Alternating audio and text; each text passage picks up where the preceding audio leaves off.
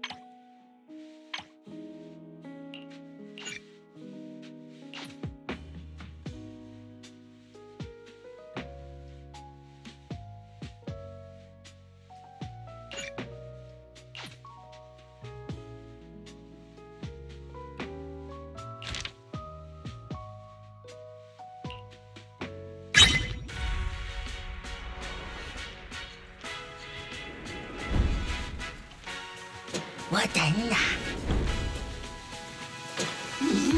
왔다 있나?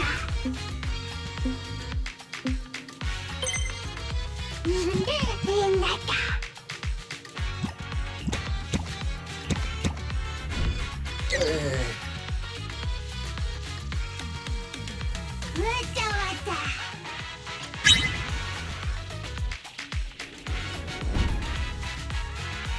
왔다. 왔다.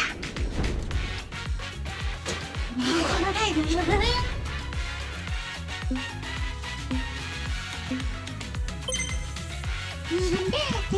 왔다.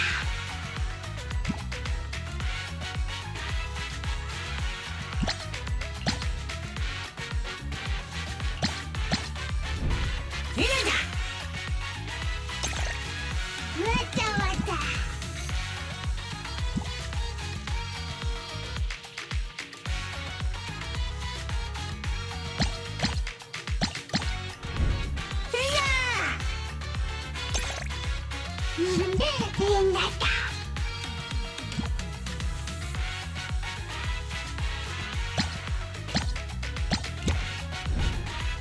맞나? 왔다.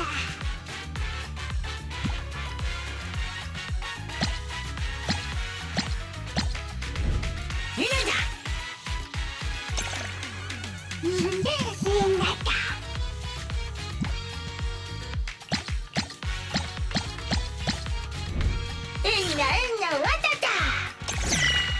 Incredible!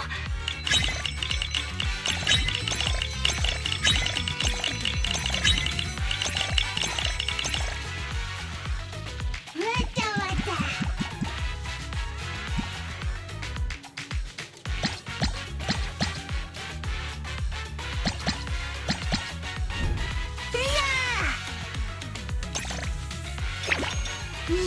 빛났다.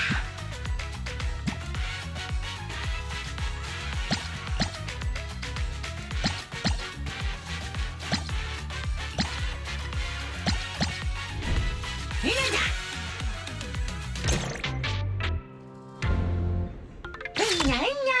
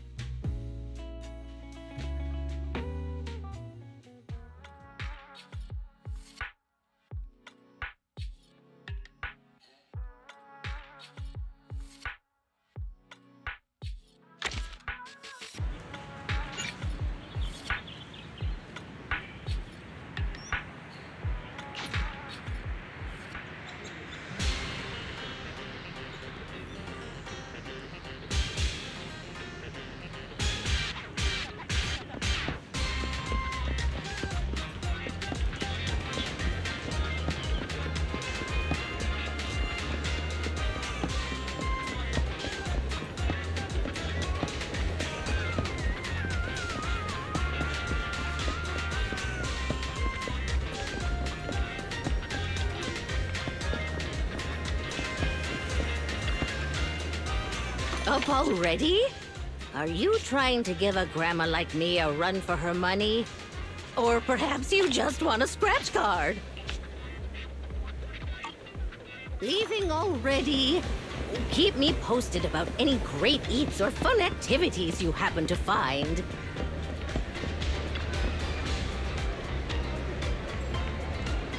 Oh, there's no better choice for kickstarting your morning than an artfully crafted brew.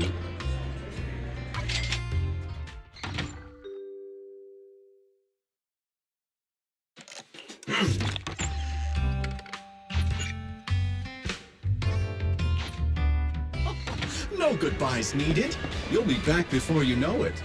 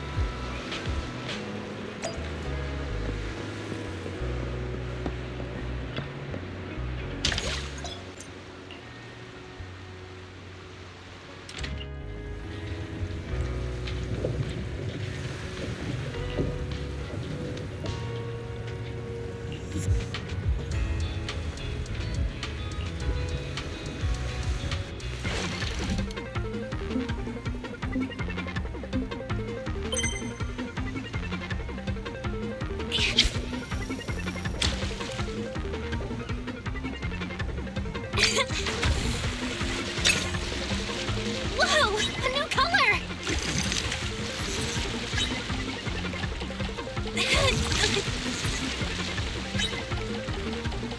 Watch me pull this in!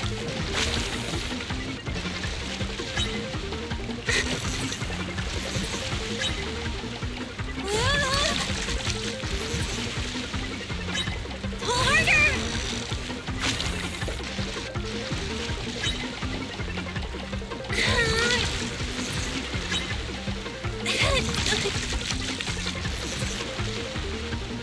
Watch me pull this in!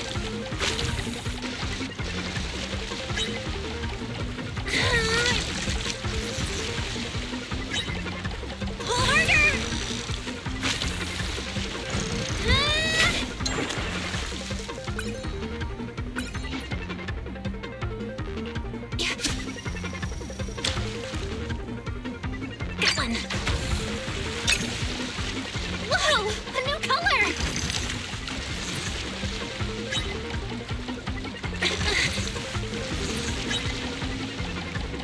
me pull this in!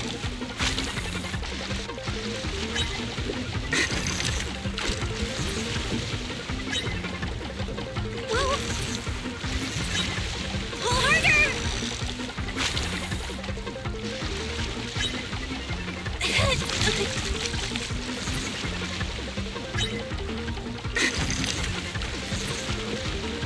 Watch me pull this in!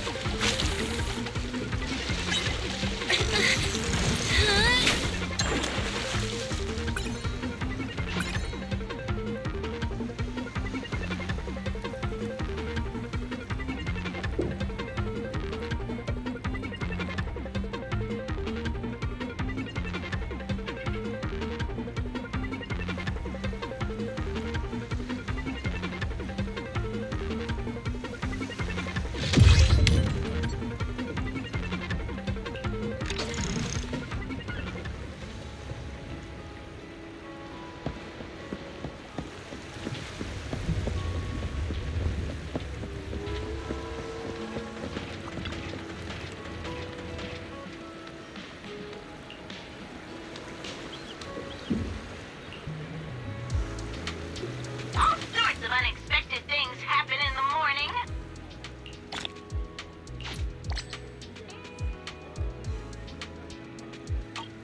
So thanks, I'm listening to you.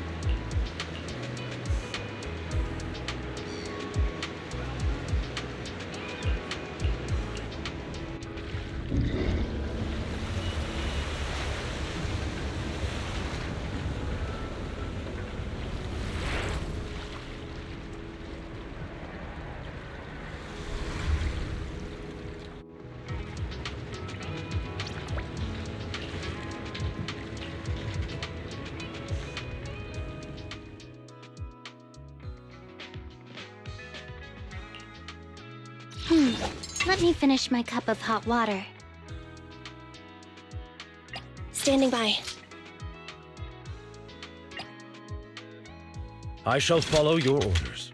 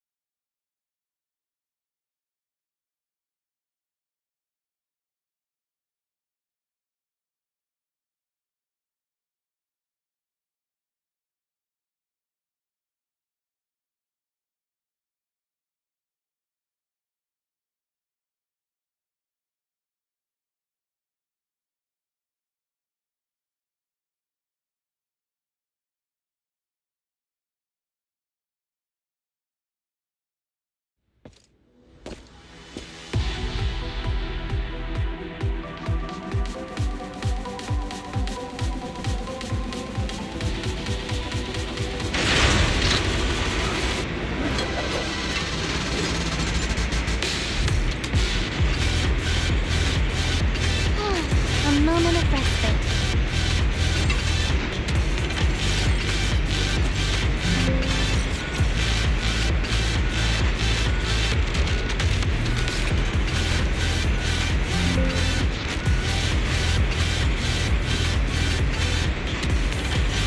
Ready as I'll ever be.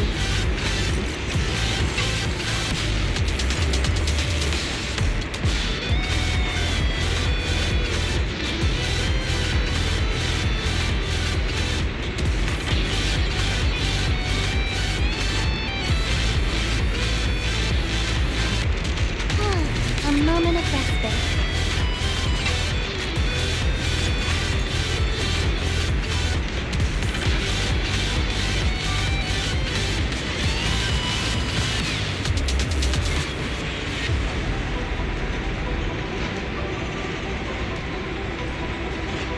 Ready as I'll ever be.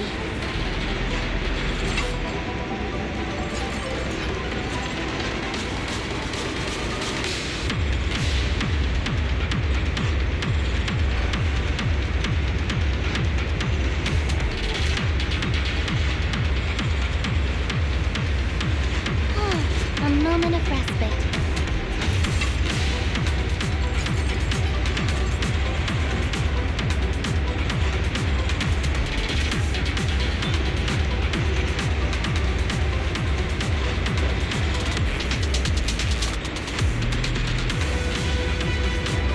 Ready as I'll ever be.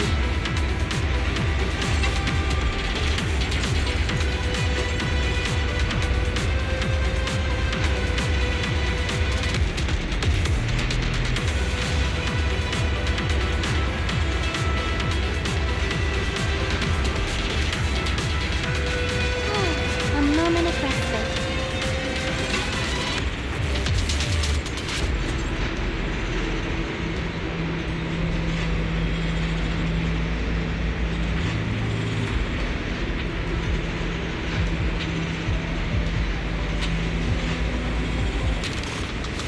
Ready as I'll ever be.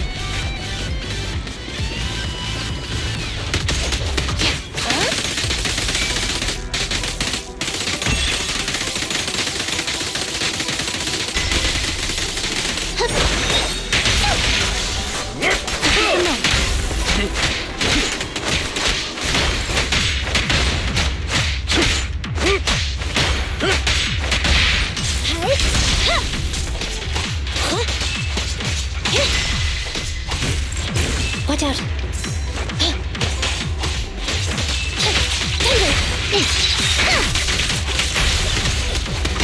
Hold again.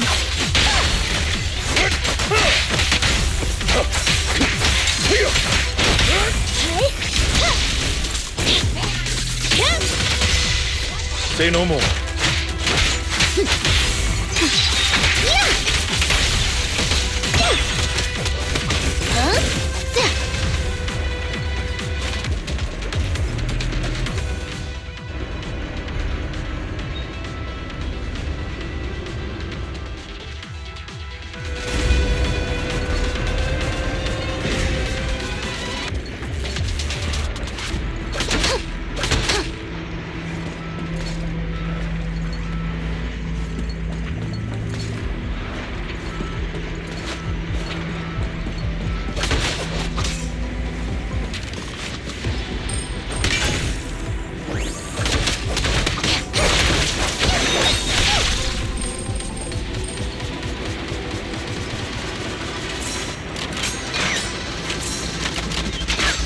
Watch out! At your command.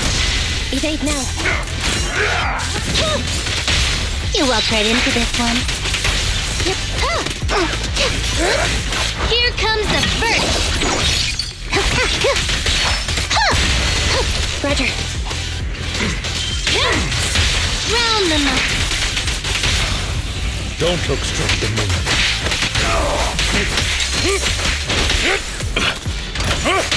This is power! Zero! Sure. Standing by. Neutralize.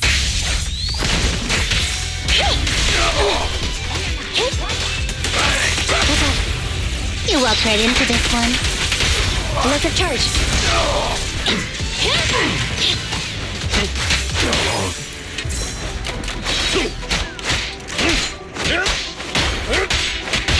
Target confirmed. Go. Be gone.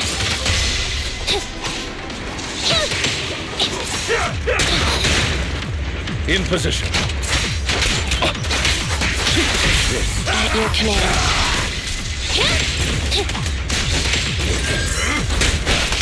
Answers. Time to hunt.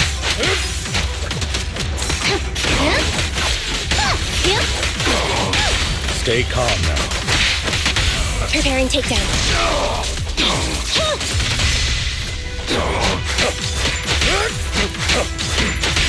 Understood.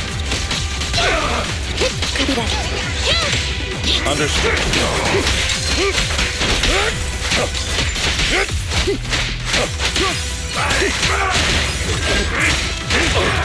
I'll bite your throat out. Target confirmed. Go. Let's test your mettle.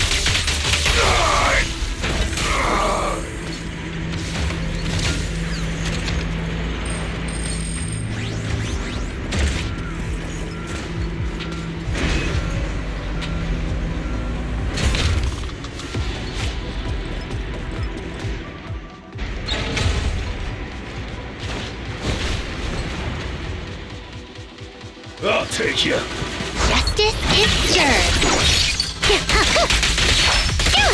Stand still. Move it.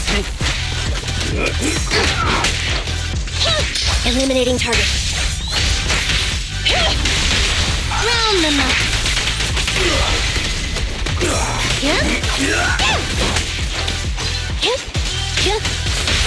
Stay calm now.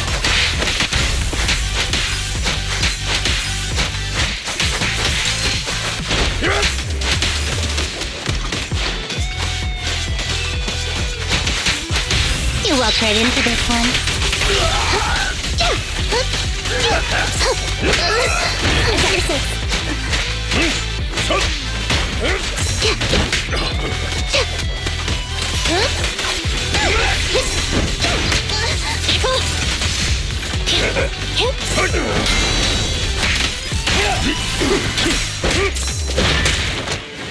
Backup's here.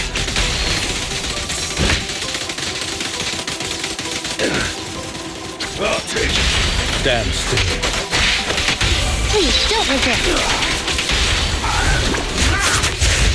We'll never back down. Thank you for your trust. This is power. There's still time to turn. Here comes the first.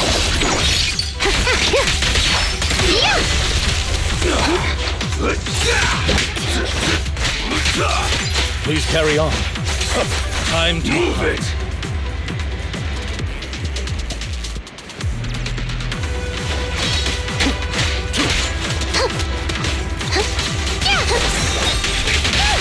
Stay calm now.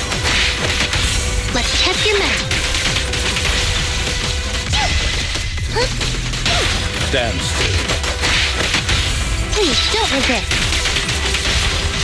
We'll never back down. Fracture. Round them up. Yep.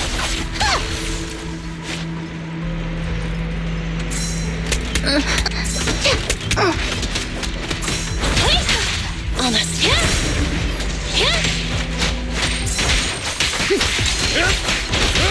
At your command.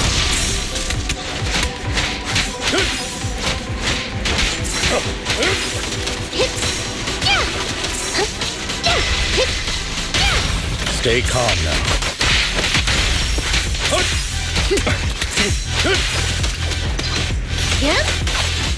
Target confirmed. Go.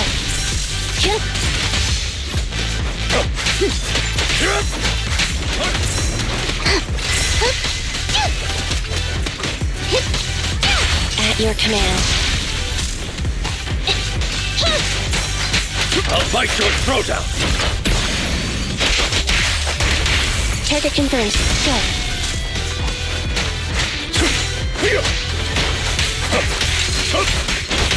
At your command. A deep clean.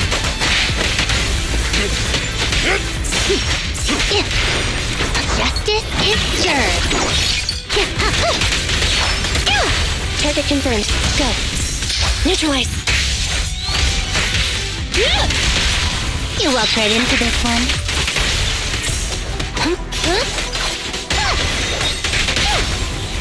Stand still. Let's test your mettle.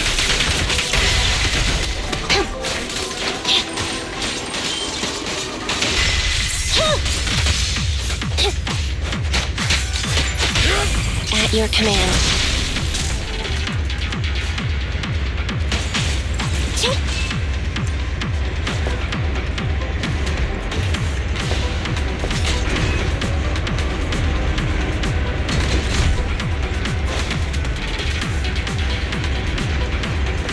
Out of my way! Take this. I'll take you. Target confirmed. Go. Take this! I'll eliminate any of them! At your command. Round them up. Don't look straight at me.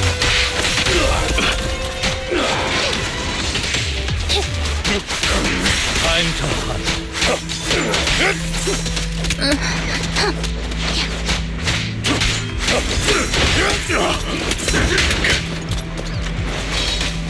Out of my way!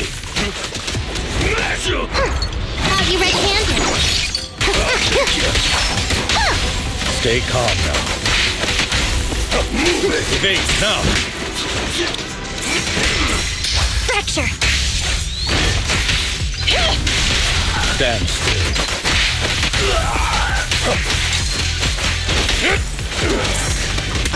Following order. Stay calm now. Electric charge.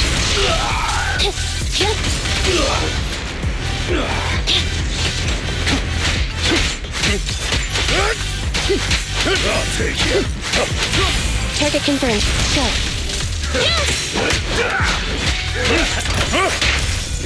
Power!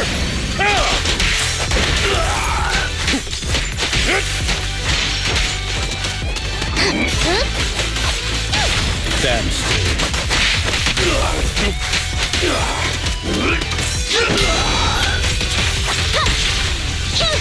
You walk right into this one.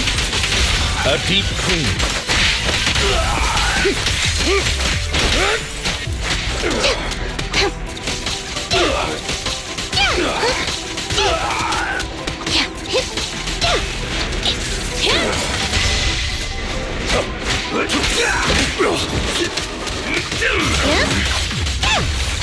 Here comes the first. Stay calm now.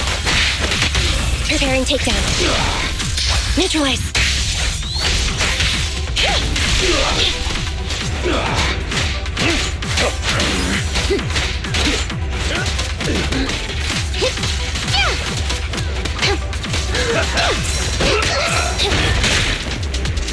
Here to assist.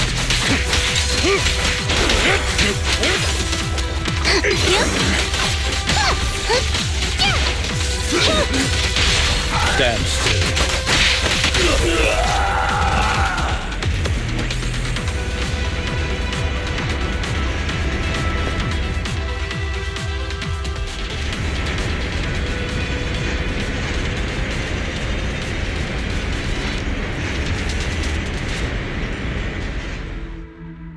I'll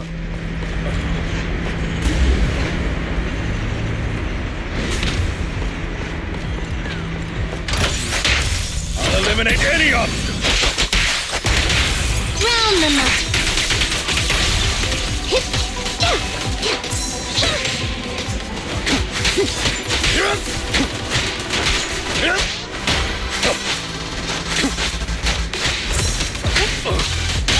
At your command.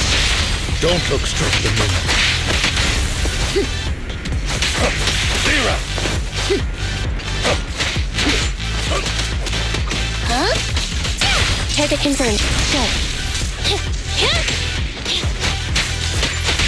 Move, please. You walk right into this one.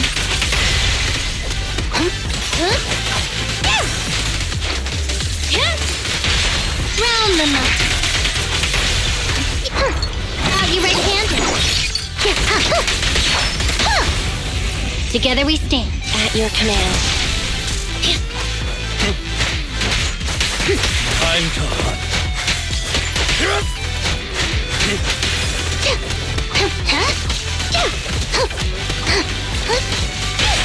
Stay calm now.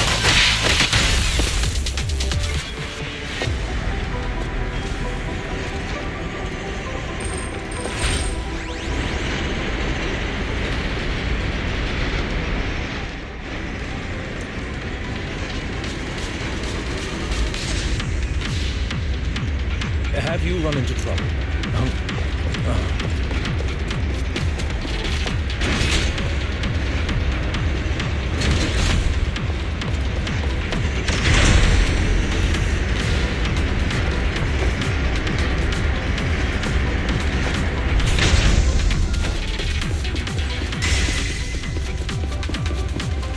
Move it!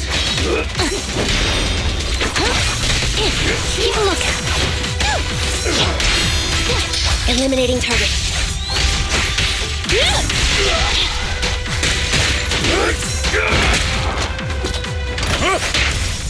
Power! Target confirmed. Go. Zero! Out of the way!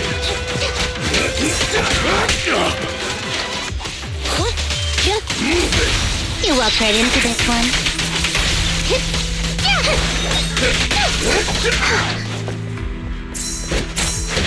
Evade now! Face the consequences. Stand still.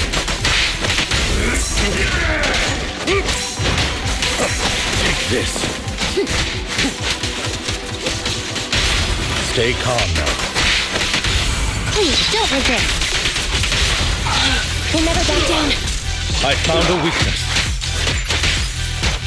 There's no looking back now. Justice is served.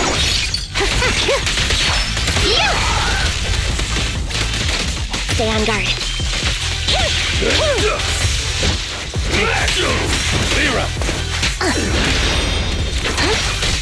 Move it!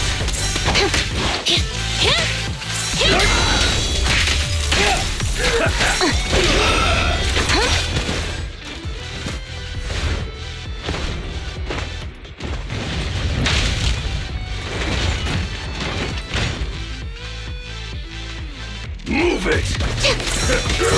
Moving up. I'll eliminate any obstacle!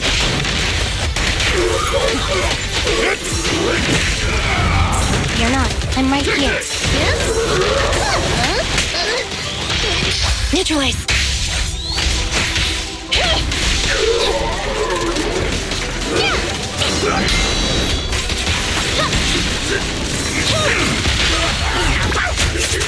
Round them up.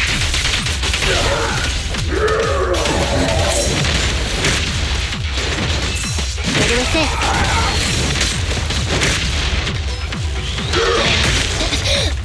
Out of my way!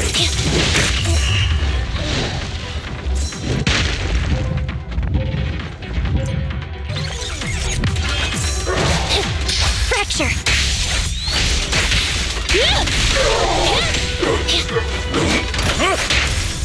Power!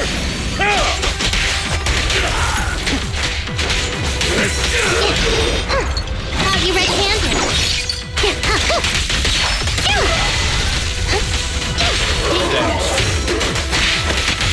Electric charge.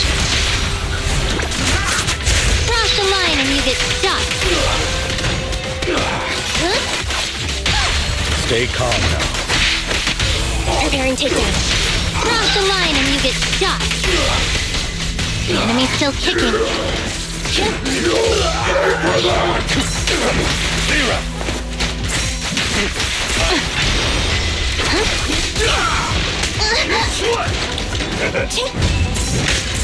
At your service.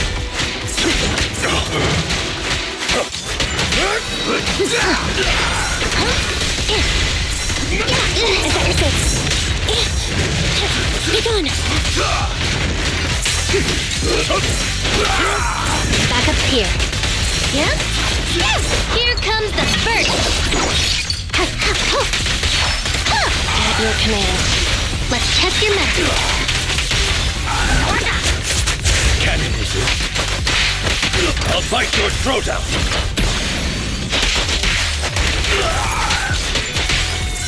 Ready with this. Moving up. Eliminating target. Not over.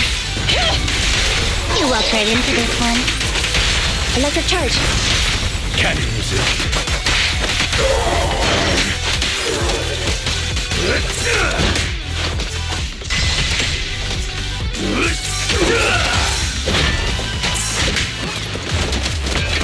Hold again.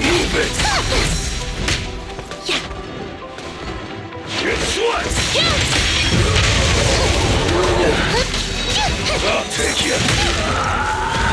It was this. I've got your six. Take it easy.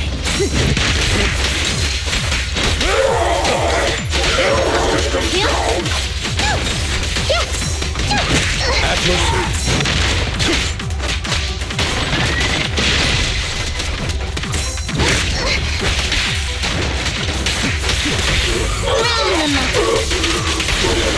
Justice is served.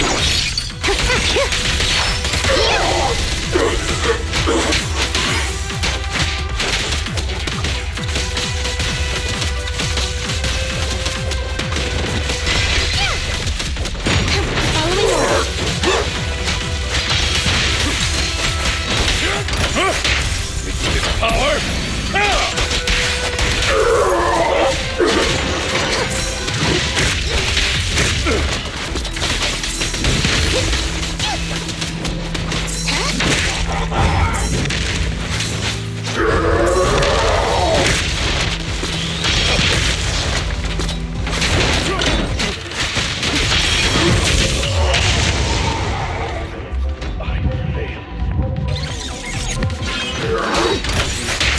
I'll eliminate any of them! Here comes the first.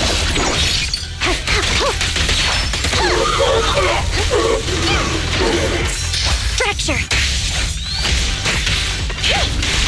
You walk right into this one. A deep clean. We'll never back down.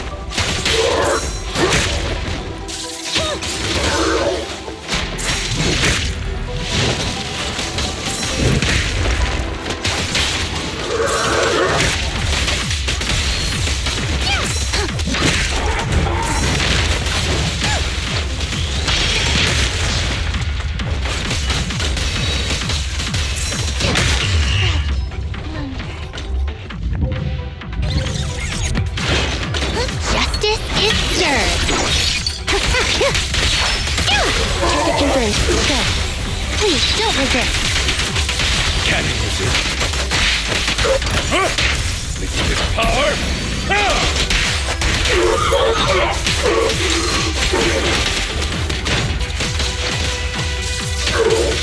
Eliminating target.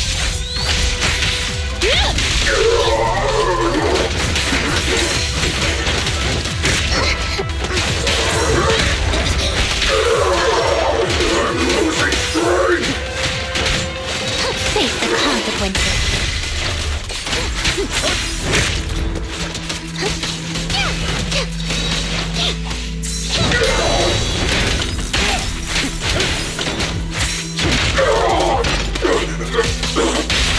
Stand still. Preparing takedown. Cross the line and you get shot.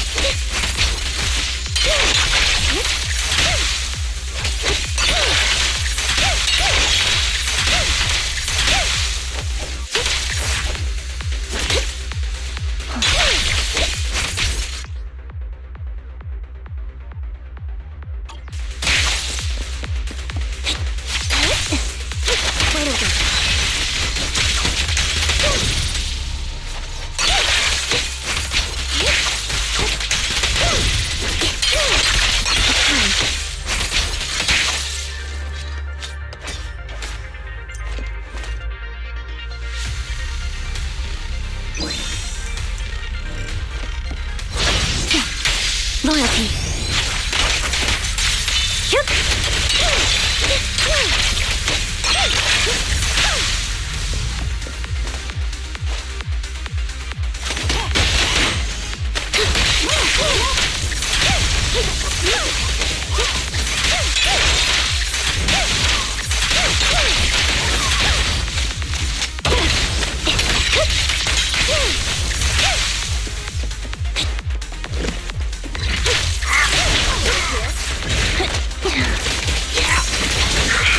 Weakling! You're nothing but prey!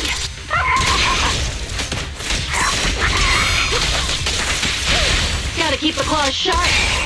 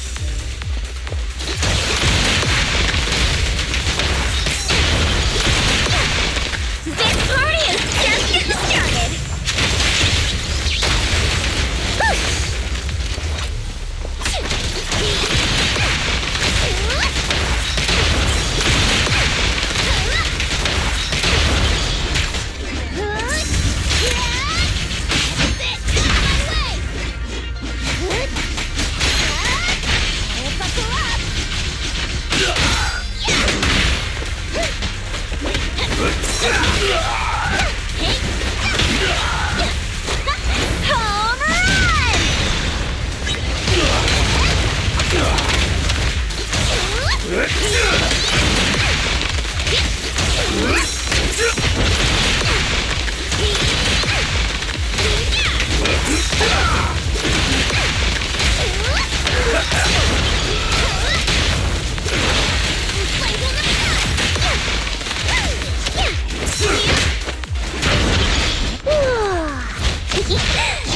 into gear.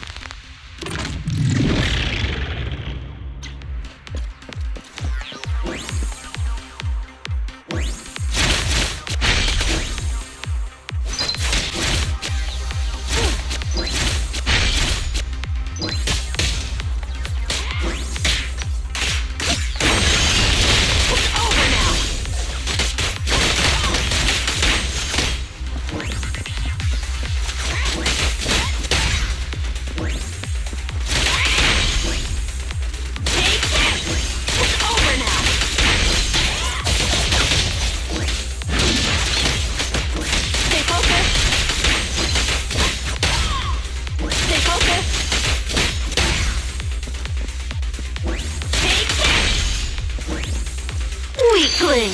You're nothing but prey!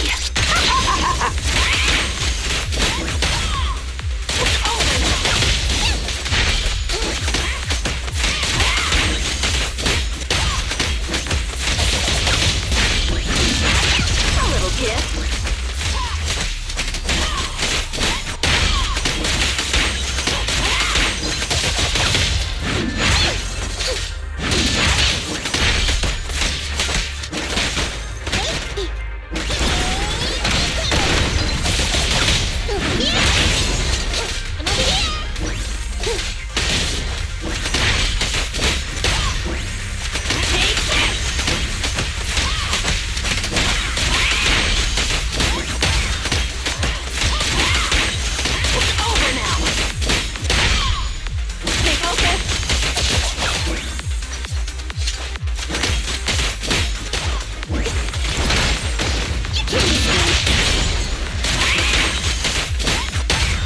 Beg for mercy! Scratch that! Too late!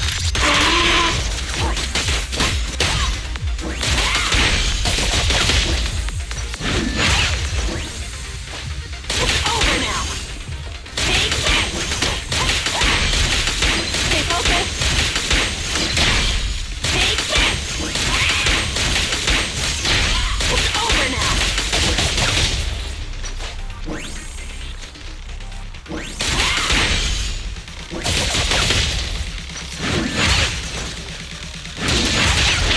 Sneak attack!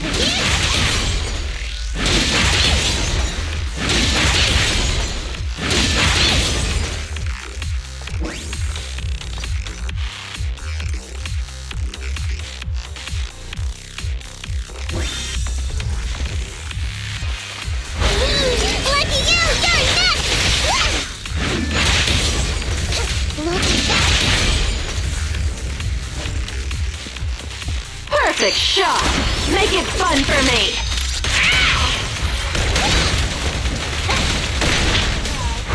Bye-bye, suckers! Boom!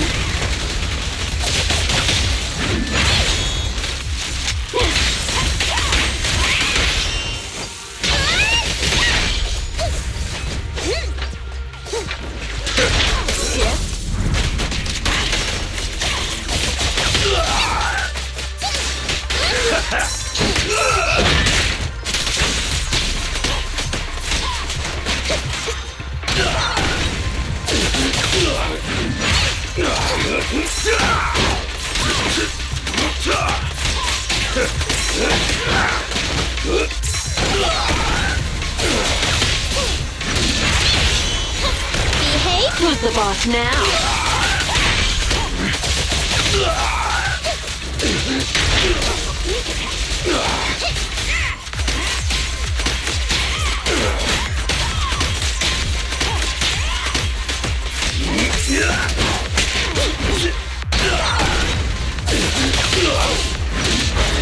Time to sharpen my claws!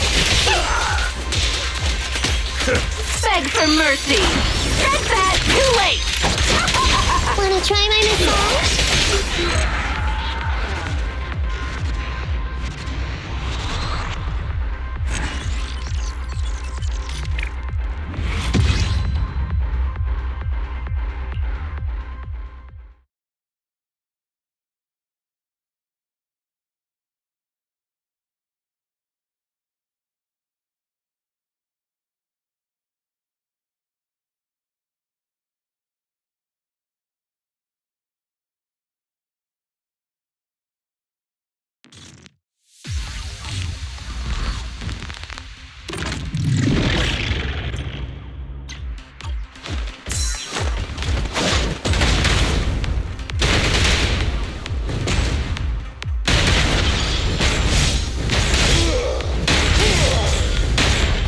Just try me!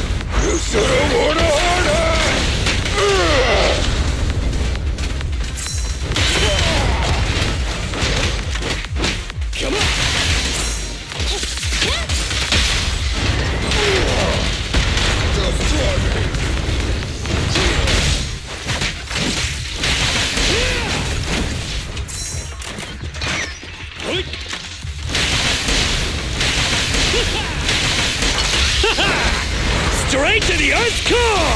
Ha!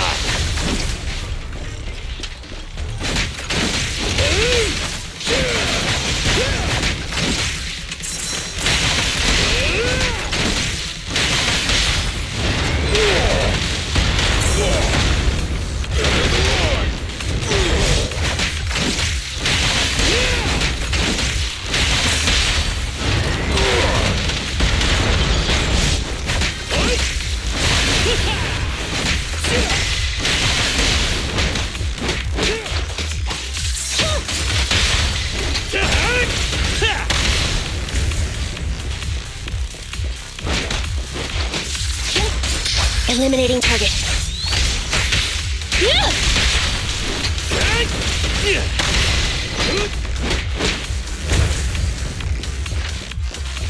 Move it!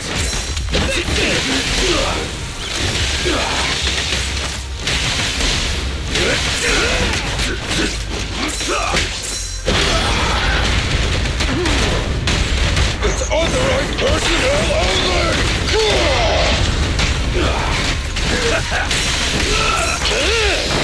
Go, go, go, go, go!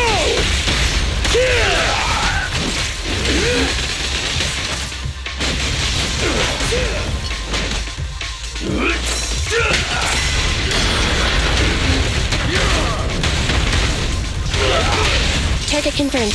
Go. Come on, bro! Don't stop now!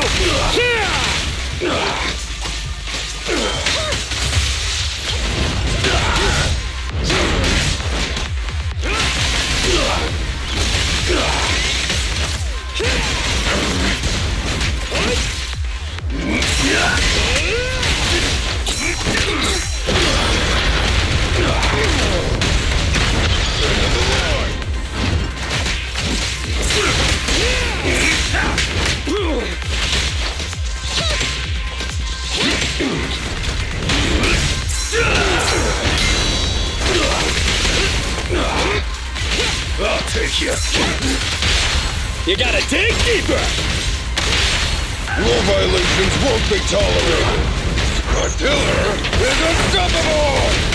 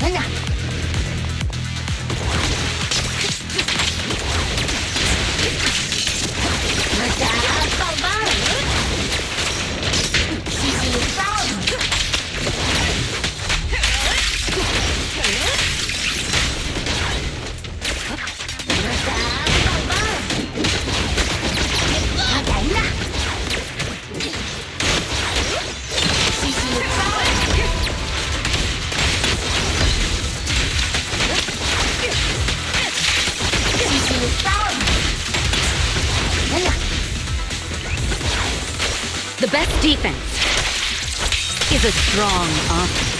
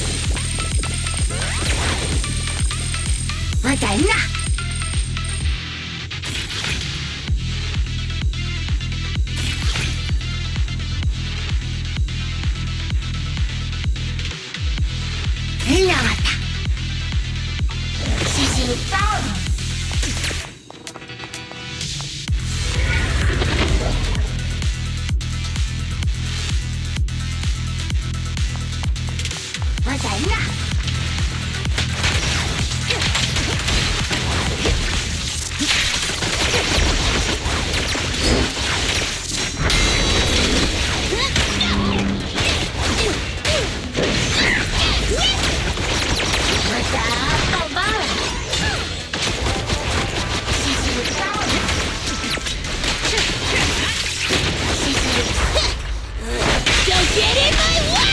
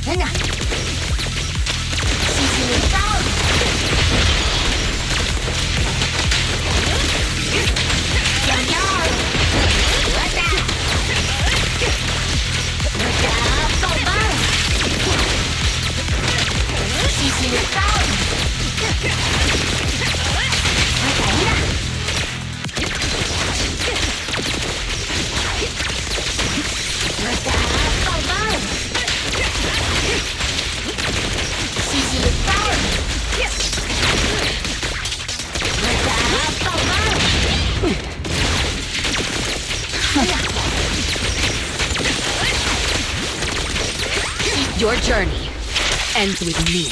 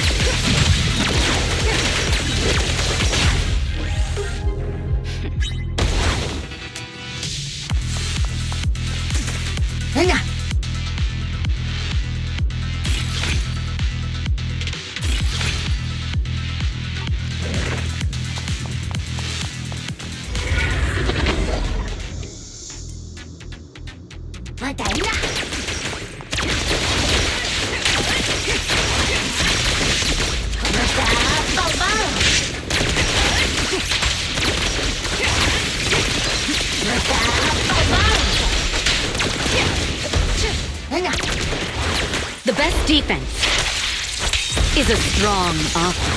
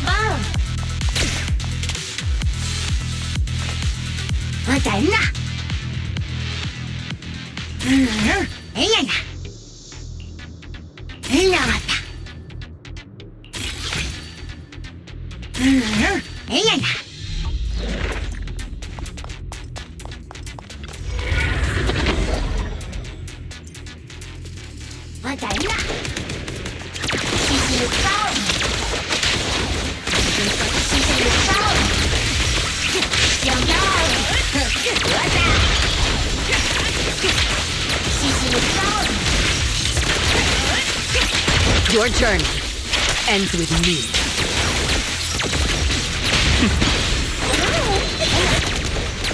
Let our souls resonate.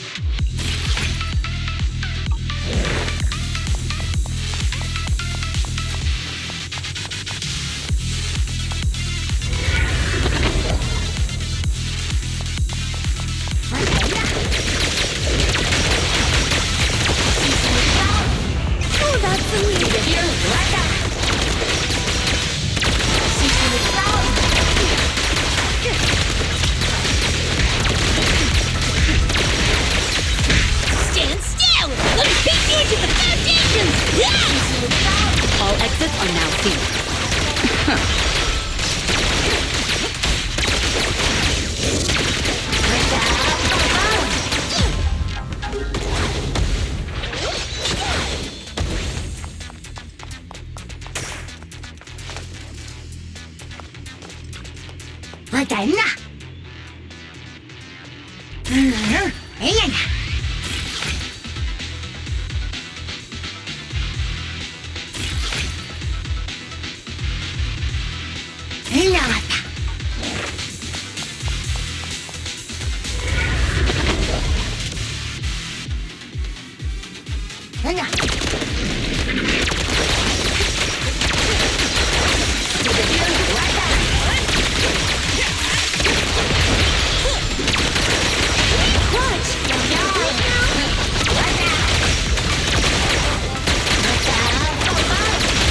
Secure. The best defense is a strong offense.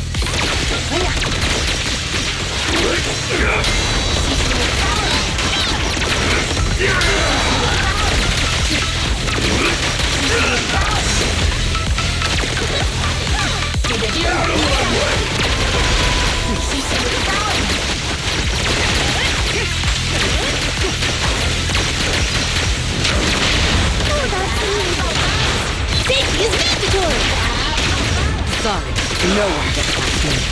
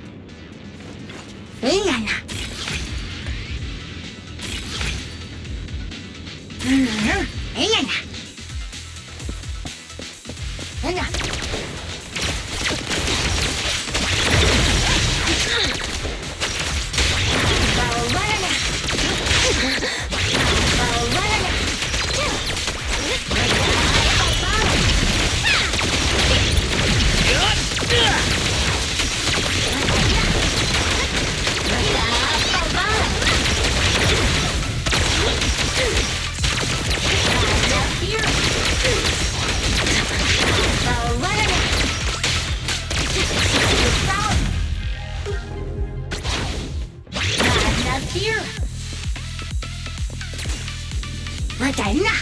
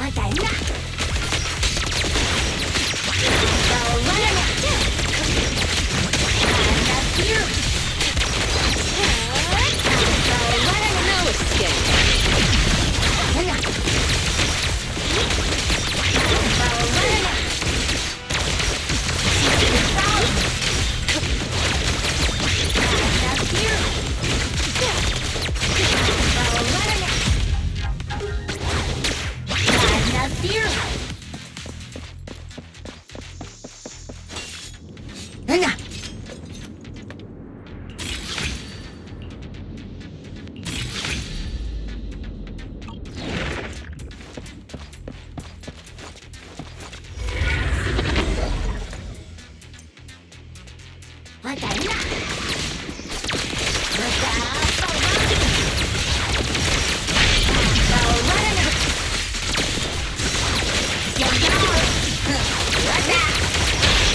remain silent. How do you like me now?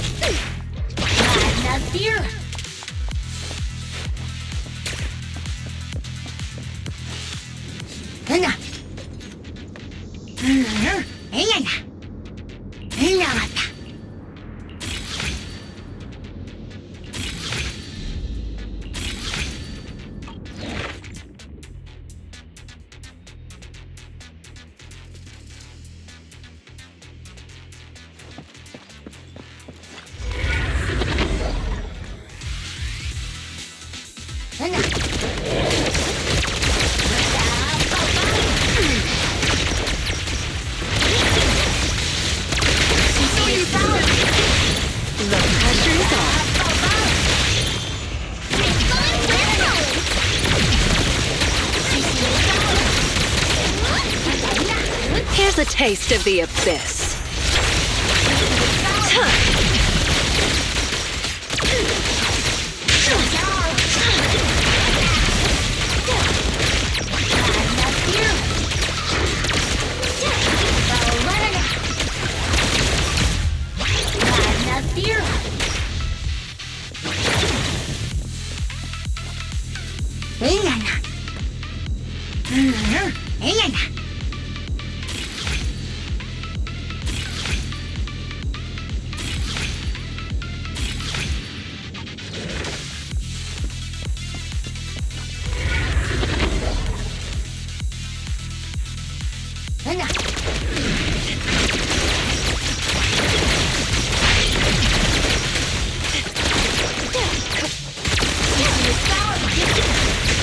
I'll make it taste.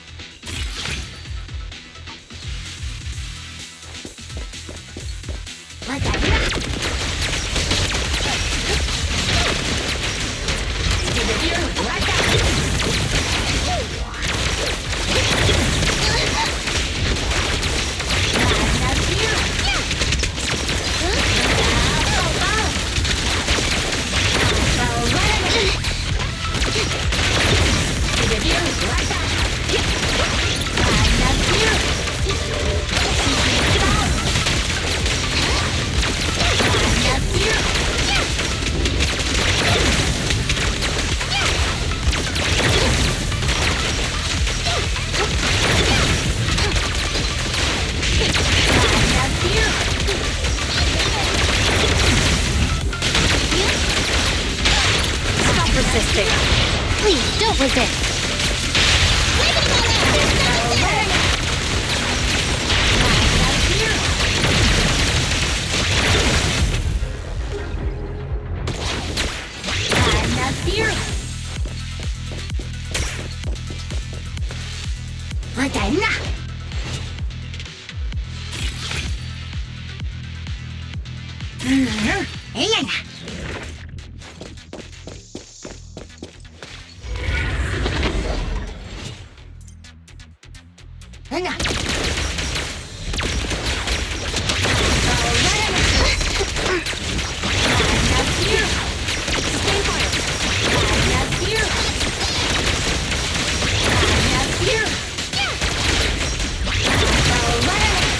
You walked right into this one. Hands up!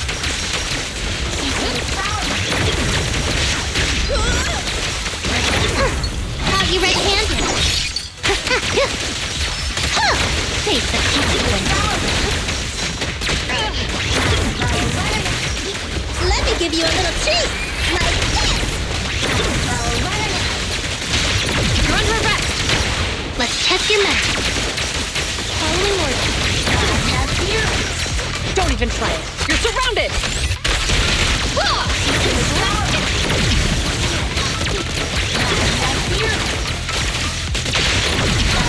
Okay, surrender your weapon! Cross the line and you get shot.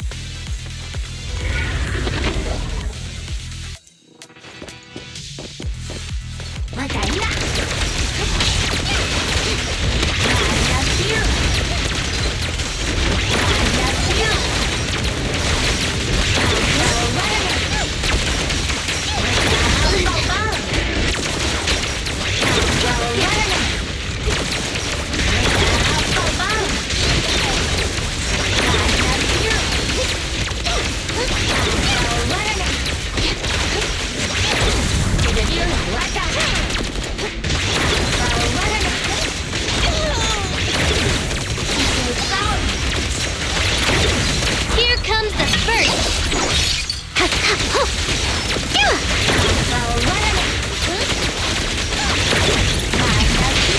This won't hold. Hands up! Cross the line and you get shot.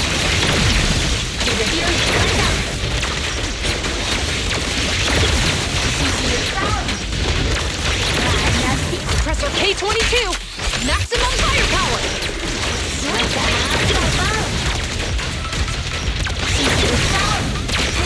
Gotta run or get it!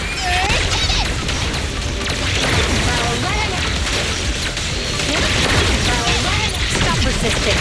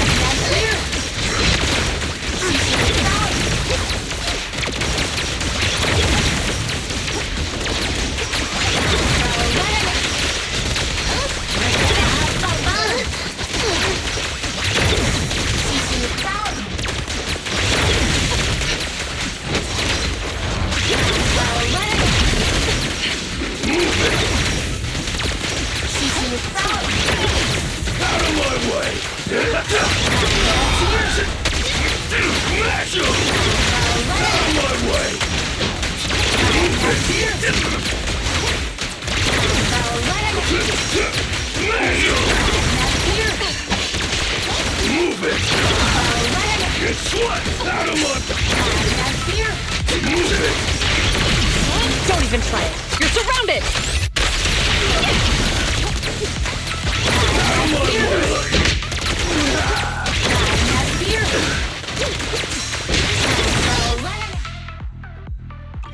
Let me give you a little treat, like this.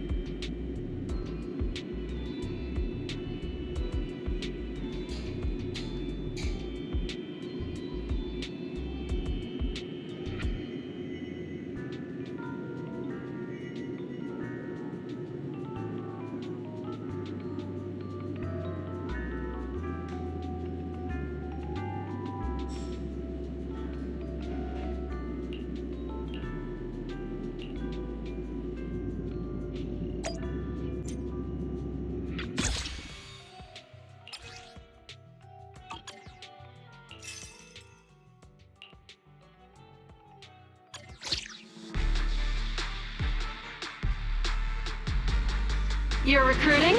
Just so you know, I only work with the best.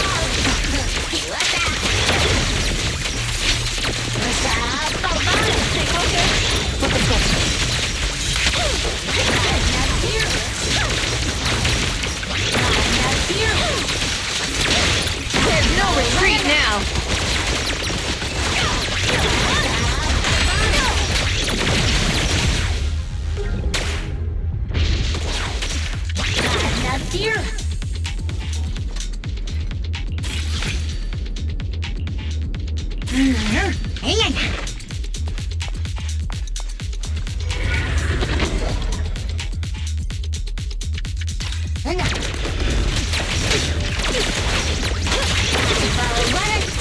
won't back down.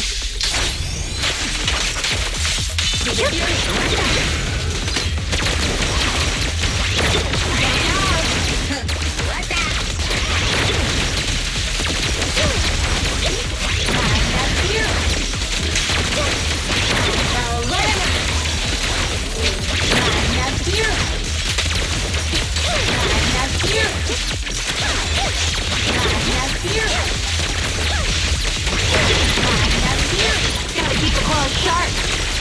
Weakling, you're nothing but prey. Alright, this power. Knowledge is due. I won't budge. Even one step.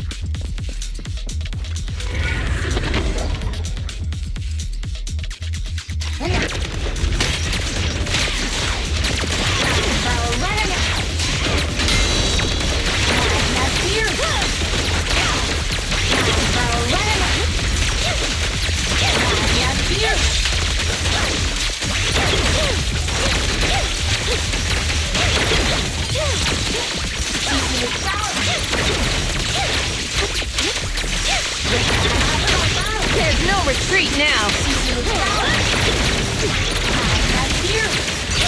Alright, this power.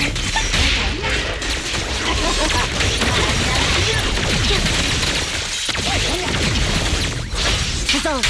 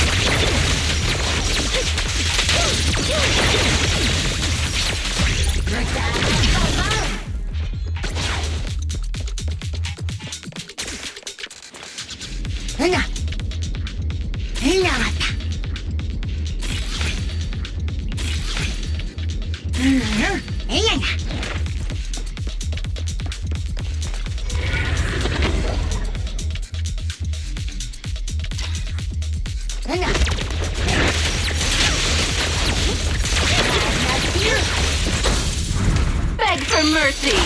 Setback too late.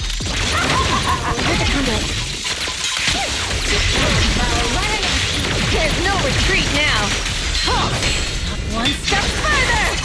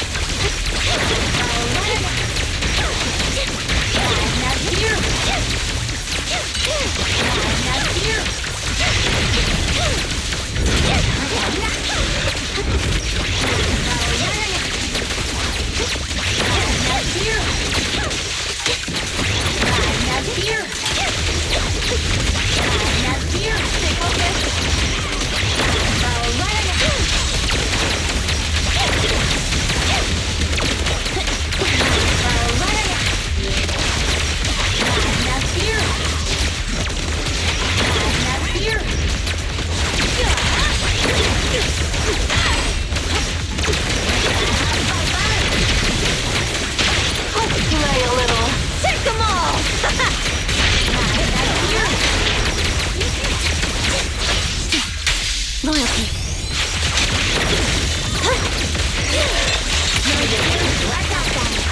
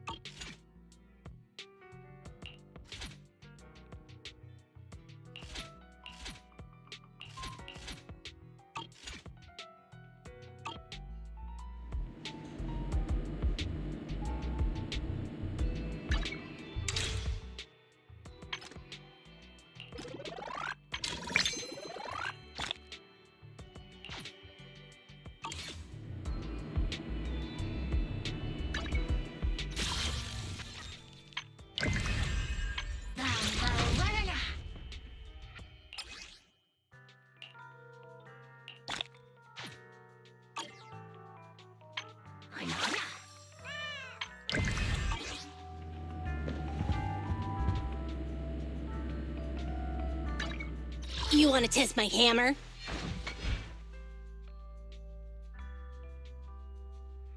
My loyalty lies with the winner.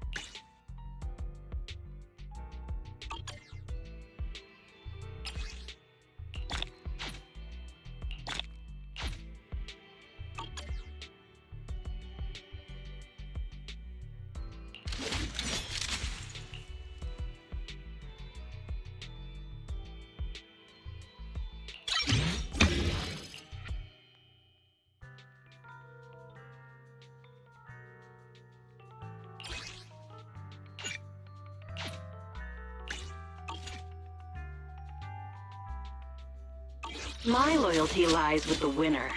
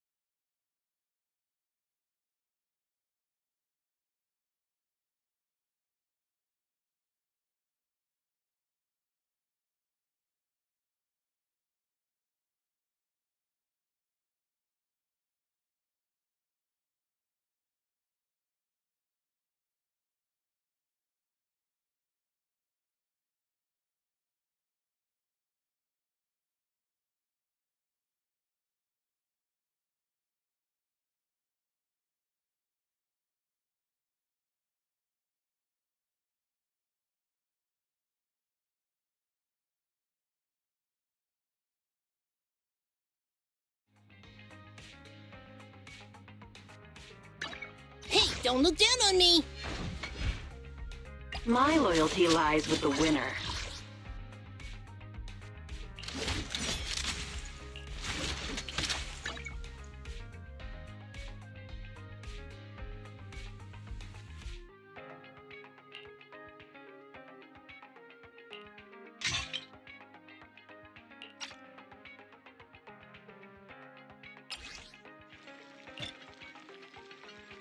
Come on.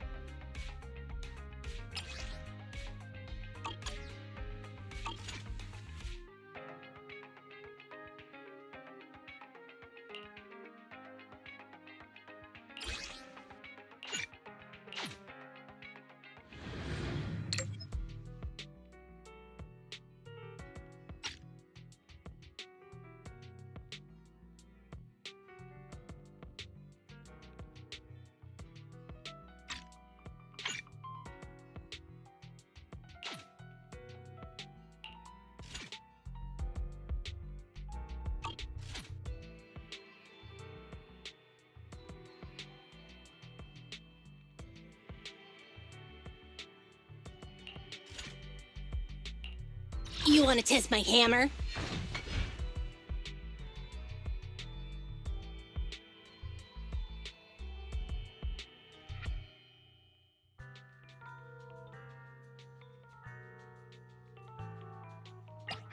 Which alias should I use this time?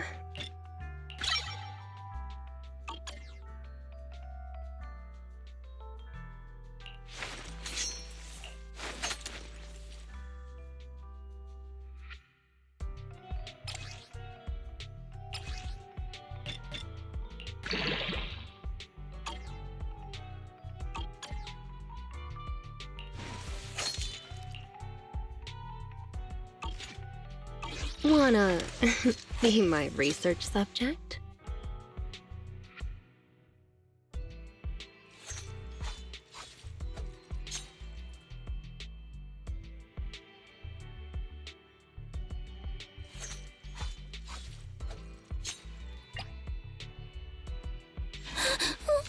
Don't look at me.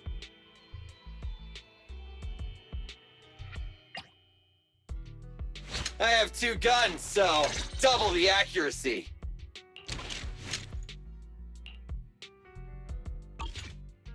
Starlight, it's time to shine! We're done now.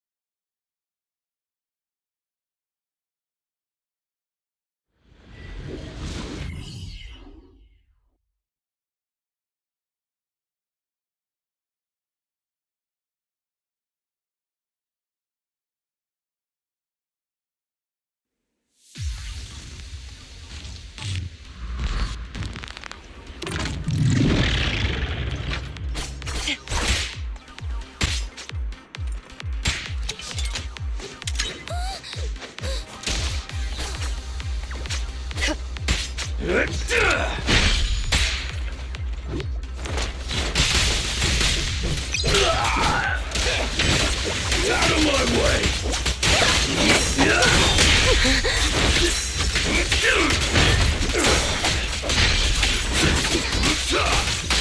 I'll take you. I'll make it painless. My bullets never lose sight of their target!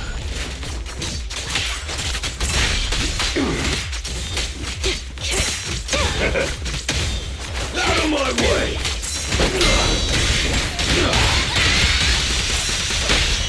The pressure's on. Move over! Time for the real show! Don't worry, everyone will get their share!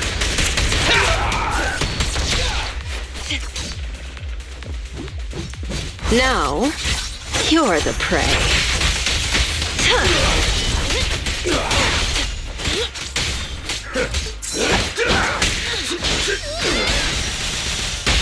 A little gift for ya.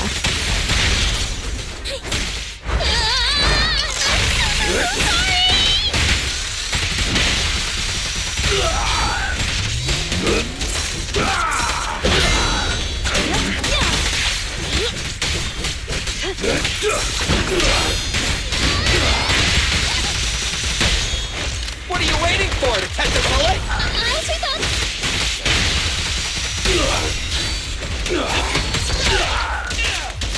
Let's make this quick.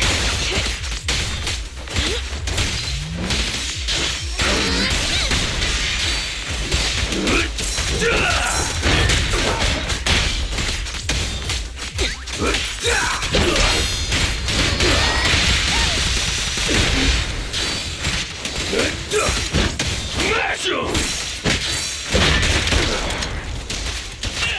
I'll take you. Move it!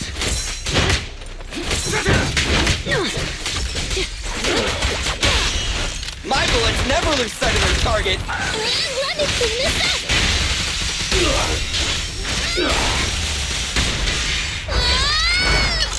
Give it my best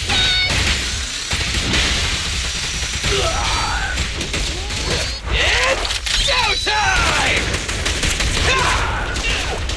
I'll take you. The final act begins now.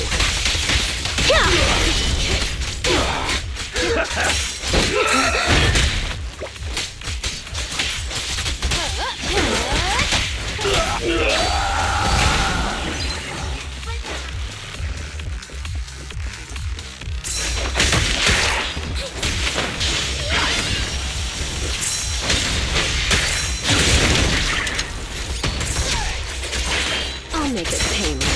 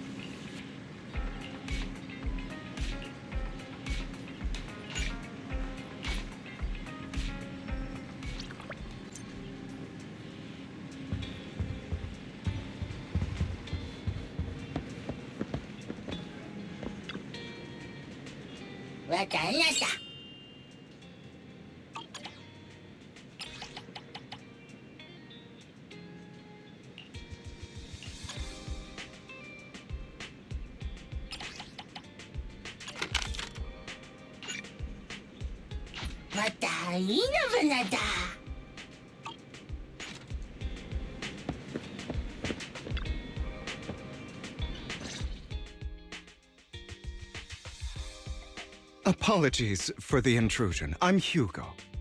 Let's just say I'm something of a collector. I've heard your video store is the most classy one in all of New Eridu, and I must say, it absolutely lives up to its reputation. The ambiance here is understated yet refined, elegant but still cozy. It's so soothing, like a steady beacon in the dark. I've also noticed some well-known individuals frequenting this place, including elite members from PubSec and HSO. Your achievements at such a young age truly impress me.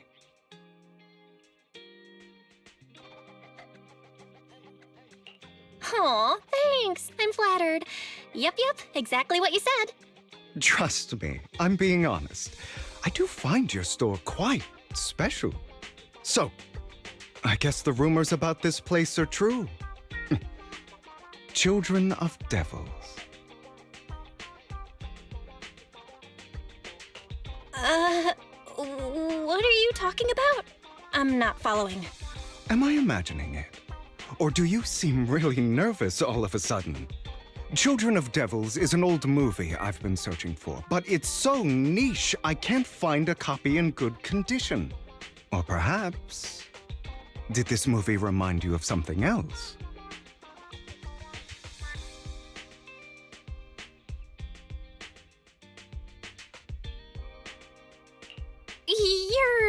imagining it. I'm just surprised there's a movie we haven't heard of. No worries. Like I said, this movie is rather niche. Despite the word devil in the title, it's actually about vampires. I'm sure you already know. Vampires were a popular fictional concept back in the old civilization. Typically, they are pale-skinned, well-dressed, exuding a mysterious and dangerous aura. But beneath their immaculate facade lie lethal fangs for draining human blood.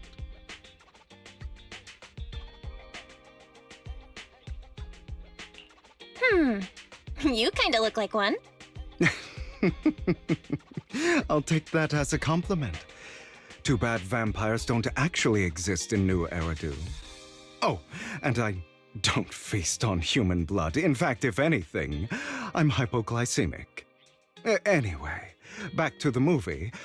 It's about a man who unwillingly turned into a vampire and after years of plotting, finally kills his evil father and ultimately dies in the process.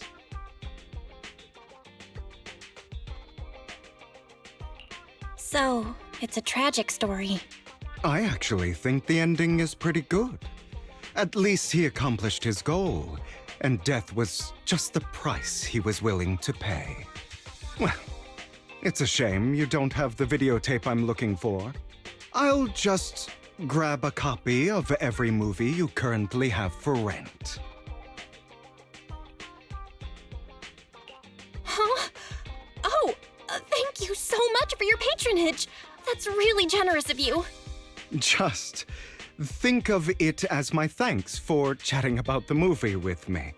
Your store is like a collector's gem in itself. Please, consider my payments here as an investment in a collector's prized find.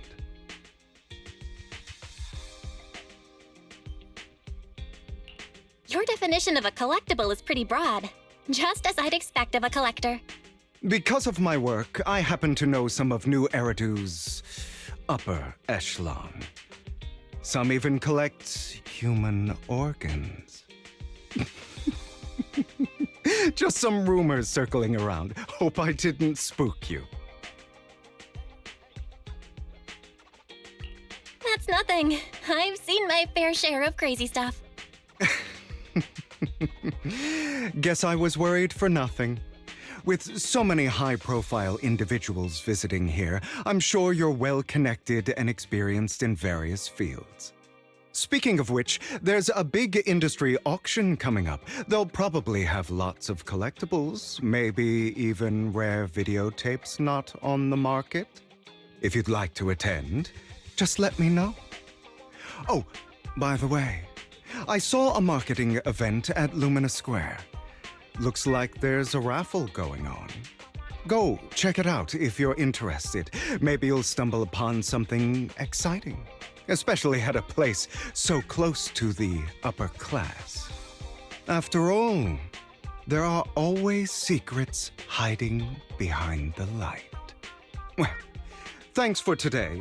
I'll take my leave for now. Until next time, my precious friends.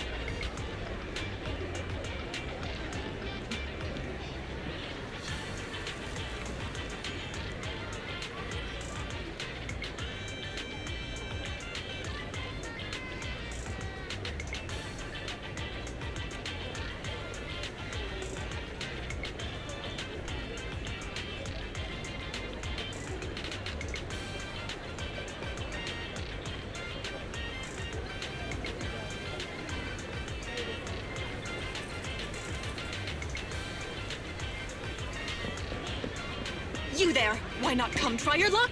All sorts of prizes are waiting to be won!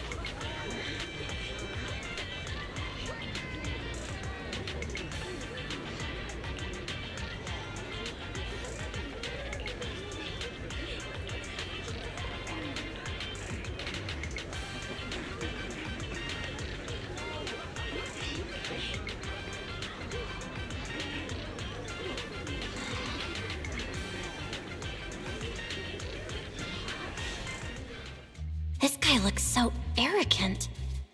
Maybe I should take a tougher approach with him. Quit the act. I've seen right through you. You may look harmless, but I know you have a secret identity. Your crafty skills have caused headaches for countless people. Not to mention, you're revered in your field. Everyone knows who you are. Your true identity is a member of the most infamous band of thieves in New Eridu, Mockingbird!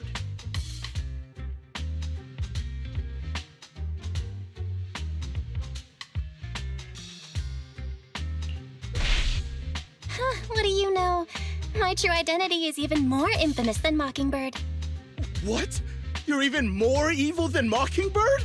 No wonder you snatched my wallet! I know. Now might not be the best time to say this, but I'm genuinely curious about your true identity. Forget it. Clearly, you have no idea who I am.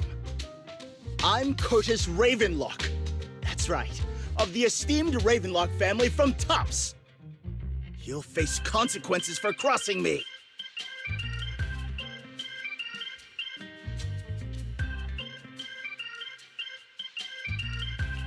You're an esteemed member of Tops. Why join a raffle with us plebs? Offense is the best defense. Seems like you've got that down. I'm only here because my family sponsored this event. I just joined the raffle for fun. It's not like I actually need the bunny. Anyway, you were the only one next to me when I lost my wallet. It has to be you. Just admit it!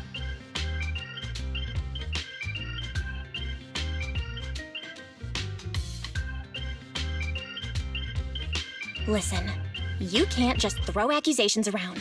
You'll be held accountable for what you say. I did not steal your wallet. But if you insist that I did, let's go to PubSec together. Of course, if you can't prove it, I'll be pressing charges against you. Press charges? That's a bit too extreme, don't you think?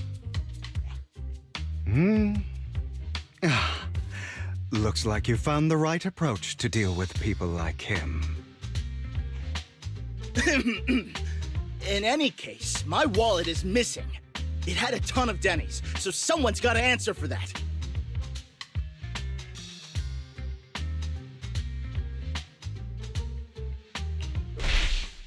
I can help you look for it. You might have just dropped it somewhere. Impossible! If my wallet had slipped out, I'd have noticed. Nice attempt, but it's not very effective. Clearly, your accusation is baseless, Mr. Ravenlock. Your outfit, while elegant, shows unironed creases and noticeable signs of wear. You've likely worn it for a long time. Plus, the wet ink on your cuffs suggests that you rushed straight here from your workplace. Likely so you wouldn't miss today's raffle.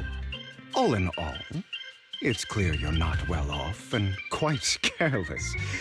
Chances are you lost your wallet yourself, and it probably didn't hold much cash. Is that why you jumped to accuse others? Hoping to leverage your family name to make a quick Denny? That's utter nonsense!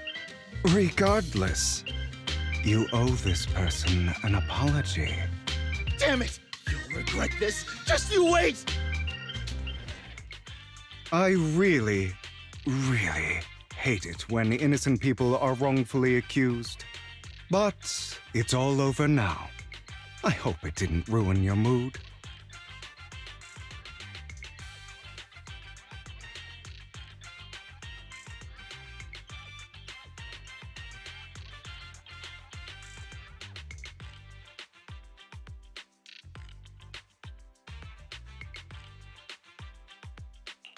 Thank goodness you're here.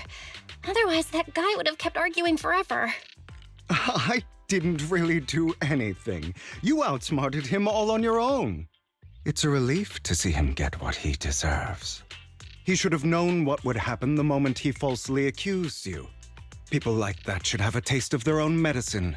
That sounds fair to me. Unfortunately, we don't usually see such fairness in our world, do we?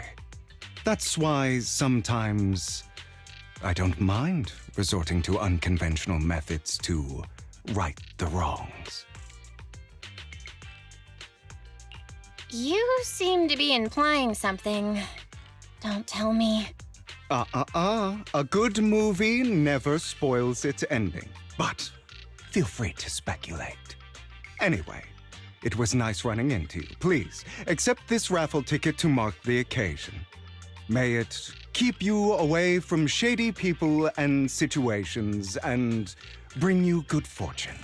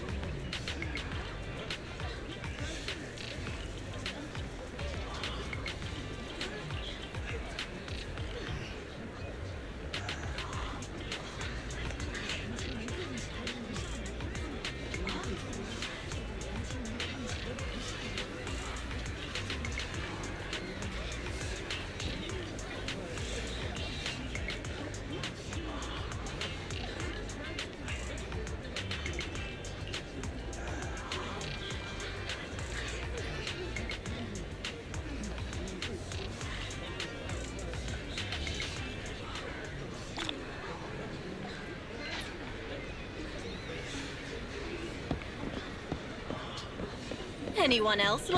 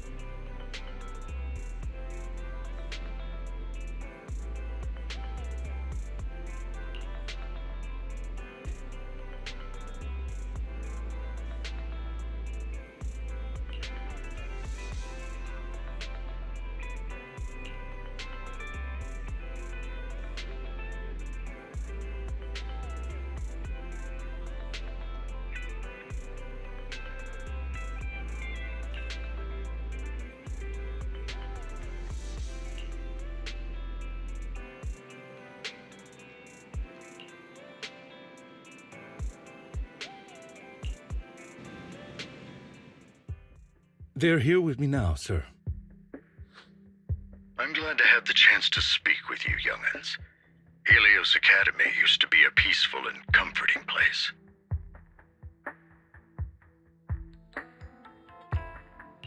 You know about Helios Academy?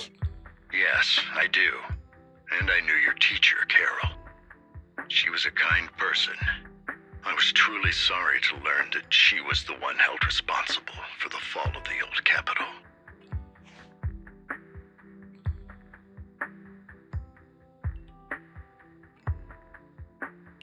She was innocent. There has to be more to the story. I hope so too. It's just that the fall of the old capital still weighs heavily on us all. But I believe you just got caught up in all of this. I'm sorry for what you've been through over the years. It must be tough.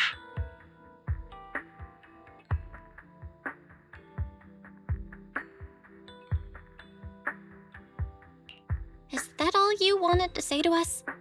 You two are very cautious, and rightfully so. Carol has taught you well. The real reason I reached out to you is to tell you something very important. Something about your eyes. I stumbled upon some of the data Carol left behind. She spent much of her time studying ways to minimize the side effects of your eye implants. Teacher, she was always looking out for us. Yes, which is why I believe this was her final wish. As her friend, I want to see it through. Simply put, your eye implants are directly linked to your brain, and their functionality depends on your body's limits. As a result, the HDD system takes up a part of your body's capacity. This leads to certain issues, the most notable being that it suppresses your innate ether aptitude. I brought in a team of specialists to analyze Carol's data samples, and after some effort, they created a plan to upgrade the HDD system. After the upgrade, the HDD system will operate with significantly reduced power consumption, allowing for a substantial boost in your ether aptitude, or rather, a restoration to its original level.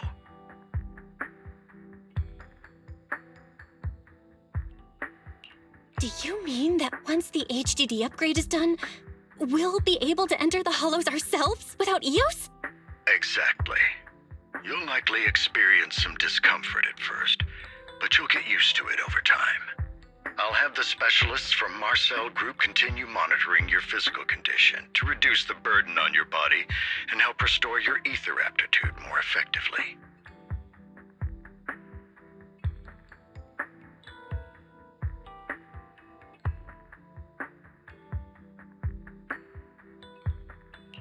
Are you really giving us such advanced technology for free? Feels like there's gotta be some kind of catch. Besides, you must have known about us for a while, so why wait until now? I'm not asking for anything in return. As for why I didn't reach out sooner, truth is, from what I've learned, your eyes possess even greater power. Perhaps the power within you could affect all of New Eridu. But you must understand, power is a double-edged sword. It can be used against enemies or allies. As the mayor of New Eridu, I must ensure everyone's safety, so I hope you'll forgive my caution. I'd been observing you for some time. That said, I'm confident to say that everyone at Victoria Housekeeping speaks highly of you. Miss Bell and Mr. Wise are both kind and honorable individuals. I believe they'll use their power for the right cause. Yeah, they're both good people. Thank you for your kind words, even though we have no idea what this power is. You're not just saying that to get our hopes up, are you? Of course not. It's just that I don't have much information right now. I'll let you know as soon as I do. Well then, I'll let Lycon assist you with upgrading the HDD system. Rest assured he'll guide you through everything. You should be able to follow him with your knowledge. If you would follow me.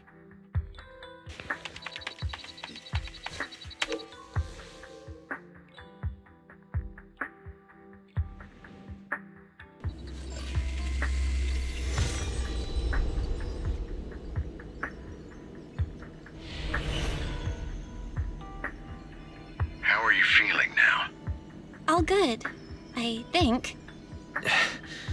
Really? I'm feeling a bit off. Your body is adjusting. Give it time to adapt to the changes. As a precaution, hold off on entering the hollows until you feel better. I see. In that case, I'll sit back and help Belle for now then. It's quite impressive one of you adapted so quickly. Your ether aptitude is now on par with most hollow investigators, meaning you're ready to explore regular hollows. But you must be careful at first.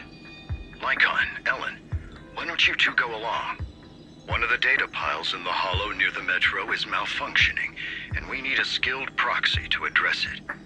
I'll assign this task to you. Of course, you'll receive fair compensation upon completion. Take your time in the journeys ahead.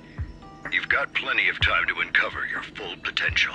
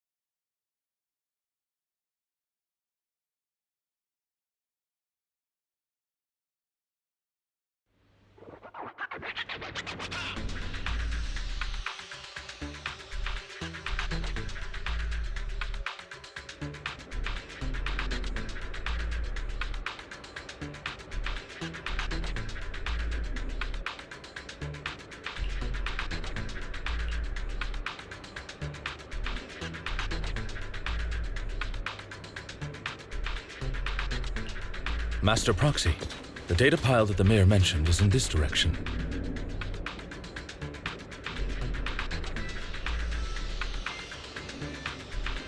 Let's keep moving.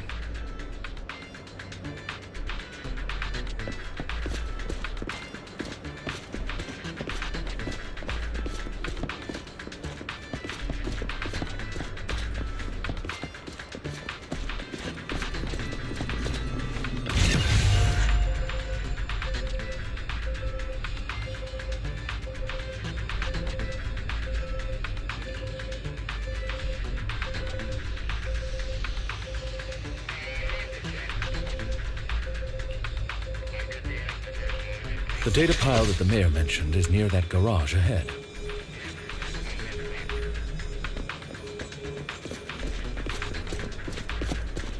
Let us make our way over. What a pain. There's nowhere else to go. We'll have to move the train.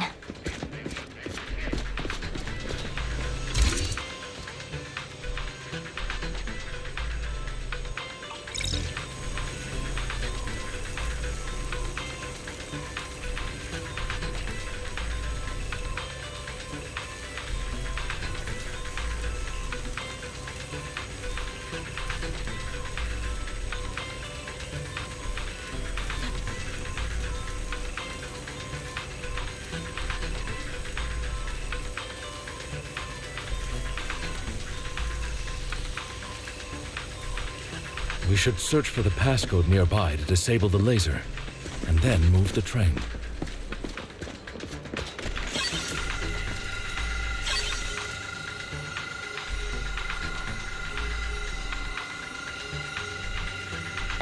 I get it now. We should be able to enter the passcode now.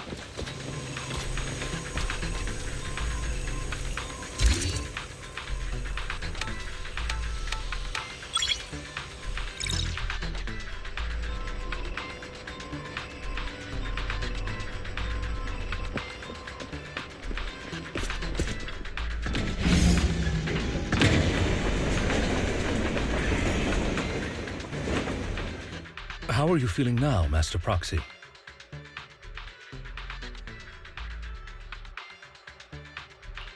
Fantastic! Never been better. I'm relieved to hear it. If you feel any discomfort, please, let us know at once. Yeah, I'll carry you on my back if needed.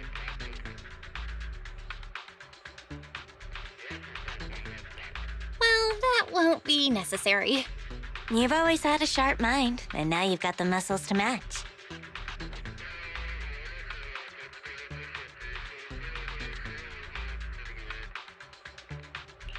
Thanks for the compliment?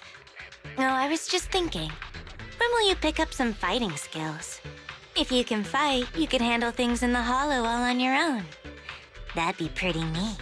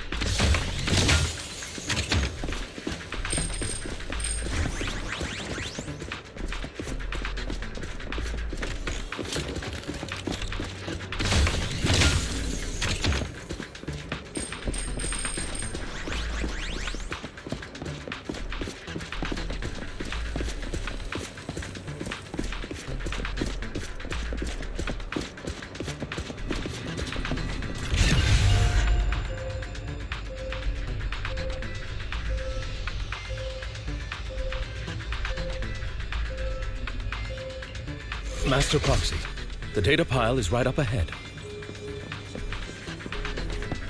seems to be guarded, however.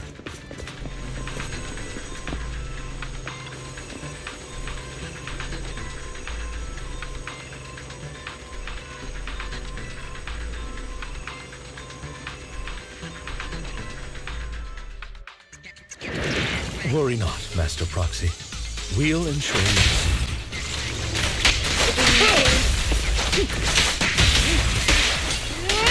Thank you. Sorry, I still need you guys to protect me. Looks like I gotta buck up a little. Roxy, you don't need to push yourself so hard.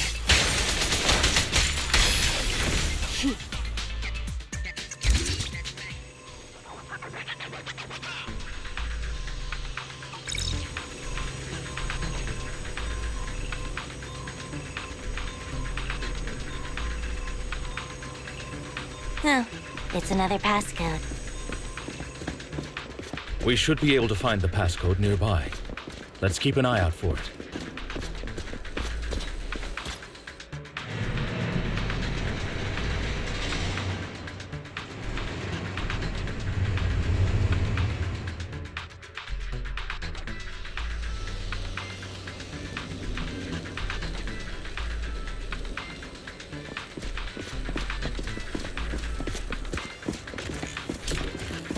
Maintaining the data piles in the hollows requires a proxy with the utmost professionalism.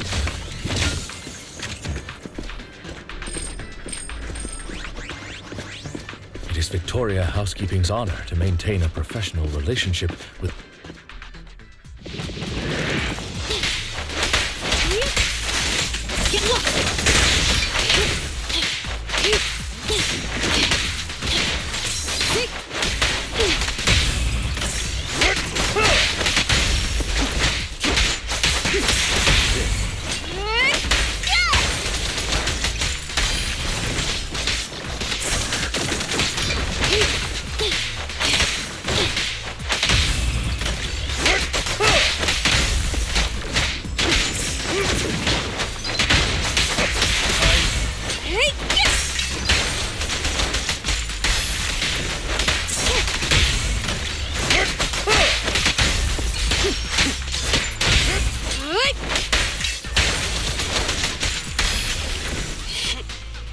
Master Proxy, let's take a look around this area. We might be able to find clues regarding the passcode.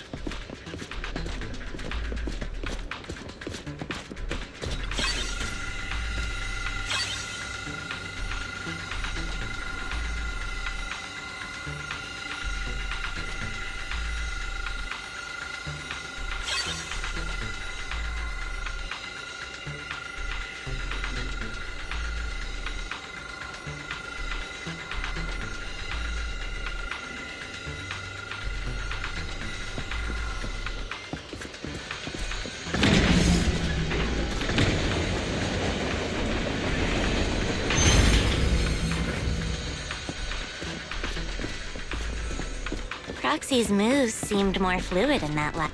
Master Proxy, this should be the second passcode.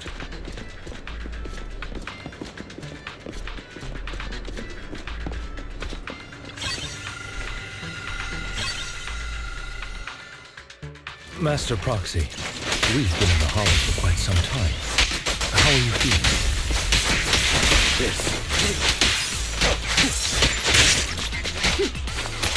I feel fine. Nothing out of the ordinary.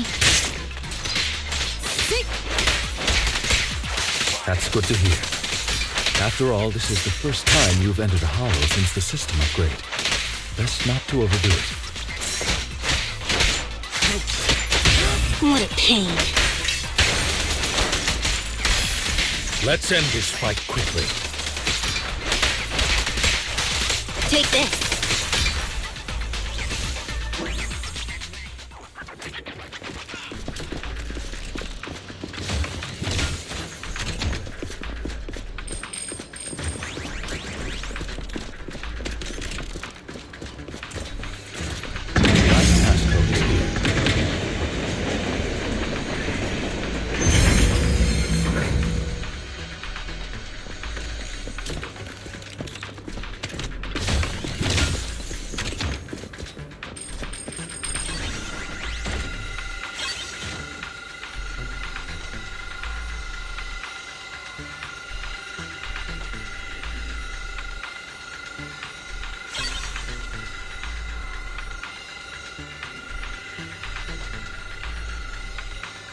All right, that's all of them.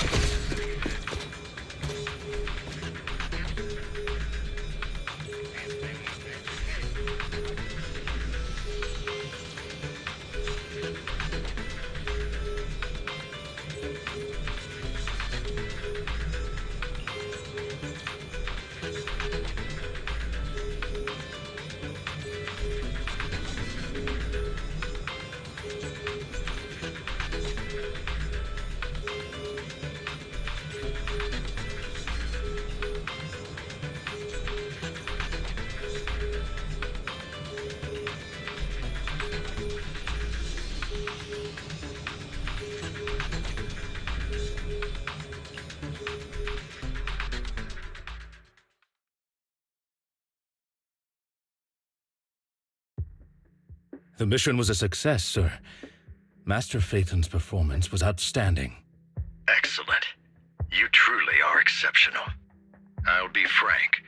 I contacted you because I need your expertise for an important task.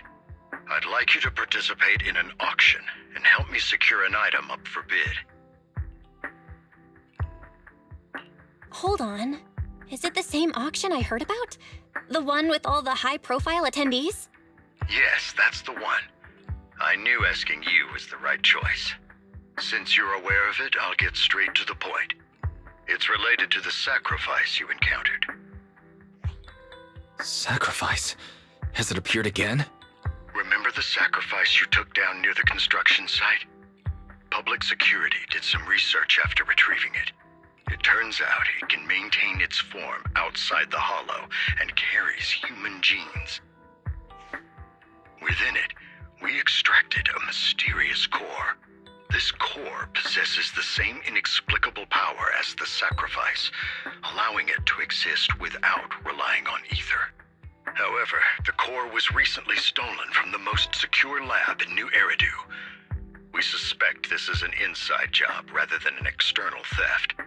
We searched extensively without success, until I saw the auction flyer. The core has been concealed within an auction item.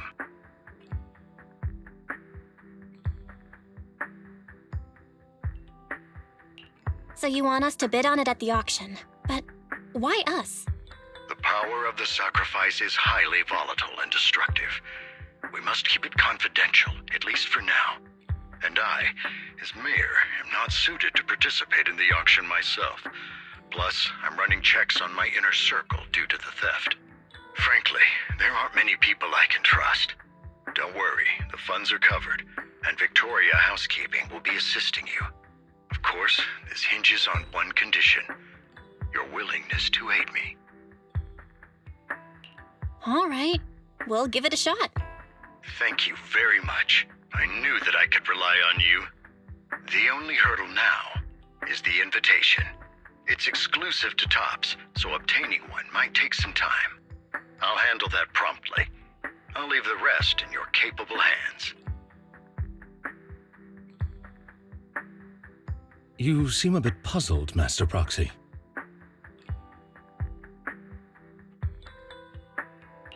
The relationship between the mayor and Tops seems rather delicate. You're quite perceptive. As you know, the roots of New Eridu's governance lie with the Mayflowers, while Tops is a conglomerate of companies. Power and profit often lay the foundation for conflicts, which is why securing invitations could be tricky for us. Things would be much easier if Tops weren't so involved. But worry not, Master Proxy.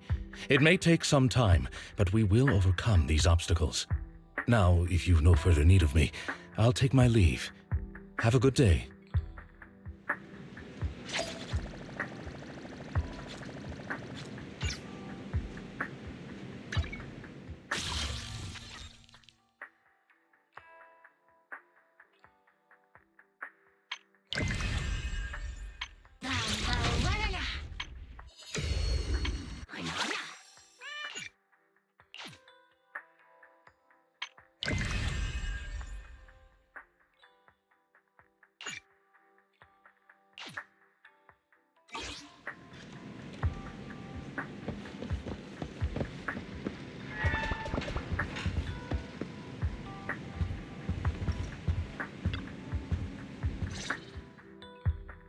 Didn't that collector Hugo mention if we wanted to attend the auction to give him a call? But he didn't leave us with his contact information. Odd, right? If he wanted us to contact him, why not leave a number? Did he just forget?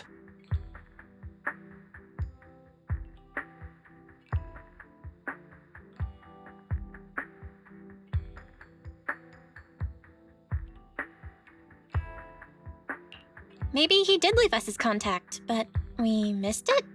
Come to think of it, Hugo did leave us a raffle ticket, and said something weird. He said something cringy like, "There are always secrets hiding behind the light." Wait, don't tell me.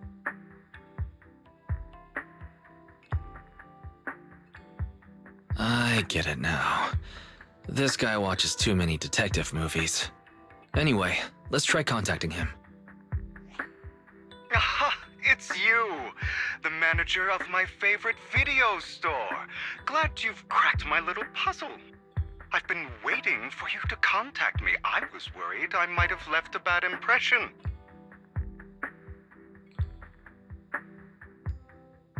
Actually, I have a favor to ask. About the auction you mentioned. Could you secure 2 invites for us? Ah, so you'd like to attend the auction? I'd love to assist, but unfortunately, I have some tasks at hand. But if you two can help me with my current task, I should be able to find time to get the invitations you need.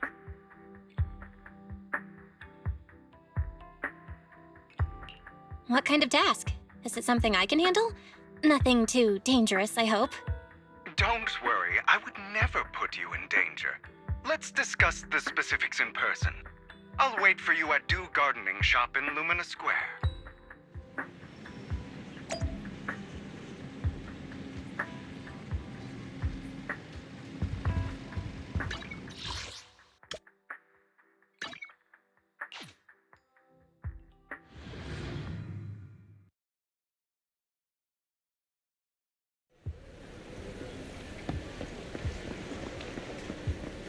You've arrived, my friend.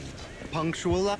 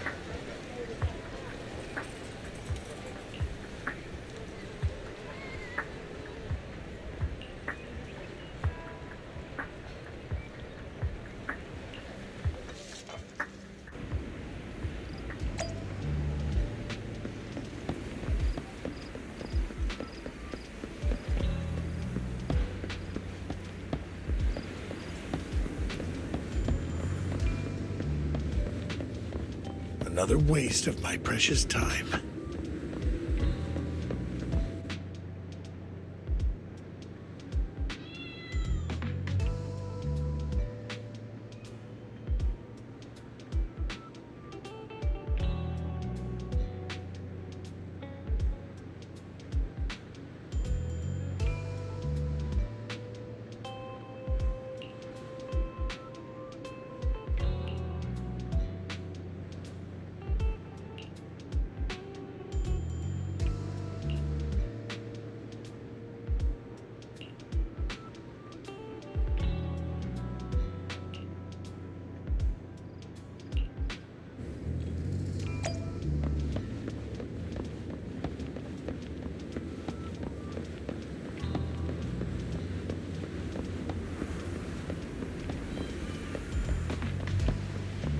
this time.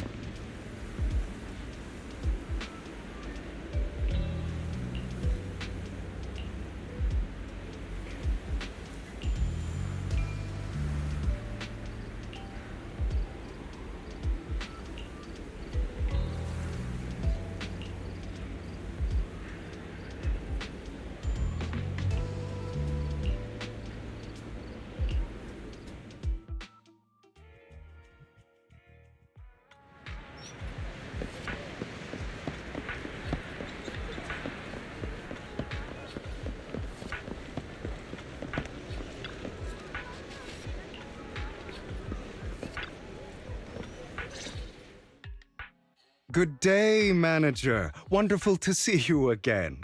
You're as sophisticated and charming as always. About our previous discussion, I assume you've made some progress?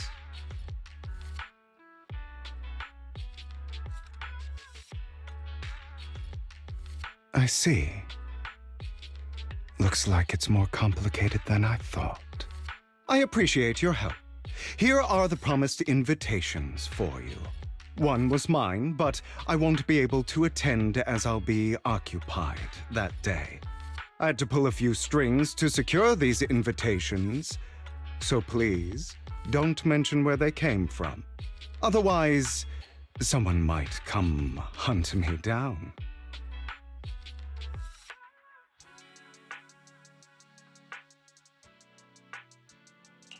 Wait, seriously? Is the auction really that dangerous? Well, when you dance with sharks, you can't avoid risk. But I have faith in you, dear Manager. I'm entrusting you with my life. Don't worry, my lips are sealed. And so are my brother's. I've been meaning to say, you're so close with your sibling. I'm kind of jealous. What's your view on family ties, Manager?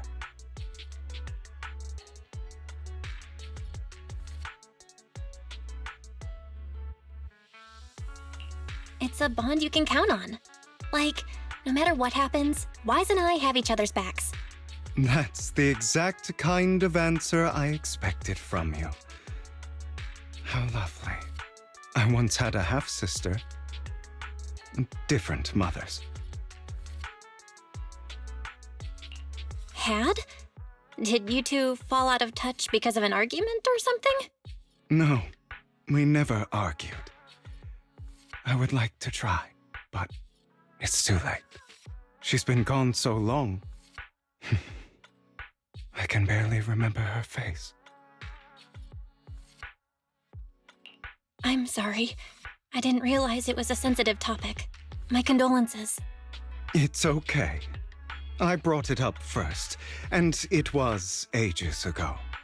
Anyway, back to what we were saying. It's highly likely that Hartman will be at the auction as well. As you know, while he's the rightful heir to the Ravenlock family, he keeps many secrets. Should you cross paths with him in the future, be cautious. He's sitting up on his high horse looking down on everyone else, and he'll do whatever it takes to get more power. I hope these upper-class people eventually face the punishment they deserve. Too bad the scales of fate lean one way or another, unless someone steps in to tip them back. I digress. That's all for today. I have some errands to attend to, so I'll take my leave. Have fun at the auction.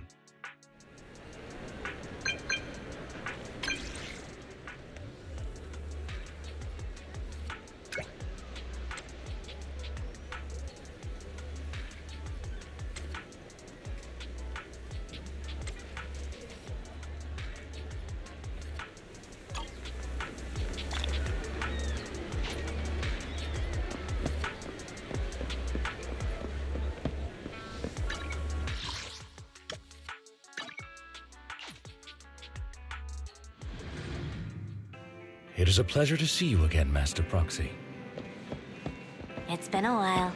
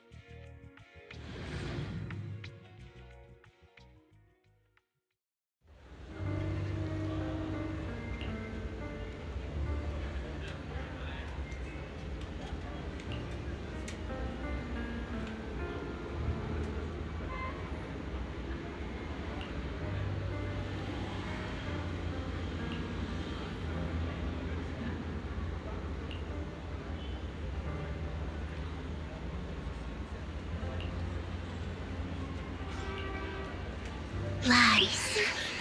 Deception. Betrayal. I see swirling mist, shrouding the truth in a deep, enigmatic haze. Found you. Chosen one.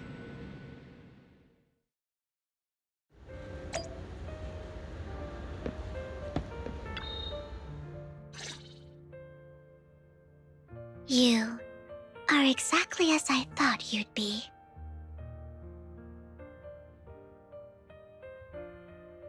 Chosen one? What's that? Sounds like something from a tacky novel that was popular a decade ago. Words can only convey so much, so it's understandable if what I say doesn't make sense to you now. But you'll know what I mean soon enough. Young lady, I know you might think I'm lying, but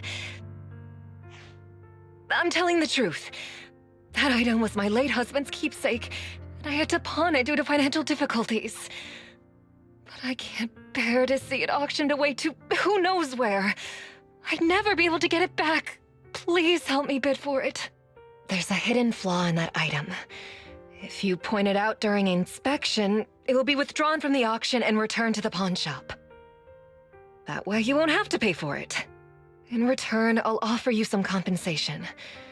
It may not be much, but it's all I can manage. Please. Mom, please don't cry. Your story might be genuine, but your intention is not. Besides, this has nothing to do with me. Your misfortune is not my concern. Young lady, you don't look like you're struggling for money. How can you be so cold-hearted? I'm sure this refined individual here feels the same way. Huh? Are you referring to me? Yes, you! If you're willing, could you please... The auction is about to start. I'm not sure how you gained entry, but I'm sure you don't want to be driven out with your daughter. And you? Here's a little piece of advice. Don't let your sympathy easily sway you in an auction like this. Otherwise, you might get swindled. I'm Vivian, by the way. Pleasure to meet you.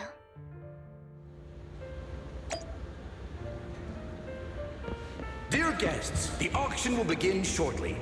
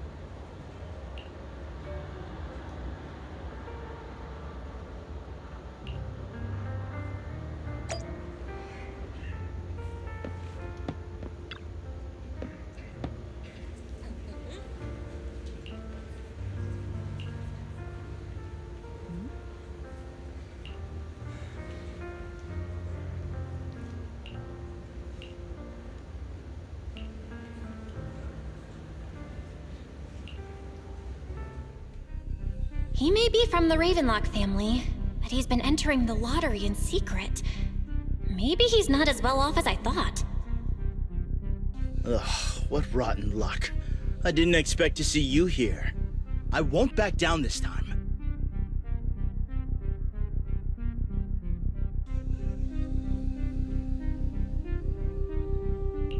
Well then, let's double our bid. Ugh, a commoner would never bid so high. Damn it. A strong move, setting the tone right from the start. You should just give up already. I'm dead set on getting this item.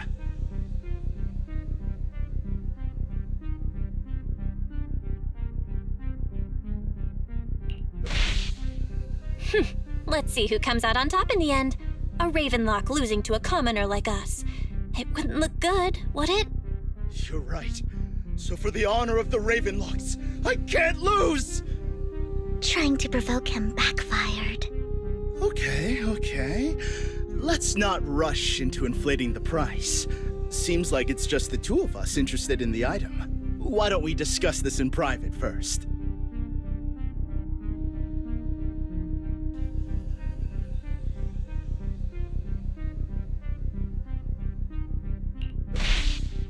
Let's make a deal. You can have the artwork, and in return, I want 30% of the transaction price in Denny's. 30%? That's outrageous! I'd sooner toss those Denny's in the river than hand them over to you! I admire your ambition, but you're being a bit too greedy. You're really stubborn, huh? Is it really worth arguing over such a small collectible?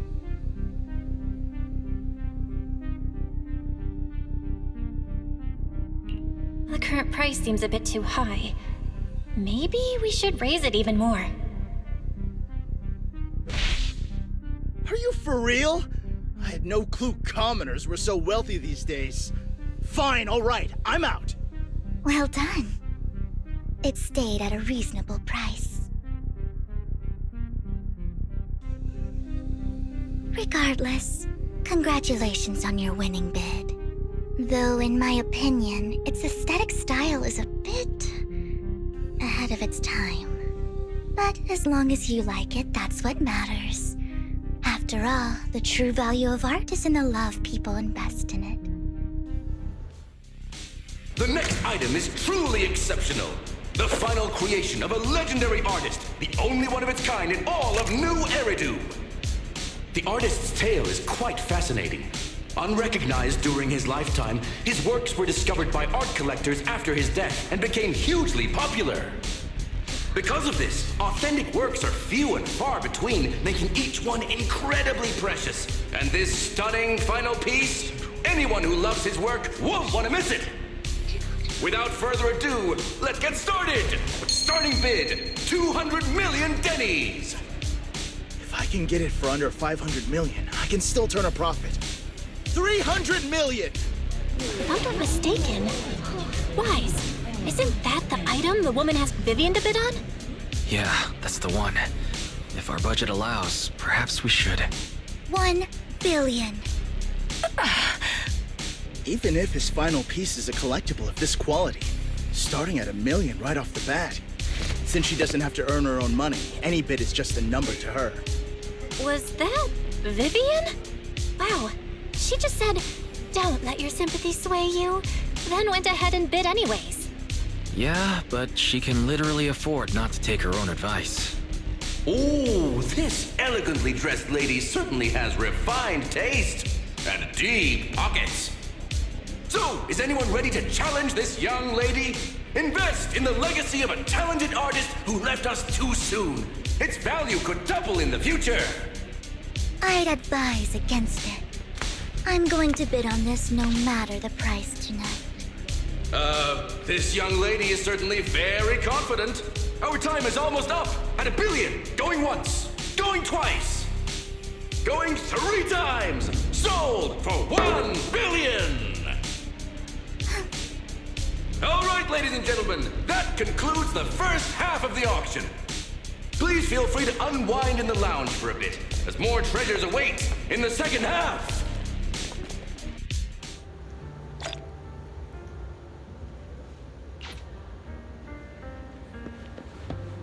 coffee here is drinkable. You have a strange look on your face. Despite her ruthless exterior, she's actually quite kind-hearted. Though you wouldn't dare think that, would you? How did you know? Looks like I hit the mark. Just to clarify, I didn't assist that woman out of kindness, nor do I plan on giving up the item I just purchased, because it's nothing more than a common scam. A scam?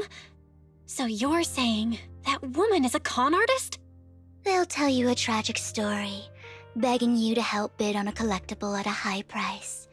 They promise a reward and guarantee the item will be withdrawn from the auction, so you think you won't have to pay anything. But the reality is, once you bid, the deal is done. No going back, and you end up shelling out a hefty sum for something worthless.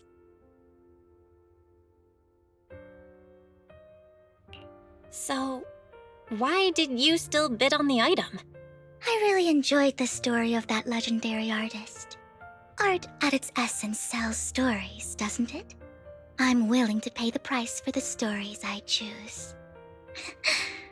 That's another lie. Looks like you believed me. I didn't really believe you. Let me give you another piece of advice. Appearances can be deceiving. People often mask their true intentions. Sometimes, what you can't see is the real truth.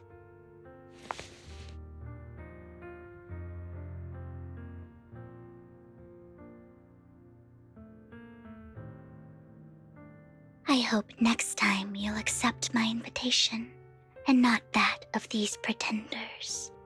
I'll see you soon, my friend of many secrets.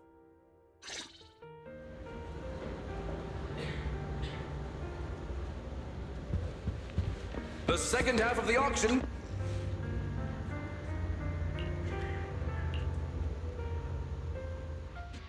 Ladies and gentlemen, welcome back! Up next in our auction is tonight's showpiece, the one-of-a-kind Robe of Heroes! Legend has it that, long ago, this was a garment that only a hero could wear. What's truly fascinating is the unique gem embedded in the collar of this robe. It's unlike any gem I've ever seen. Almost magical.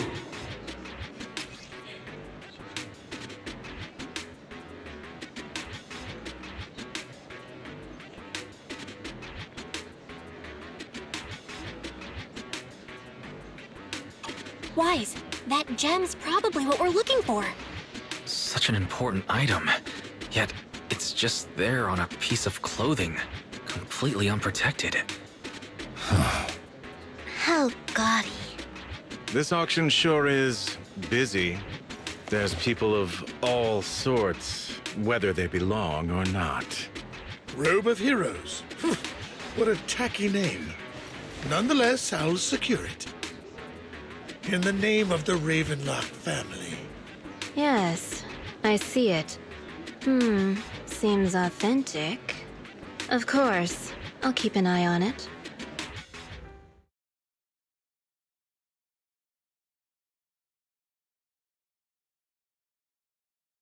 I didn't expect this to drag on so long. I believe there is no meaning in continuing this senseless bidding war. Frankly, wasting time irks me more than squandering money.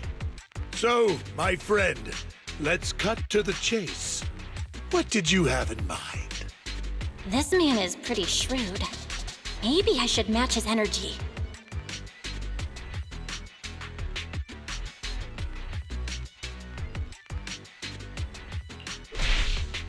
I simply want to become a hero.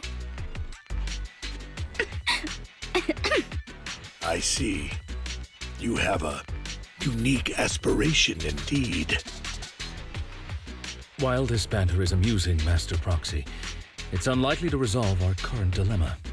There are more antiques in this auction than just the robe. Why rush into this? You might find something else you prefer.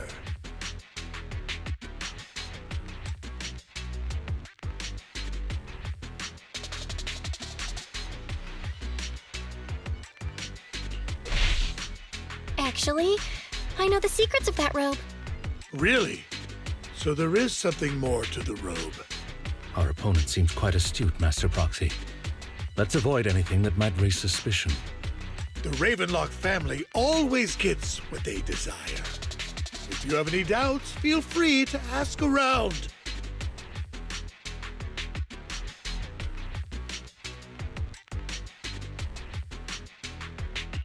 What a coincidence! I, too, always get what I want. You're quite confident. You know when to stand your ground. Well done. My time is valuable, my friend. I've already lost a significant amount of Denny's talking to you. If I offer you a token of appreciation, let's say a hefty sum of Denny's, would you consider backing out of this bid?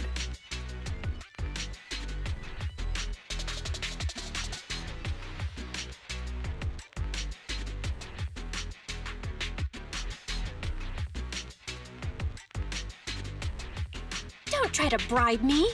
I don't need or want money. For once. You're quite persistent, aren't you? It's been a while since someone dared speak to me like that. All right, since I can't sway you, we'll have to settle this with our financial power. But let me be clear. No matter how high it goes, I won't back down. Oh no. Though the mayor gave us a huge sum of Denny's, I have a sinking feeling it won't be enough to outbid this rich jerk.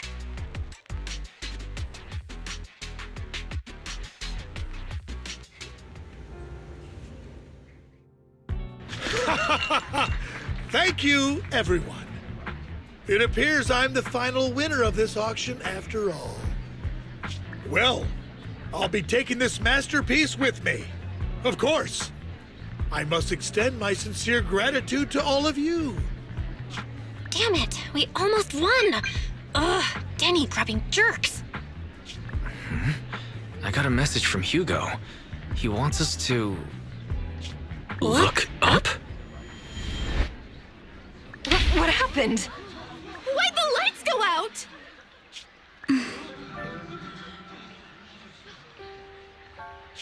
What's going on? The power went out?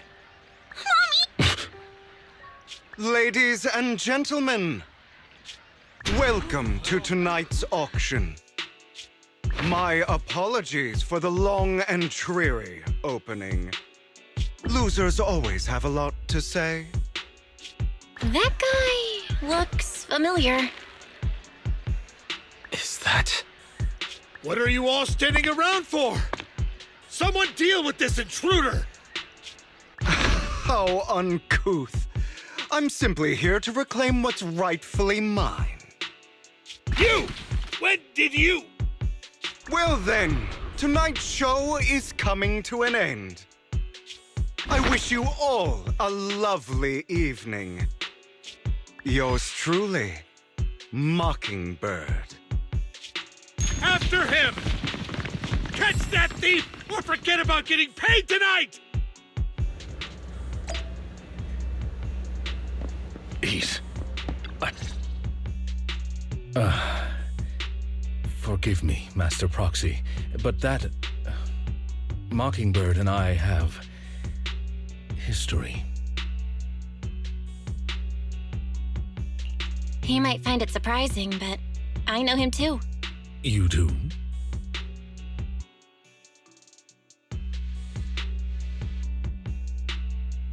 I see. So that's how you know him. Years ago, we founded Mockingbird, the Phantom Thieves Syndicate. Things started off well.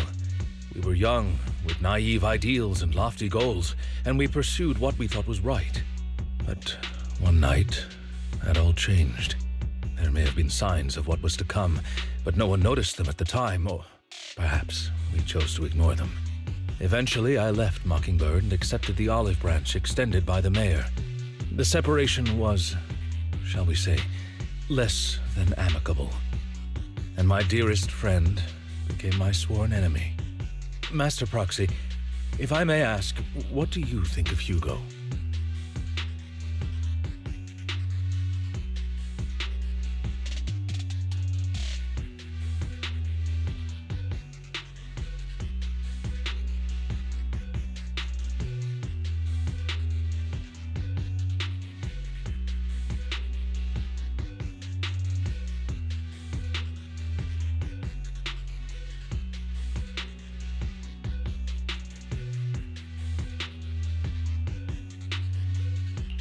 Though he helped us before, and he seems pretty nice, I can't help but feel something's off. He's a part of Mockingbird after all. Mockingbird has changed from how we envisioned it. And Hugo, too, No, it's nothing.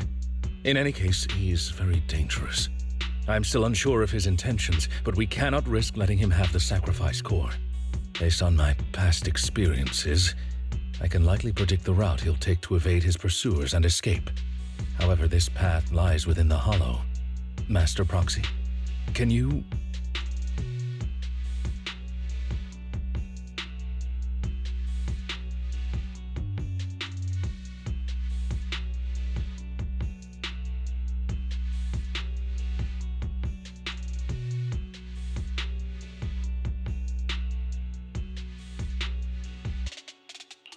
Let's head straight there. I'm feeling super strong right now. Very well. Please, follow me then.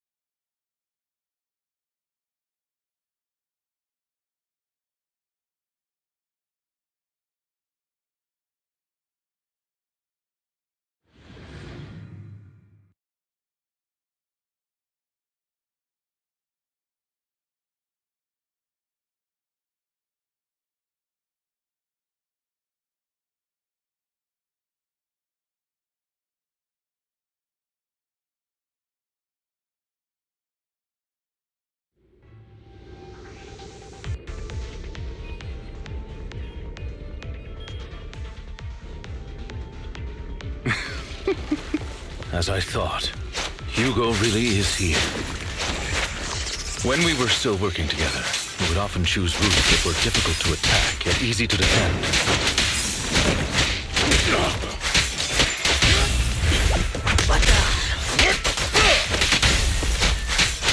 Master Proxy, the layout of the port is complex. Ethereals may jump out from any corner.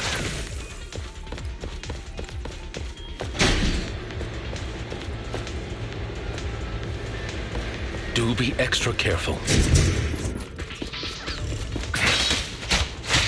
There's so many ethereals, but they don't seem to faze him at all.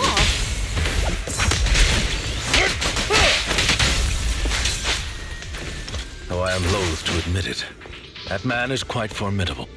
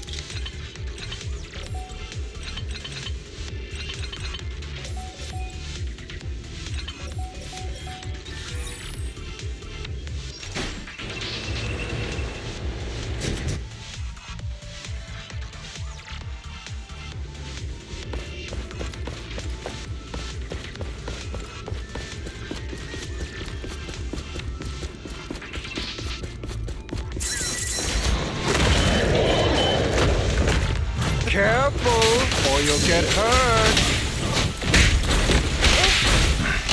I'm not going to let you have your way. Master Proxy, that's one of Hugo's weapons. Make sure to avoid it.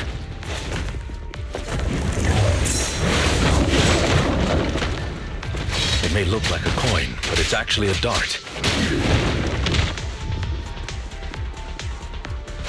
He carries around a briefcase filled with all sorts of weapons. Quite the hassle to deal with. He's extremely familiar with this place. Master Proxy, dragging this out will only be to our disadvantage. Let's proceed through here post-haste.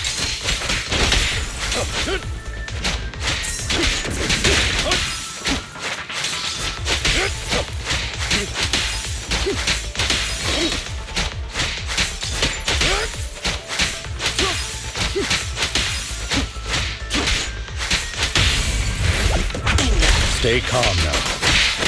The mechanism here isn't damaged. It's still functioning normally.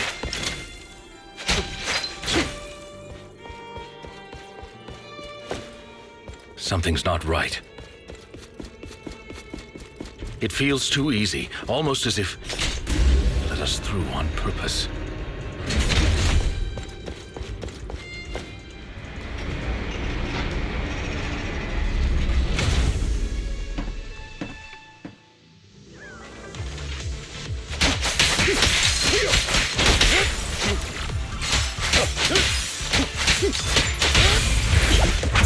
Stand still.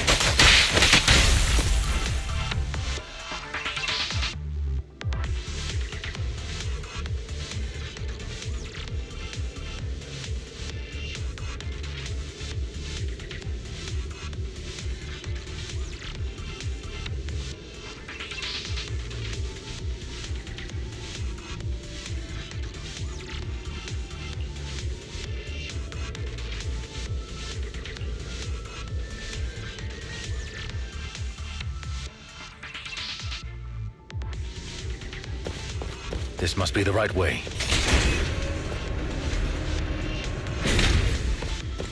Not to worry, Master Proxy. We'll be able to catch up to him soon.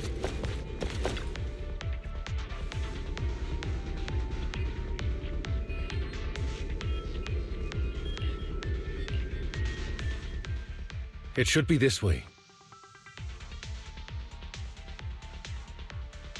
Are they from the Ark? Back then, Hugo would typically retreat into a hollow after securing the goods. And as his partner, I'd be responsible for leading the pursuers astray. I'm unsure if he has a partner now, or who they might be if he does.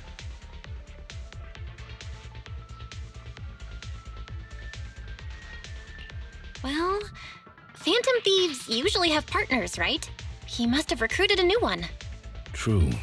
That could make things trickier, as he may have passed the core to his partner. Regardless, Master Proxy, let's steer clear of those Hollow Raiders for now. Although I'm confident in my ability to defeat them, a clash here might delay us and jeopardize your safety. Our main focus now is locating Hugo and retrieving the gem.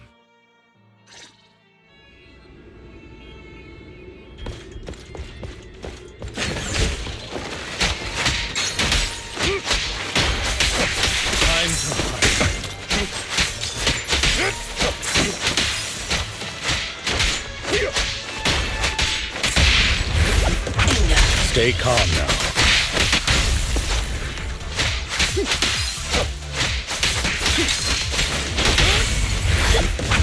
Stand still. He should be nearby.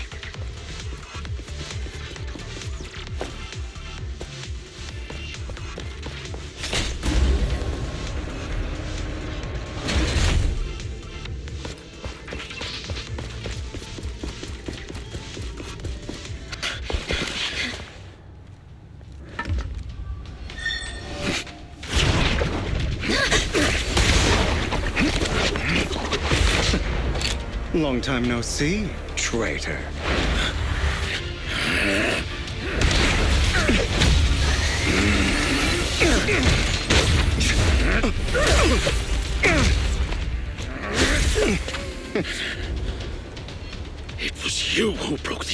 not me. You haven't changed, pompous and self-righteous.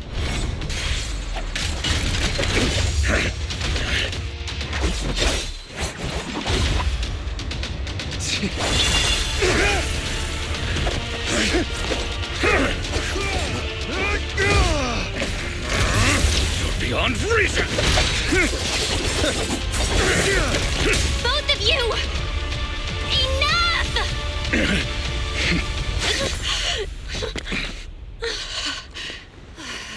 Master Proxy.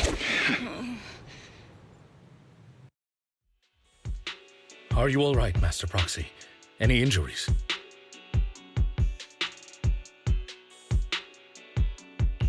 I'm fine. I just forgot I wasn't Eos. I thought your attacks would just go over my head. I'm not used to being this tall, I guess. Rest assured, Manager, my blade has always been steady. I'll never point my weapon at my allies, especially not you. As for that oaf, he has no sense of control in the heat of battle, even turning on his own comrades. I'd thank you not to spread lies. What? Are you denying it? I merely spoke the truth, didn't I?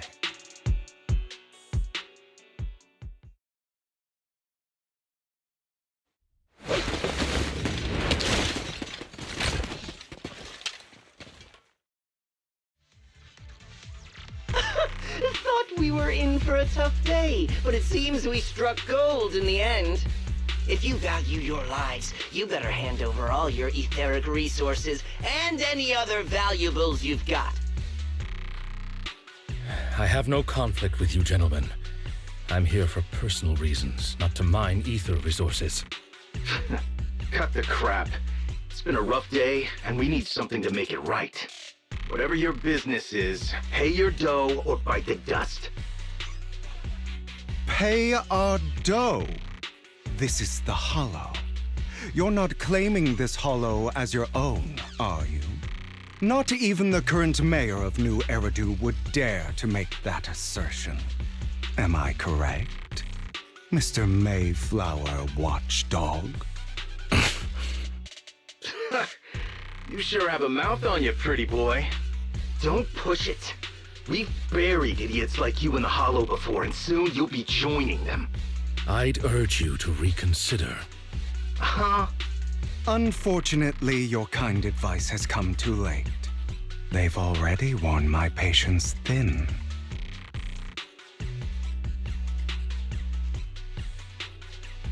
Oh, help me! Scared? Then perhaps you should think twice before you act. You've made your bed. Now lie in it. Sorry, I'm so sorry. Please have mercy. Spare us! We won't do it again! Are you quite done blowing off steam? Don't kill them. I'll hand them over to public security once we're out of... Who do you think you are to tell me what to do? They weren't planning to show you any mercy, yet you forgive them so easily. You haven't changed at all over the years, Lycon. To hell with you and your foolish fantasies of being some almighty savior. Haven't you learned your lesson from what happened with your eye and legs? My principles remain unshaken. No one has the right to take another's life. Sinners deserve punishment. Do you know how many lives they've taken? I'm merely delivering the justice the world needs. It is not our place to pass judgment. I know I will not sway you. There's no point in continuing this argument. I will stop you. I always will. Go ahead and try. I will defeat you. I always will. Be prepared to kneel before me, traitor. You talk too much. I have you now.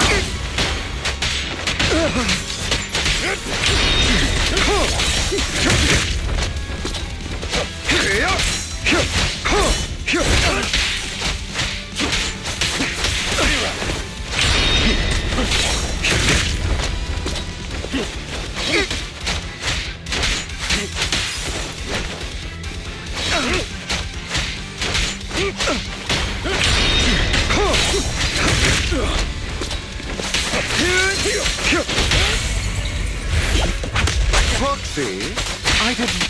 Really? Do you two have to do this now? My apologies, dear manager, but I'm itching to teach him a lesson. Shut up!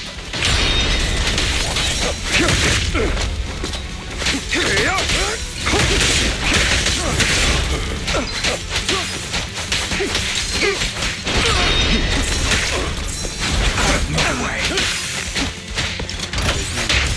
I'll eliminate any of them!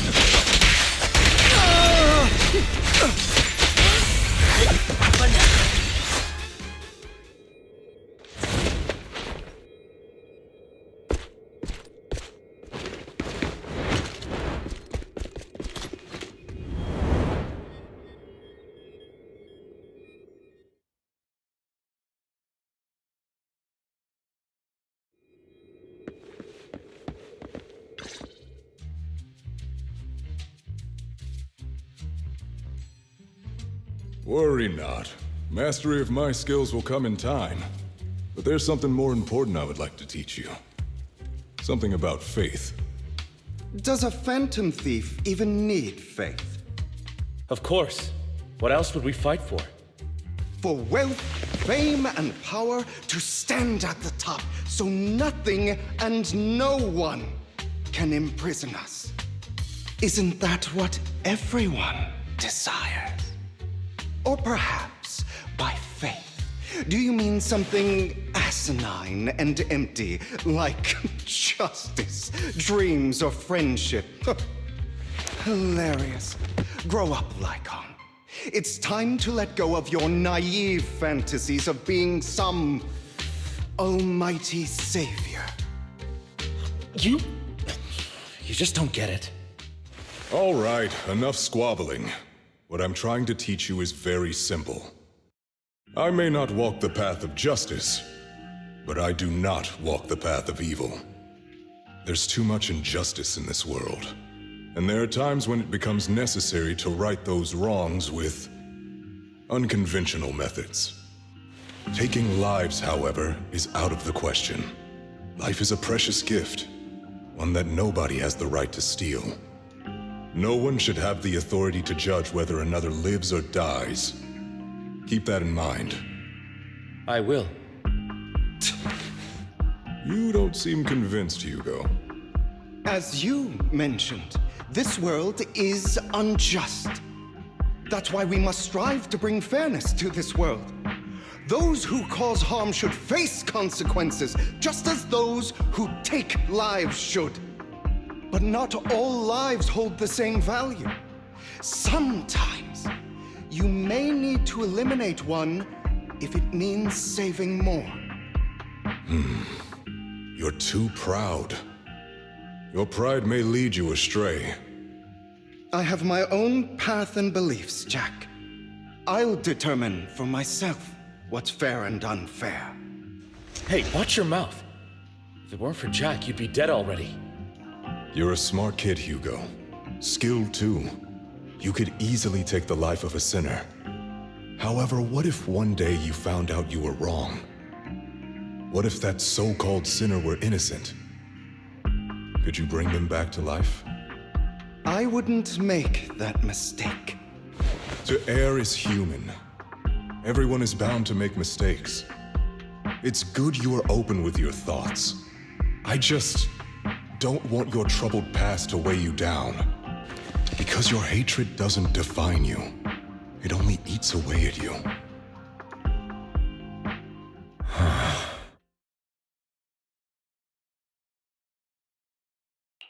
What's wrong, Lycon? You've been quiet for a while now. My apologies, Master Proxy. I was just reminded of some past memories. Before Hugo and I founded Mockingbird, we had a mentor, Jack. He took us under his wing when we were in dire straits, imparting his skills and life lessons. But Hugo didn't agree with his viewpoints. Perhaps our paths were always fated to diverge.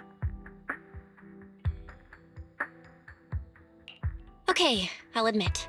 I've been itching to ask. Why'd you two split up?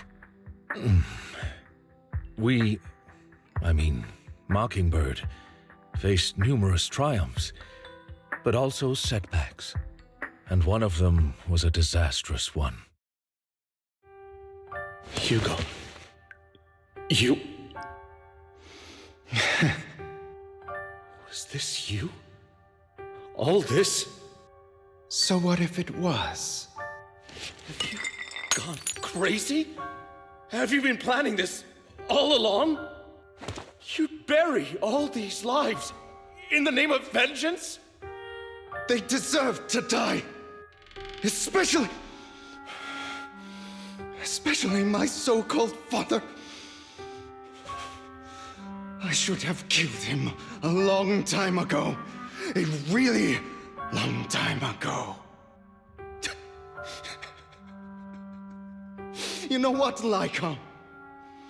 There's some people whose only purpose in life is to bring more suffering into this world. Sometimes murder is what brings justice back into this world. And for that, I must stain these hands in blood. Enough! I can't trust anything you say anymore. I'm leaving Mockingbird, now! Where are you going? Anywhere. Someone from the Mayflowers got in touch with me before. Are you mad? You know what those hypocrites in city administration are like. They're no different from tops. We fought them together all this time, and now you're leaving to serve as their lapdog. Are you going to turn your back on Mockingbird?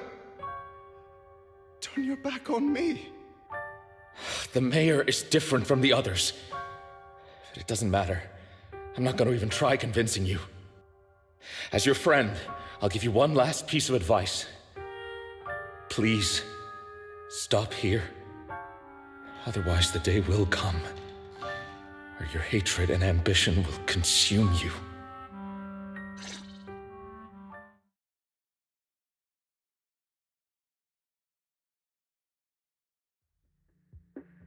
My apologies, Master Proxy, that you had to hear such an unpleasant tale.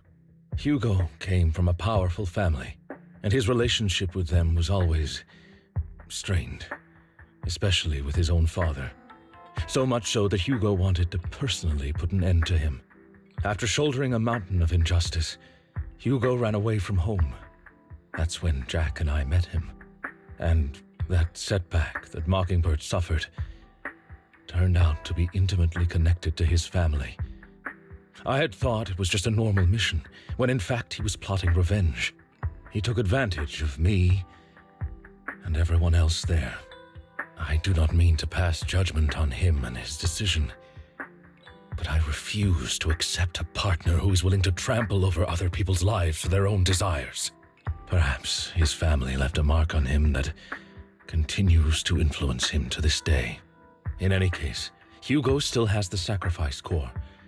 We should contact the mayor to plan our next moves.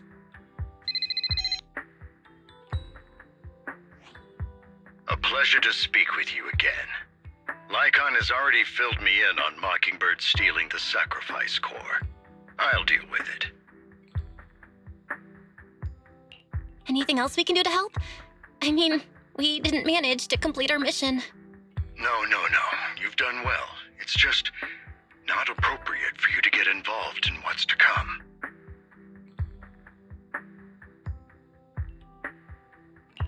We've been through far more dangerous situations. Plus, we've dealt with Mr. Mockingbird before. So maybe we could help you.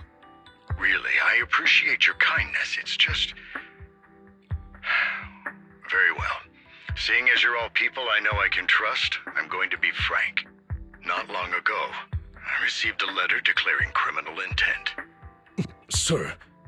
Lycon, I know you don't want to place them in danger. I feel the same way. However, I believe they deserve to know the truth. That letter threatened to use a sacrifice to take vengeance against the entire city of New Eridu. What do you mean by vengeance? I believe the person, or the organization, who sent the letter is planning to use the sacrifice to mount a large-scale attack against the city. Everything we've uncovered so far seems to support this hypothesis. As you know, the sacrifice's true power is a mystery and cannot be controlled if anyone attempts to use it as a weapon. This is no small issue. If this gets out, it'll send the public into a panic. Please promise me you'll keep things confidential. Then let us help out. We can do our part too.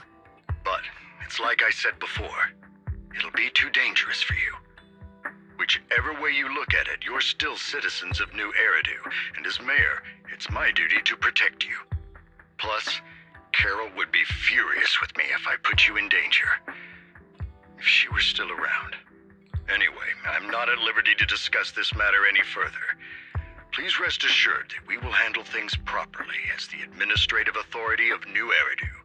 That's right. Master Proxy, please trust us. So that'll be all for today. Goodbye for now.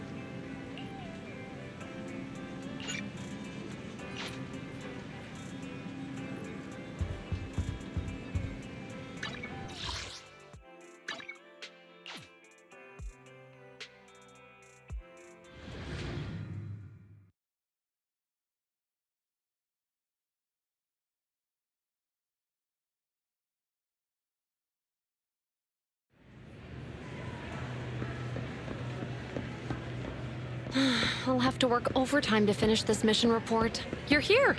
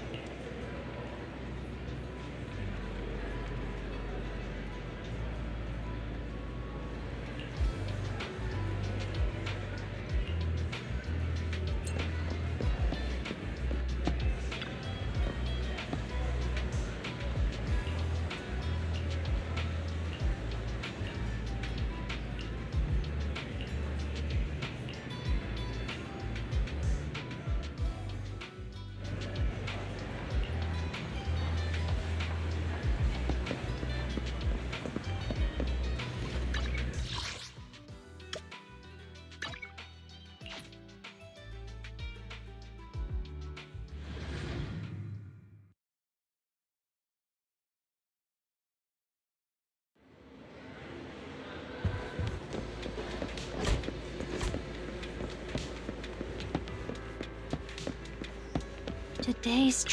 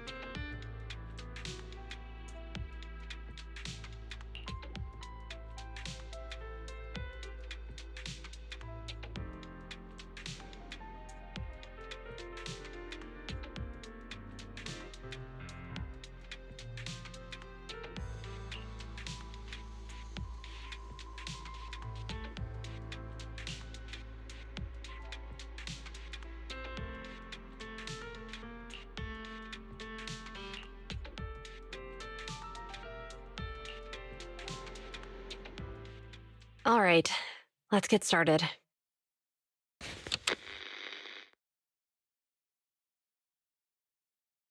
I'm probably not getting out of this hollow, but at least this tape recorder still works. Let's say these are my last words. I gave away my anti-corruption equipment to save those civilians, so I'm not in good shape. Unfortunately, we came up against a horde of ethereals right after that.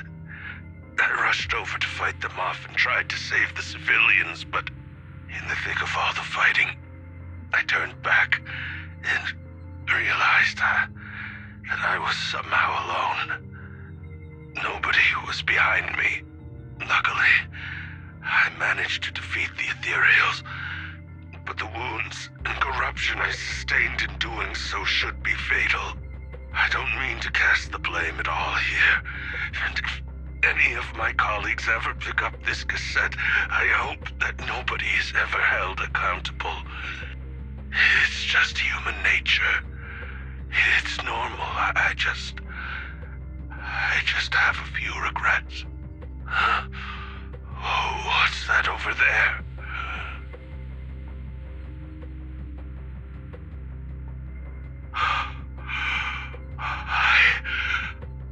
I've seen a miracle.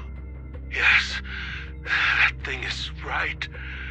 So long as humanity is in constant conflict against the Hollows, we'll never be able to grasp true power. Only by embracing everything. It's the only way. Only by embracing this power can everyone survive.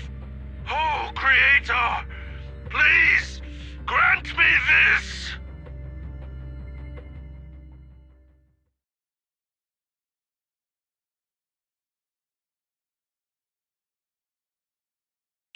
Are you okay, Jiyuan?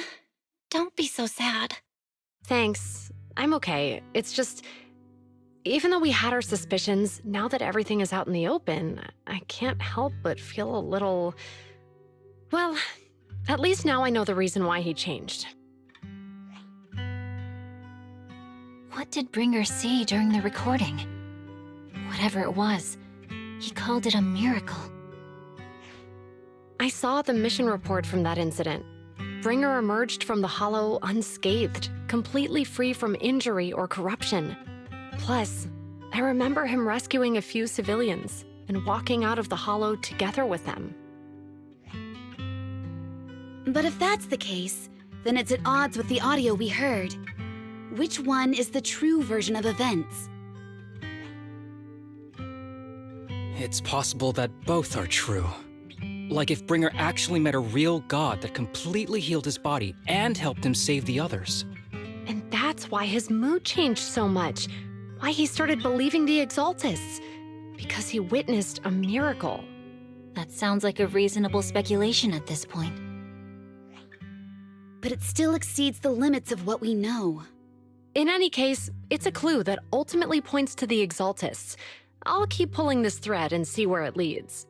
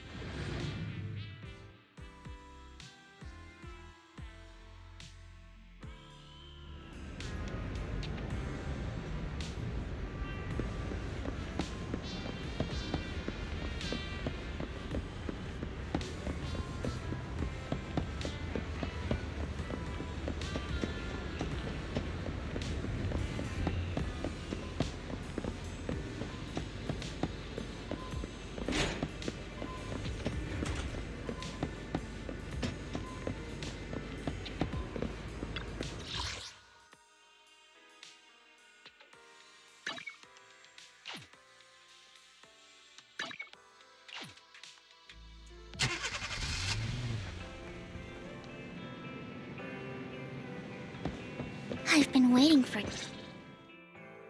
We meet again, Master Proxy. I imagine you've already managed to gain some info from the conspirators. About some people who wish to use sacrifice to launch an attack on New Eridu.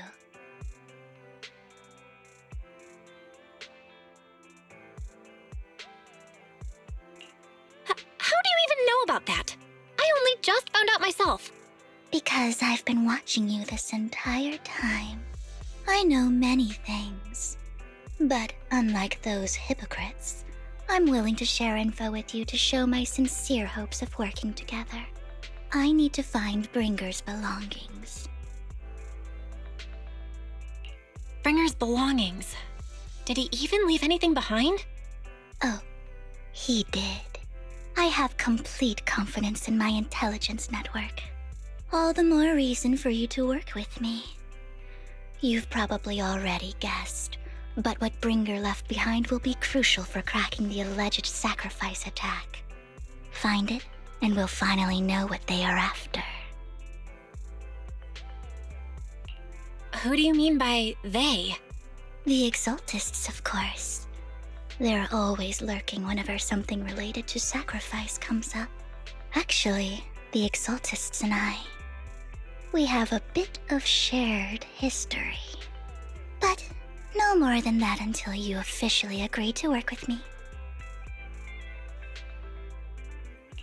All right, I agree then. Splendid. I like people who don't mess around. By the way, might I ask, you're not proficient at in-hollow combat, are you?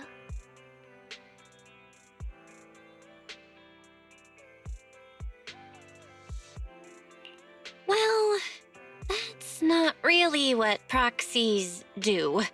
As I expected. Not to worry. You're an invaluable proxy. All I require is for you to guide me. I mean, not even my darling Lord Phaethon can fight in the Hollows. Hang on. What did you just say? Your darling Lord Phaethon? That's right. The best proxy in all of New Eridu. Lord Phaethon. Don't tell me you don't like him.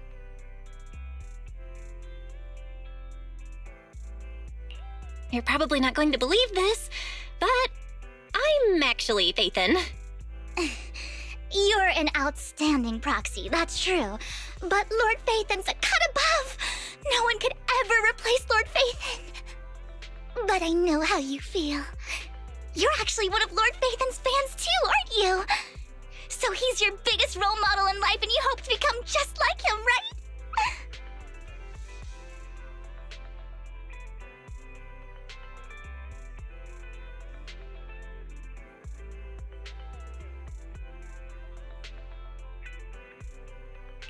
How should I put this?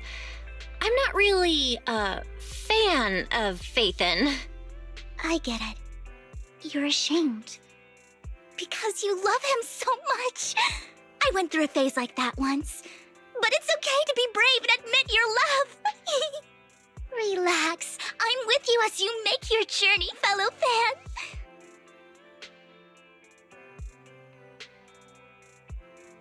Oh my.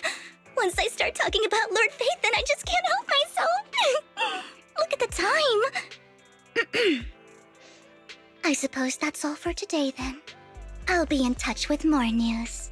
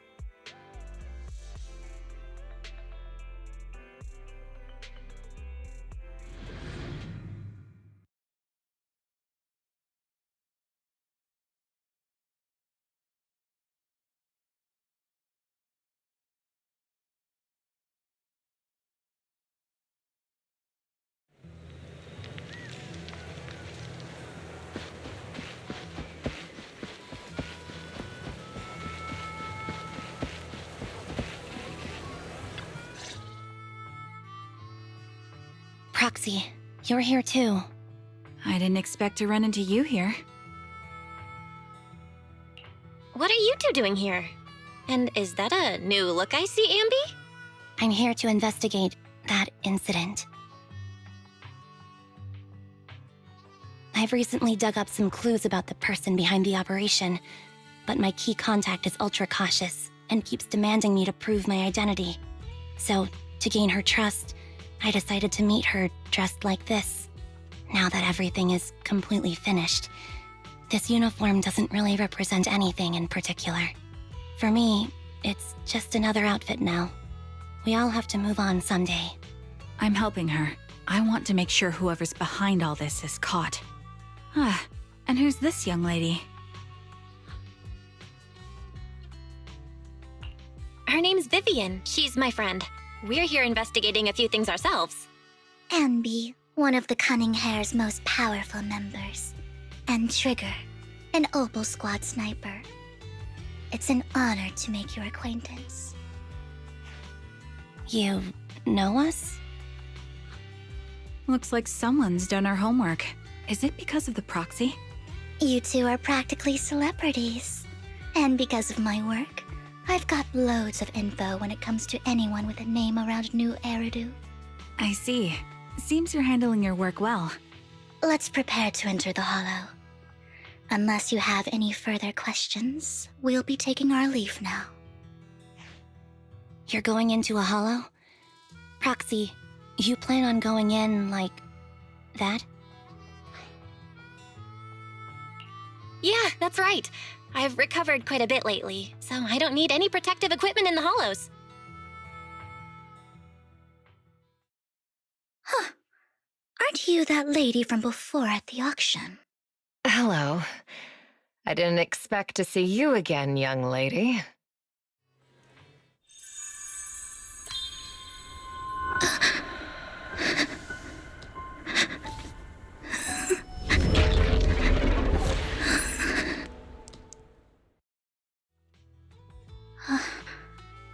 Vivian, are you alright? You look depressed. What's wrong, Vivian? Are you feeling okay? It's nothing. I just drifted off for a moment there. So then, what are you doing here? Don't worry. I'm not here to scam you. I'm waiting to meet someone. Don't tell me. You're my contact for intel? That's me. Ambi from Silver Squad, I presume? Pleasure to meet you. All right. I'm going to exchange some information with Miss Ambi here. So if you'll excuse me.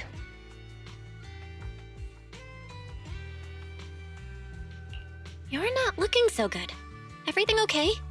I can tell you later, but not right now. Okay, that's all the information I got for you. In return, I want you to do something for me. Take me into the Hollow. I left something very valuable inside. I have to find it.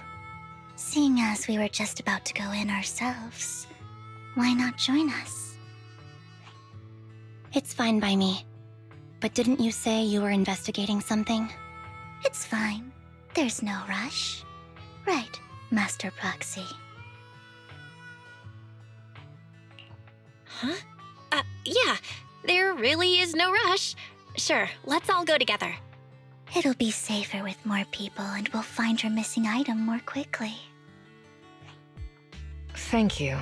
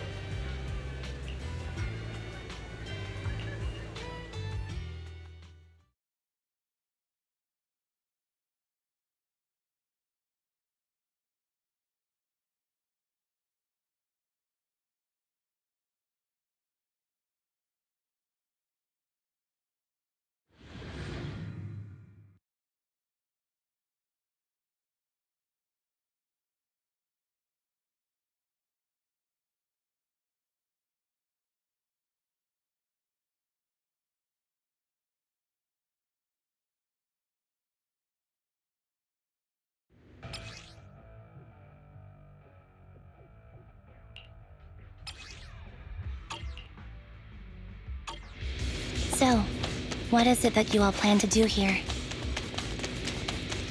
We are here to look for something too. something extremely important. New Eridu's future may well depend on it. Ether vision activated.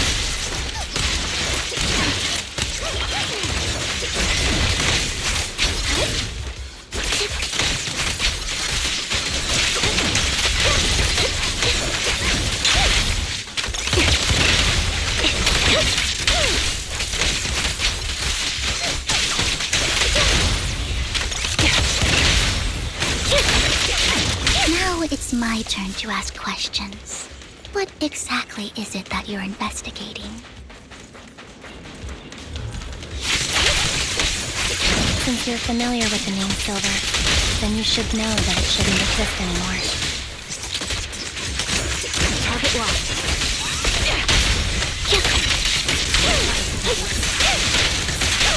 What I'm investigating has something to do with it.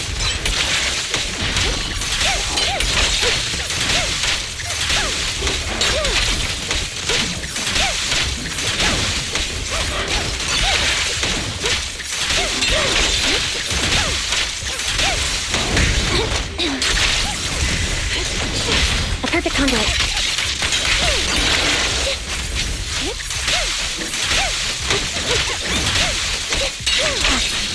Let's use that fissure to head to the next location.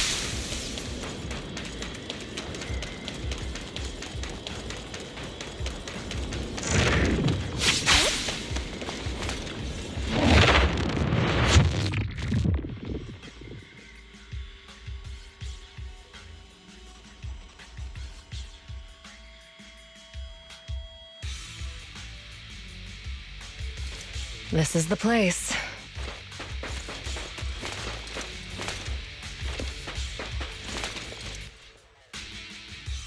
So, what is it that you're looking for? A ring. I was excavating ether here before and accidentally lost it somewhere. Please, could you all help me find it? It has to be somewhere among all this stuff here. Sure, I'll start looking. I'll go with you. I'll stay here with her then. Thanks, but you don't have to worry about me. Go ahead and accompany the others. I'm sure it'll be faster that way. And sorry for wasting your time like this. I know it might sound strange, but I'll be so happy if my daughter grows up to be capable like you.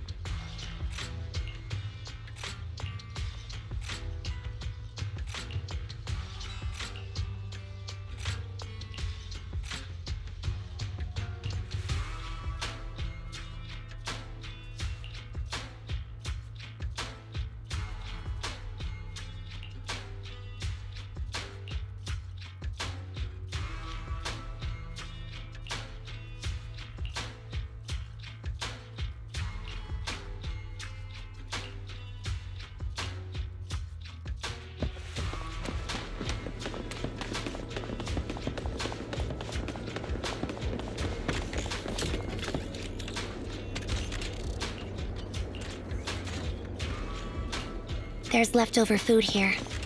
I don't want to imagine what's inside the bag. Neither do I.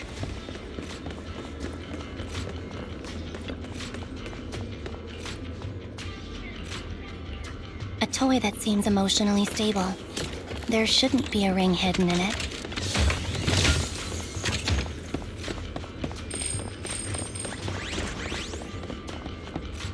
It's pretty cute.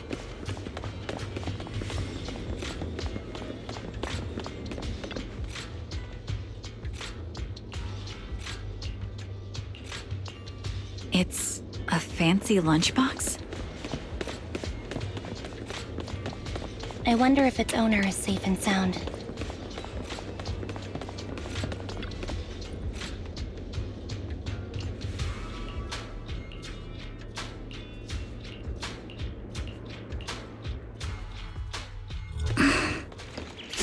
What's wrong, Vivian? You seemed worried for a while now. I'm worried about Sienna. Her location should still be safe.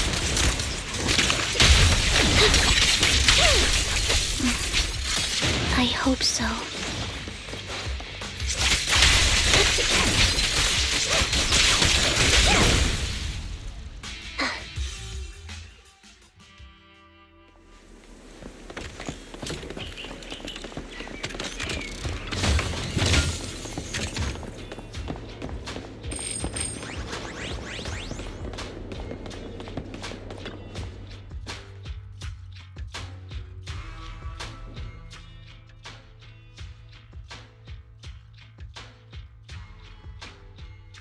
Her vital signs are gone. What happened? I guess this was her final scam. There's one thing I must remind you. Your time is running out. I'm not sure how you can tell, but you're right. I'm going to die in here. That's my plan. I'm very sick and don't have much longer.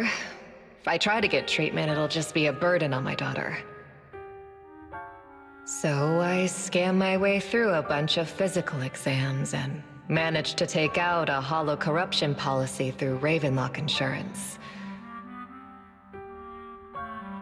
Once some time has passed, could you please take my corrupted body out of the hollow? That will secure a generous compensation package for my daughter. It's only what the Ravenlocks owe me. A pity, yes. But it's the only way I can squeeze it out of them. What makes you think that will help you? I just trust you will. I'm just awfully sorry you had to get involved in this, but it's something I must do. I have to leave something behind for my girl. I have to give her a chance at life. If it's okay, could you also please pass a message to Mira for me? Tell her, don't worry. Even if Mommy's body is corrupted, withers away, and turns to dust, my love for you will always be there. Thank you. You're a good kid.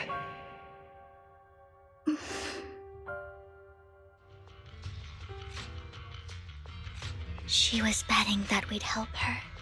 So, you were aware of this the whole time? Yes. Because I saw it.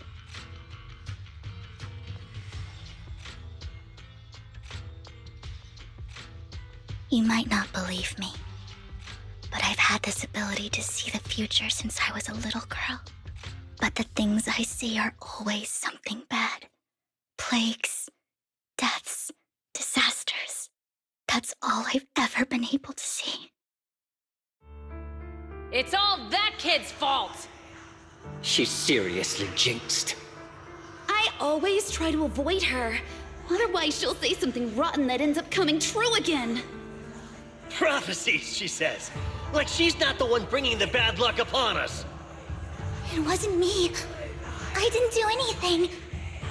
Sorry. I'm sorry. What good is saying you're sorry? Things like this keep happening every time you open your mouth! How unlucky. She shouldn't be here. Nobody wants her around. If only she would just disappear. I just wanted to warn you all. I'm sorry.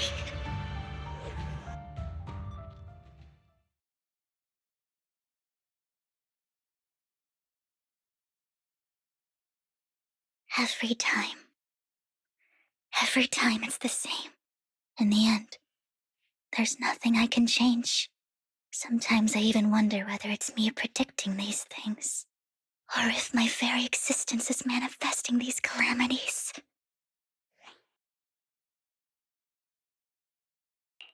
Vivian, it's not your fault.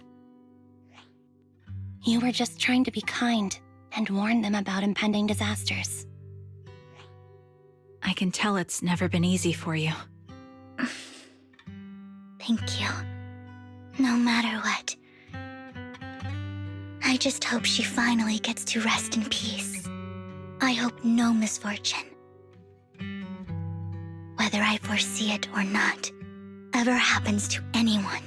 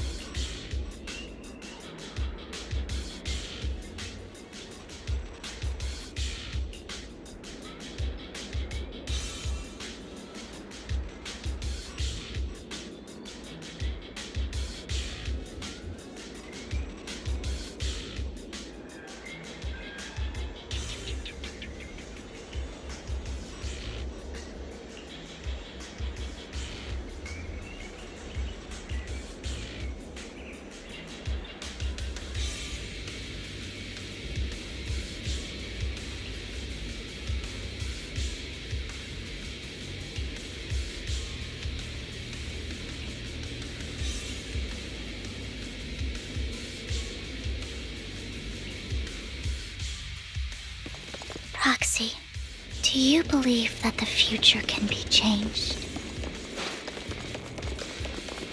Whoa, that's kind of an... In my memories, this has happened countless times already.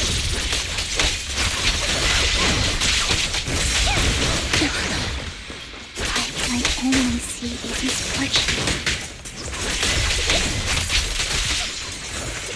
Why can't I even have a sliver of happiness?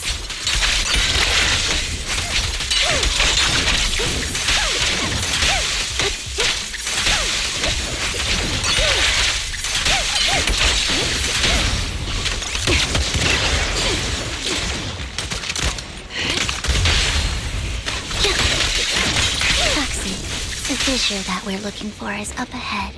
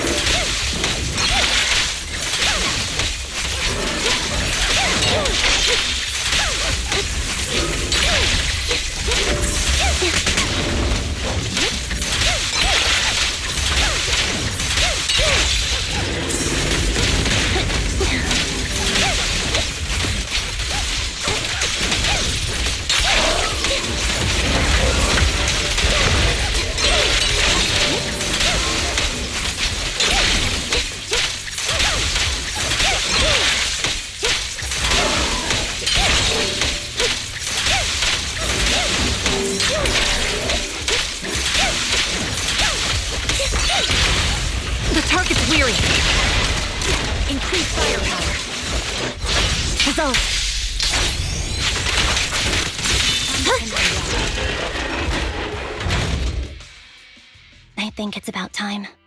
We should take that lady out of the hollow. You guys go on. Thank you. She gave us the intel we needed, so this is the least we could do. I hope everything else goes well for you.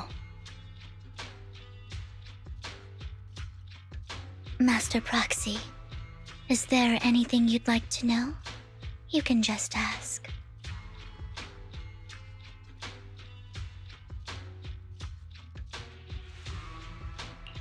I'm curious about your story, Vivian. But we can talk more once you feel ready. Don't worry, I can wait. You're the first person to ever say that to me. I'd be happy to share my story with you. These premonitions I see are not within my control, and they always come to me in a flash, like a flood of images in my mind. Most of the time, I see death, disease, accidents, and disasters. Of course, there are also some non-fatal mutilations. But every time, without exception, they end up happening. And I can never prevent or change them. That's all I have to say about it. If that offends Master Proxy and you don't want to hang out with me anymore, then I can understand.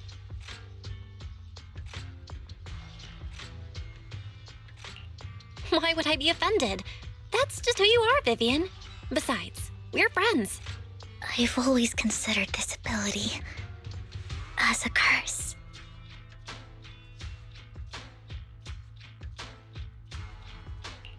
It's not a curse. If anything, I think you've been given a gift. Thank you. Really. Well, it's getting late. Bringer's belongings ought to be around here somewhere. Let's take a closer look.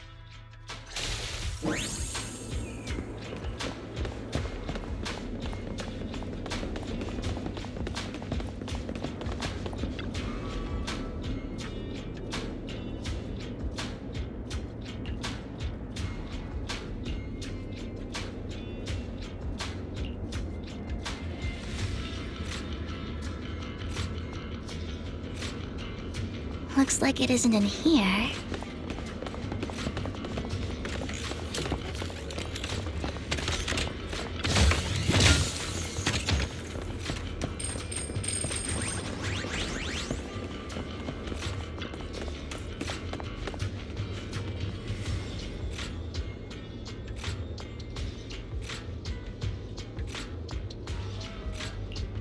Strange, there's nothing in here.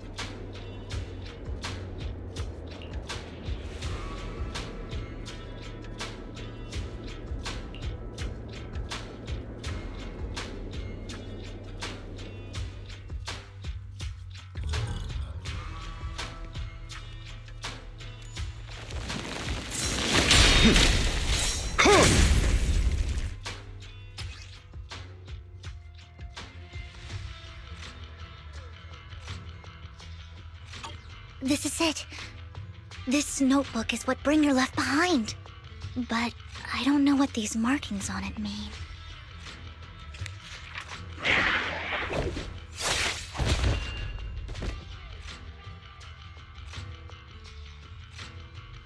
Well, hello, Master Proxy.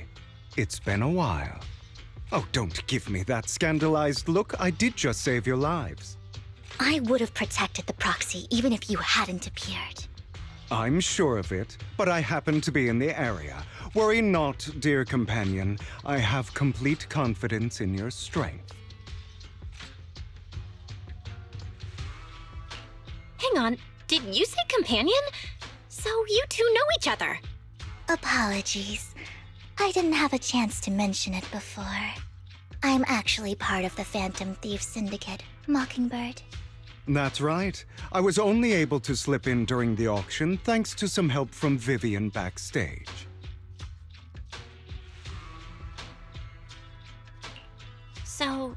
the whole time, you were only bidding on the collection so you could get backstage and mess with things? I warned you before. You can't rely on appearances. Don't worry, Master Proxy. We don't have any ulterior motives here. As you've probably heard, Mockingbird is a renowned phantom thieves syndicate in New Eridu that, despite its longevity, has managed to maintain the secrecy of its members' identities to this day. So, disclosing our identities to you is essentially the highest sign of good faith that a Mockingbird phantom thief can show.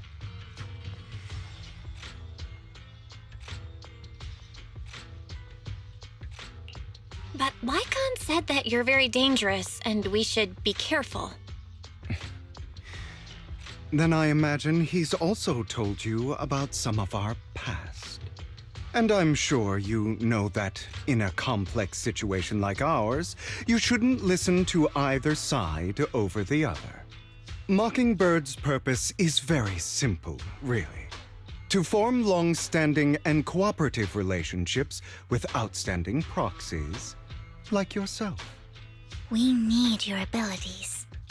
Before you make any decisions, please allow me to briefly explain the concept behind the Mockingbird Syndicate. We all know there isn't anything in this world that's fair. A prime example being the uneven distribution of wealth. People from tops splurge on luxurious collectibles, while the poor have to gamble with their own lives just to get by. Of course, besides wealth, there's also an unequal distribution in this world of happiness and suffering, hope and despair, love and hate. It's all just so unfair. Somebody has to do something to tilt the balance of the scales. And thus Mockingbird was born. We take from those who have far more than they deserve and give it to those who deserve to have more. If you ask me, that's enough to be considered a form of justice.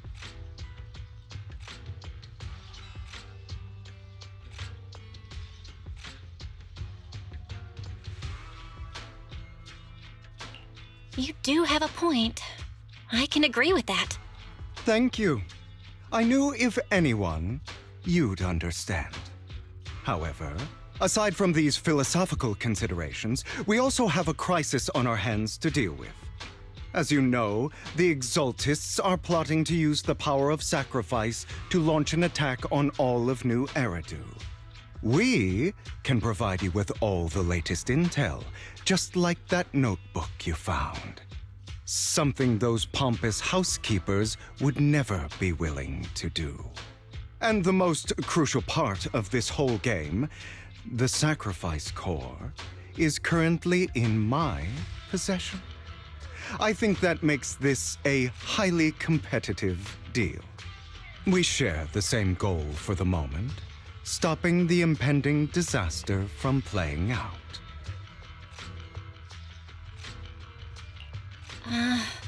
I need some time to think about it. How about this?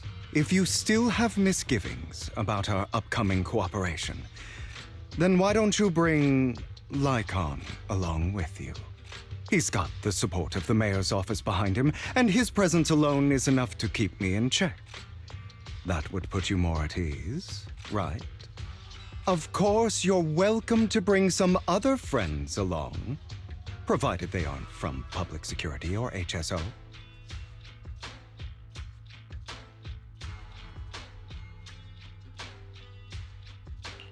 Well, if you're willing to let my friends come along, then you've got a deal. Great. It's a deal. By the way, Proxy, this is for you.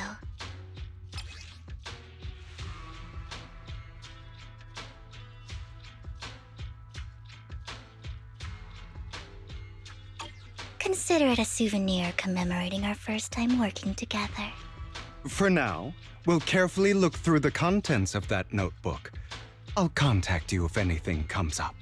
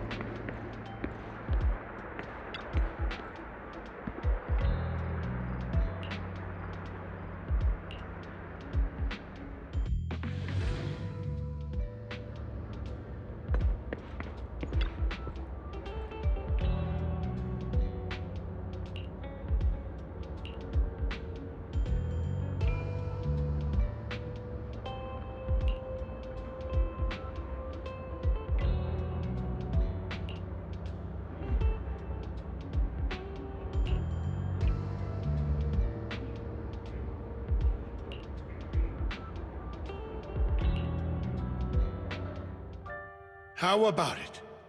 Will you work with me? Not bad.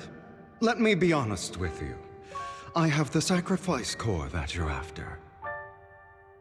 I am Mockingbird. So it's you. I never thought you'd be so bold as to come see me alone. Relax, my friend. As you know, if I can sneak into such a heavily guarded auction, then naturally, I can just as easily slip away right now. I'm here with the sincere intention to seek cooperation. I can give you that sacrifice core. And what do you want in return? Wealth, glory, power. The things everyone else in the world wants, I want them too. And I'm confident that as the current heir to the Ravenlock family, those are all things you can give me. Then you've certainly come to the right place. My family is working on a big project. If things come to fruition, Ravenlock's status in Tops will significantly improve. At which point, I'll be sure to leave a spot for you. Naturally, as an outsider, you're precluded from handling any of our core business. But profits from the scraps alone will be enough to set you up for life. Mr. Hartman, I think you've misunderstood me. I have no intention of joining the Ravenlock family. In fact, I have an art gallery under my name that does pretty well for itself. I was hoping you could recommend me for Tops. You want to join Tops? That's easier said than done. Even for a family like ours, it would still require significant effort and... Just answer me yes or no. I don't think either of us can afford to waste time. I understand. Yes, you have my word. But in exchange, you'll have to give me the sacrifice core first. I'm sorry, but I'm afraid I can't. I've already hidden it somewhere safe, a place nobody else but me knows. You don't want to put all your chips on the table when dealing with Tops.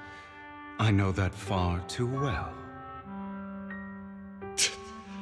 Then that means I also need to keep an eye out when working with the infamous Mockingbird, right? Mr. Hartman, I should remind you that I stand before you undisguised. Coming from a phantom thief who's never publicly revealed his identity, shouldn't that be sufficient assurance? If I betray you, then you merely need to lift a finger to wipe me from the face of this world. You do make a valid point there. In that case, you have a deal. I appreciate your trust. Why don't we celebrate our new partnership with a toast?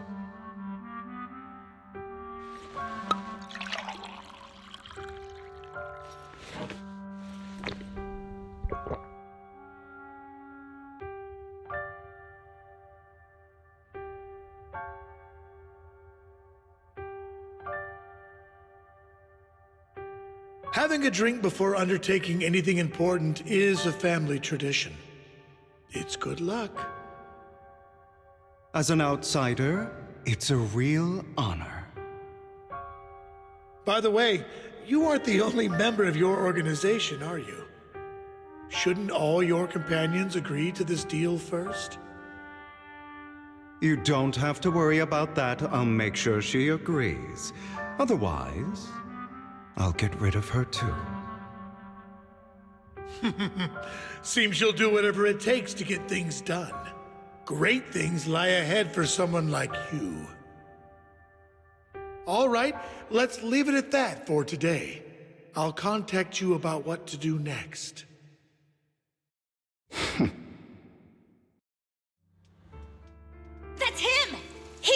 killed Serena! She was the only one who was ever any good to him, right? That's how he repays her? That's why they say once a mongrel, always a mongrel. Just look into his eyes. Father!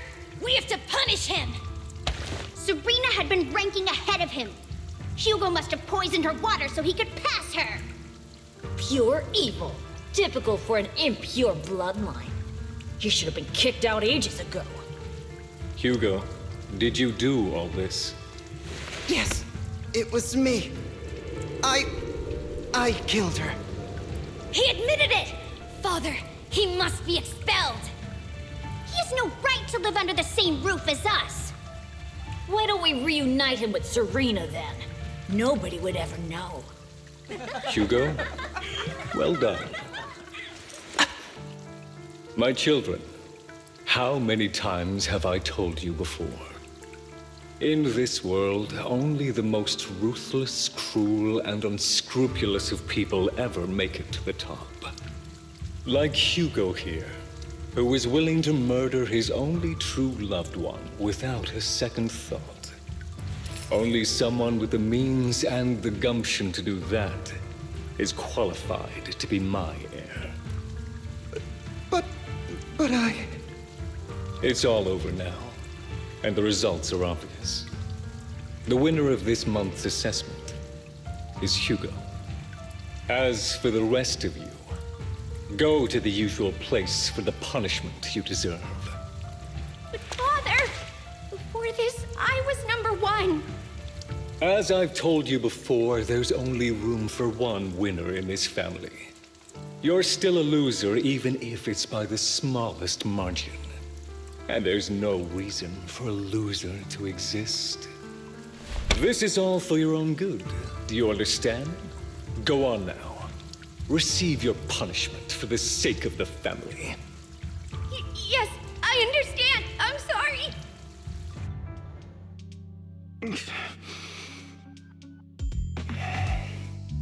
That really brought up some unpleasant memories. It won't be long. Soon, it'll all be over.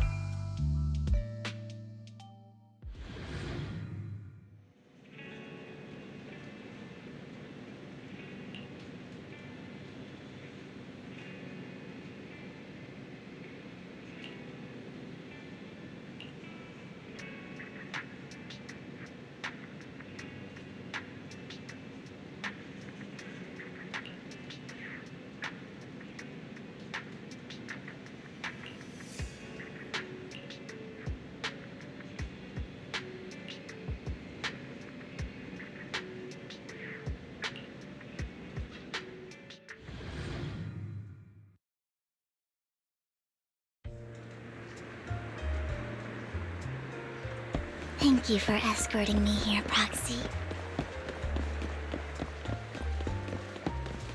You're a child that only brings misfortune. People have been saying that about me for a long time. I used to feel hurt. Why do I only predict suffering?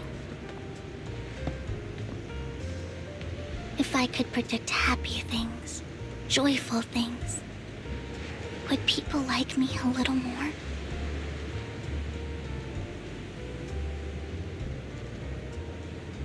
Maybe fate truly is set in stone.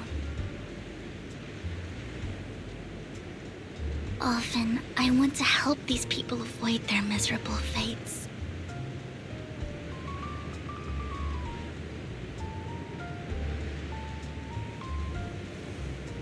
For a time, I even thought that I was successful, that I could change people's destiny.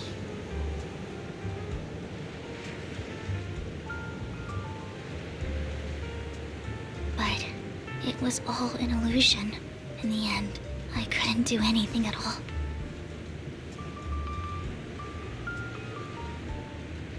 So, I was really happy when you said that my abilities weren't a curse, but a gift.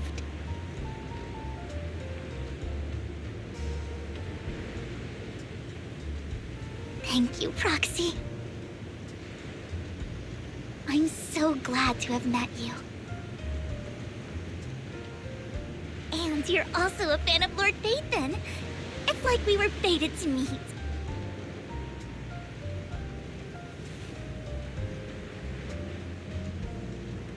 I don't know why, but I feel completely at ease when I'm by your side. I feel like I'm free from judgment, from blame. Like, I don't need to worry about anything, and can just be my own true self. Perhaps people really do possess an aura, and ours just so happen to be extremely compatible.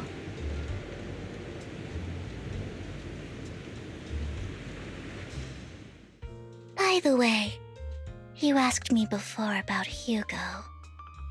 I don't really know much about him. He rarely ever talks about his past. But judging from his eye colors, you can guess he's probably the bastard son of a renowned family. I think his mother was very worried about his different colored eyes, and even wanted to get rid of him at one point. But then his family offered a huge price and bought him off his mother for some reason. And just like that, he moved from a leaky and drafty boarding room to a luxurious mansion. But he's also mentioned that the extravagant home is actually like hell for him. I think it's probably because the family treats him terribly. I digress. He ran away and ended up meeting Lycon and his master. After that, they formed Mockingbird together and experienced a rare period of happiness. Until Lycon's betrayal. So, what's your take on Hugo? I imagine I would still be wandering around now if I had never met him. To me, Hugo is just like an older brother. I've always felt as though he's carrying some heavy burden with him. But that's a secret he's kept to himself. Something he'll never tell me. Sometimes when I look into his eyes, I can feel that he's really struggling with something. Even though he may say some extreme things, Hugo really isn't a bad person. I think one day he'll tell me his secret. Until then, I just have to wait. Wait and trust him.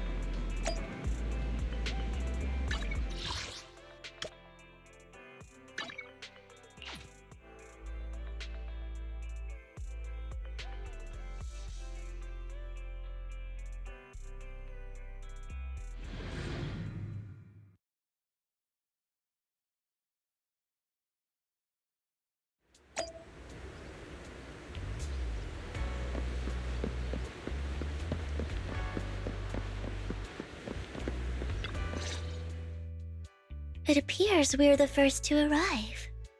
I thought we were running late. This might sound weird, but it's nice to think about getting to work with you from now on. I don't really know why that makes me feel so happy. Oh, it's because we're fellow fans! Anyone who likes Lord Phaethon can't be a bad guy. For sure. Of course, Lord Phaethon is the greatest there will ever be, but you're definitely the best proxy I've ever met in person. Hugo told me before that you're really skilled, and he said we'd get along great. I never expected he'd be so right. Oh, by the way, would you like to come by my place if you have time later? I have a huge collection of Lord Phaethon merch.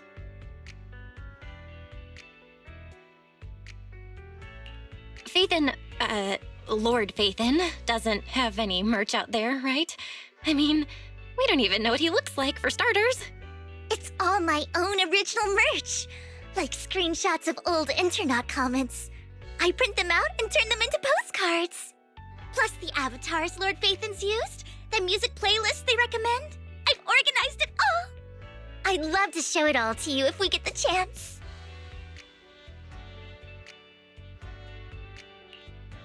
Well, I appreciate the thought. Speaking of which, what's taking those two so long? Hugo said he had some preparations to do before entering the Hollow. I wonder how that's coming along.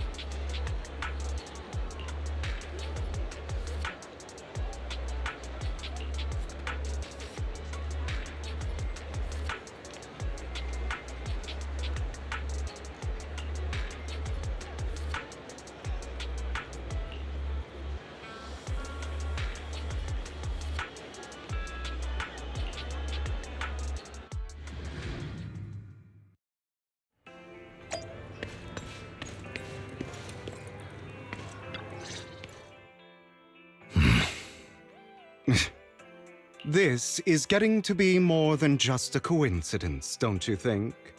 Or perhaps you are actually stalking me. If I was stalking you, you wouldn't ever know. Overconfident as always. You haven't changed at all. We just make it a habit to check the state of our weapons prior to combat. Thanks for that little reminder. I almost forgot. I didn't expect you to let me join. What else could I do? Master Proxy would have insisted on having you join us. I never expected for us to have a chance to enjoy some pleasant conversation like this, without our weapons drawn, that is. It really has been too long. I still remember when we first established Mockingbird. Indeed. That was a long time ago. Thankfully, Jack went in peace. He must have known about his condition for some time. He even left us with instructions. Passing peacefully in your sleep is the most natural way to go. I'm happy for him. By the way, Lycon, have you given it any thought yet?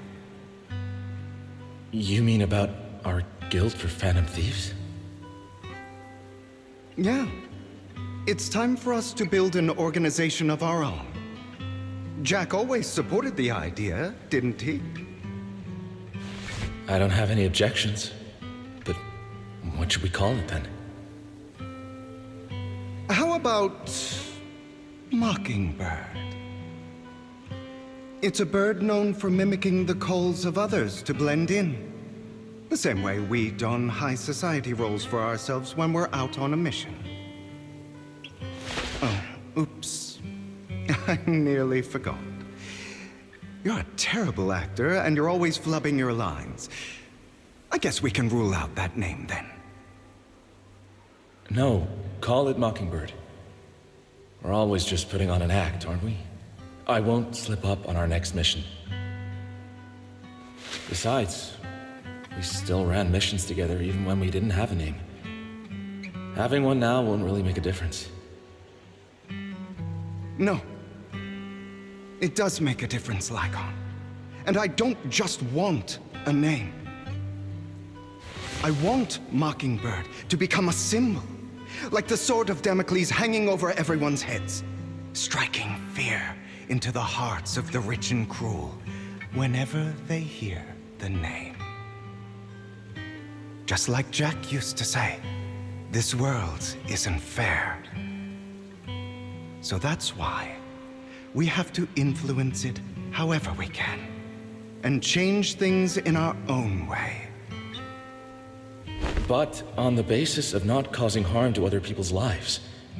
That's also what Jack used to say. You remember, don't you? Of course I remember. All right, I promise. That sounded pretty forced. Don't forget, things don't end well for people who break their oaths. I'm good for my word. You must trust your fellow companions. That's also something Jack would say.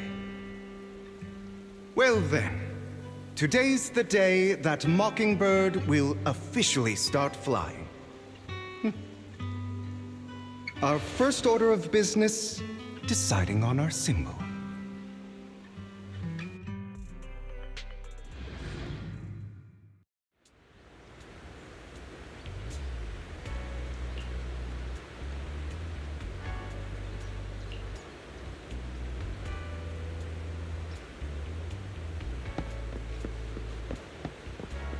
Looks like we're all here.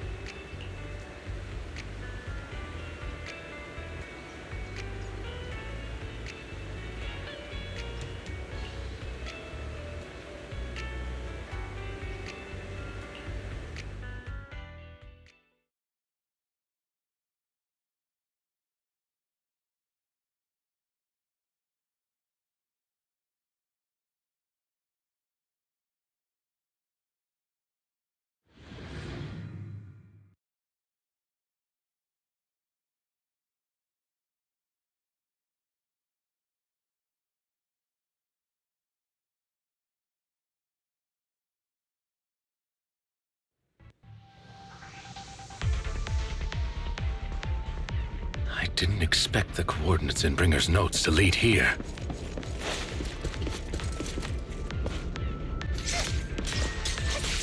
Oh, are you familiar with this place? More familiar than you, it seems. Patsy, if they're being too noisy, my production.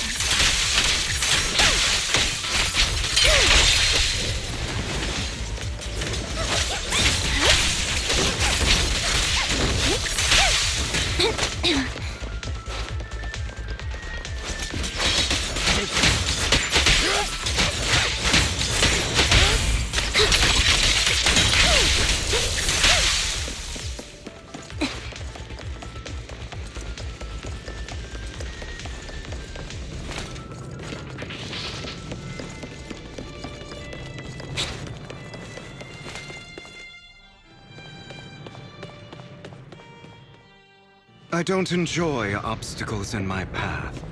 Can we not bust the... The generator room should be nearby.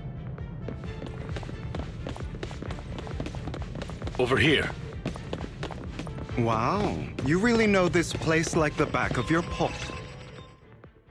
Master Proxy, I hate to be the bearer of bad news, but there's something wrong with the circuit. It seems to be blocked. Don't tell me. Victoria Housekeeping's high and mighty attendants can't even fix a simple circuit. I can fix it, but I'll need a circuit diagram before I can do anything. I've seen diagrams for this type of circuit before. It's a pity that we're unable to connect to the outside world from inside the hollow. Just leave that problem to me. Belle, I just sent an image of a circuit diagram to your phone. Check if you received it. Thank you very much, Master Proxy. Now then, let's start repairing this circuit.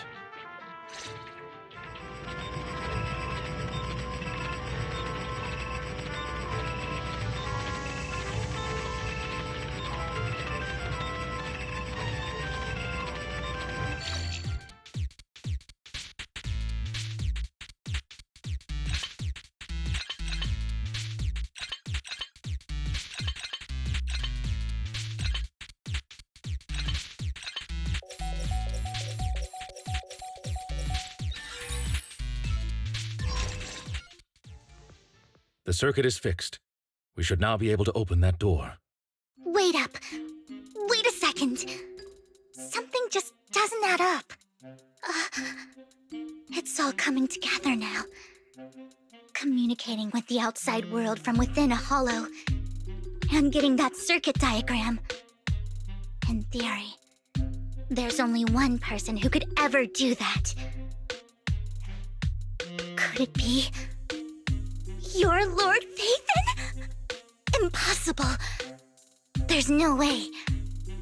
But then again, only Phaethon could have done that. I mean, you're an incredible proxy, sure. And you're a good person. But could you really be Lord Phaethon?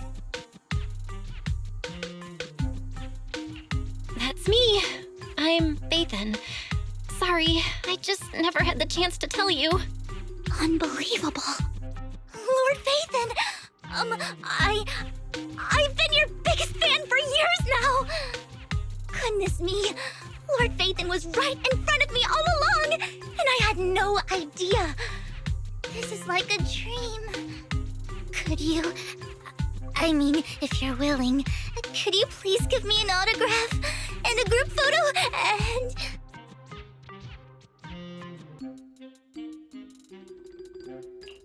Anything you want. We just gotta get out of the hollow first. Oh! Okay, sorry. Guess I got a little too excited. Anyone would be enraptured meeting someone they admire that much. Yeah, if I ever met my favorite movie director, I'd be the same. We should keep moving. This isn't the best place for idle chit-chat.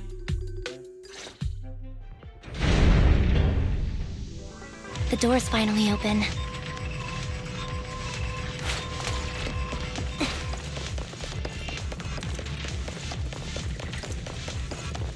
The Proxy.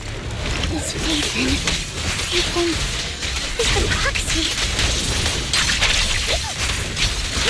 This is a dream. I never went to wake up.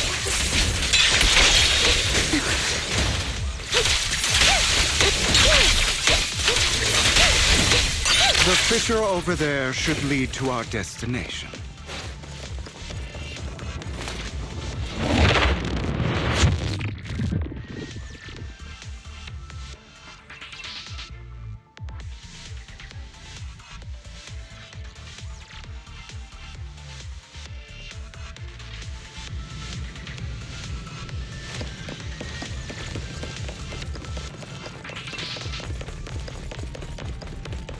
Lycon, your fighting style wasn't so reserved in the past.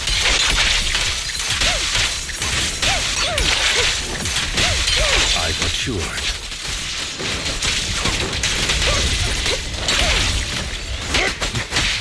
You call this mature? You're just being pretentious.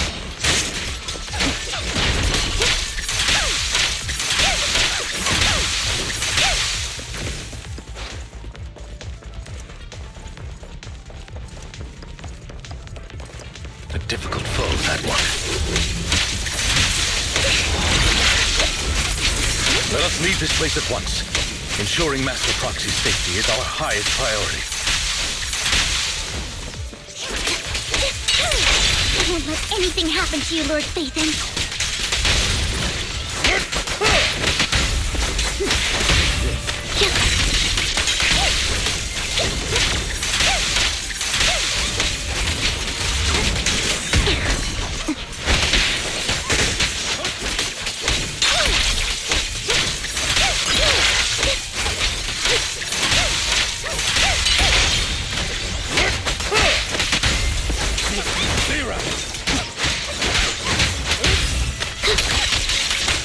Lord Phaethon, how are you feeling?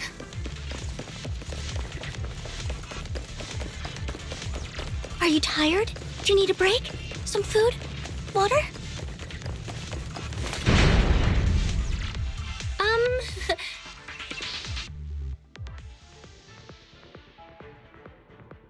Master, a complex mechanism has been detected ahead. To pass through, you need to activate all 3 smaller mechanisms. Suggestion: split up and handle them simultaneously to save time. So, we have to head to 3 different places to crack this thing. Huh? We're splitting into 3 groups? In that case, I'll protect you, Master Proxy! I can take care of one myself. That leaves the last one to me, then. You should go with Hugo. What's that supposed to mean? We get along just fine, don't we, Miss Cunninghair? I don't know what's going on with you two, but you've been bickering the whole time. It's annoying. This is a good chance for you guys to build some rapport. Anby's got a point. Hugo, just go with Lycon. You just want to be alone with your Lord Phaethon, don't you, Vivian? Huh? That's not it! All right. Sounds like a plan. It's all decided then. If Master Proxy says so, then sure. But, Lycon, you better not slow me down. I really want to recommend you two some movies for a crash course on teamwork.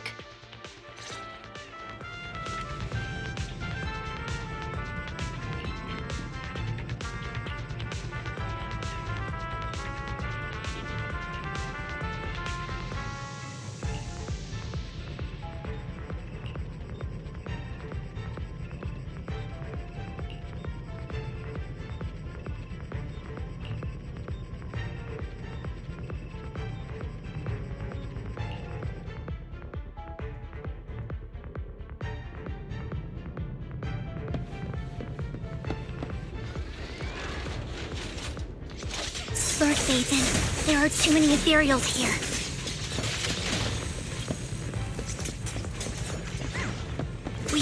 find a way to close that door and stop the ethereals from flooding in. I've got this. There's no stopping me now.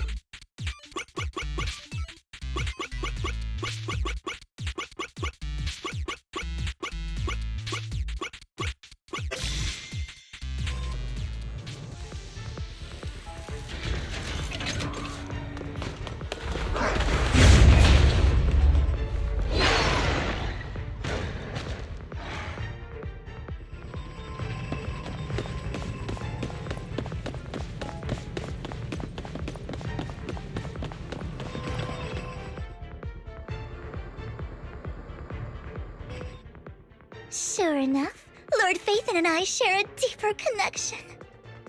Sorry. I hope I'm not being too forward. Goodness me. Somehow I'm fighting alongside Lord Phaethon. It's like all my dreams are coming true. I'm going to wake up any second now, aren't I? No, this isn't a dream. I'm real, see? You can even hold my hand. Not only is Lord Phaethon incredible, but super kind. That's it.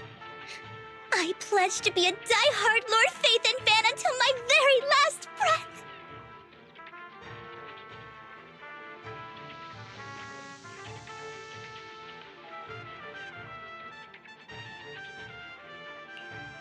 I'm happy to hear that, don't get me wrong. But why do you like Phaethon so much, Vivian? Lord Phaethon is my light.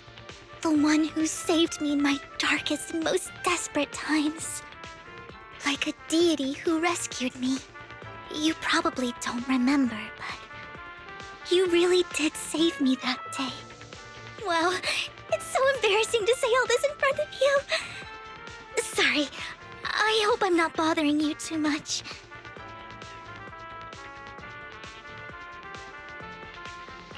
Of course not. Thank you for your loyal support. I should be the one thanking you. Just being able to see Lord Phaethon makes me the luckiest person in the whole world. Sorry to keep babbling like this. I wonder how the others are doing. I'm sure Anby will be able to manage. She's great at this kind of stuff. But as for Hugo and Lycon, let's just hope they don't get into a fight with each other.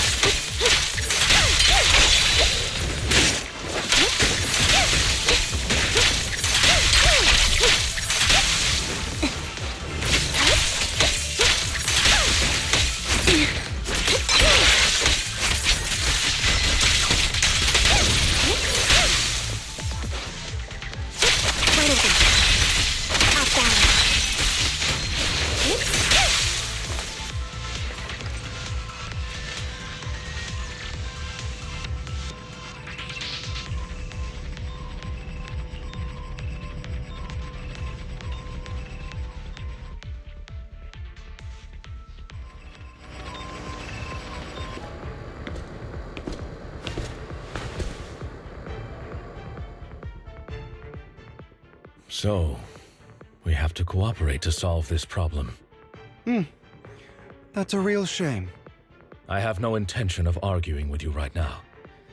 Master Proxy and Miss Vivian are elsewhere, and we must rendezvous with them post-haste. What a coincidence. That's exactly what I was thinking. Just this once, we should trust each other. For the Proxy. I have no objections. Very well. Then you'd better keep your word. I know you've never fully trusted me, Lycon, even before it all fell apart.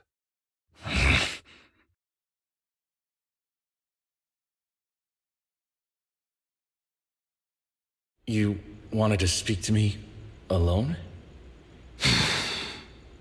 I know you and Hugo are as thick as thieves and don't hide anything from one another. But you can't tell him what I'm about to tell you. Did something happen with him? Hugo is an intelligent and gifted child. He learns everything I teach with ease. In time, he'll grow beyond me. Reach a place where people will marvel and look up to him as a beacon. Yeah. As much as I hate to admit it, he always picks things up just a teeny bit quicker than me. But none of that matters, because I can overpower him easy. I don't think being gifted is a good thing for him. What do you mean? He bears a dark and painful past. What he was taught, the hatred he was faced with, everything he picked up. It's all become an integral, inseparable part of him. I believe that beautiful flowers can blossom even in the darkest abyss. But the roots of that flower would draw from evil instead of good. Hatred instead of love. It's a curse that flows through his lineage. A curse that fate branded him with. I've seen far too many people like that throughout this long life of mine. They struggle with this curse their whole lives. But they all end up failing in the end. The path of light is narrow and fleeting. And the darkness is filled with such temptation that dropping your guard for even just a moment can send you spiraling straight into the abyss. Do you mean Hugo's going to be a bad guy? I don't know. I hope he'll always stay true to his heart. That he won't give in to hatred and ambition. That he won't become the dragon that must be slain. But he has inherited the seed of evil. You cannot let it take root. I'm afraid I won't be there to help you. There's not much life left in this old body of mine. So then, Lycon, promise me now. You must hold his chain tight. To restrain him. To stop him. And when necessary, to choke him.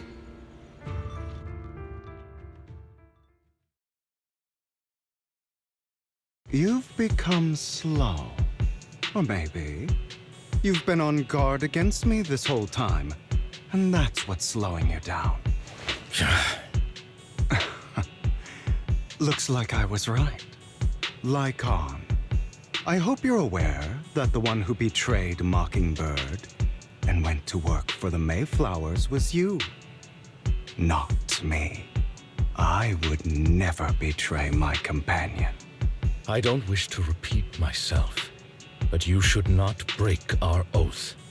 That's the path I've chosen, and I'm going to stick to it. But you know that path will lead you the wrong way. Who are you to lecture me about right and wrong?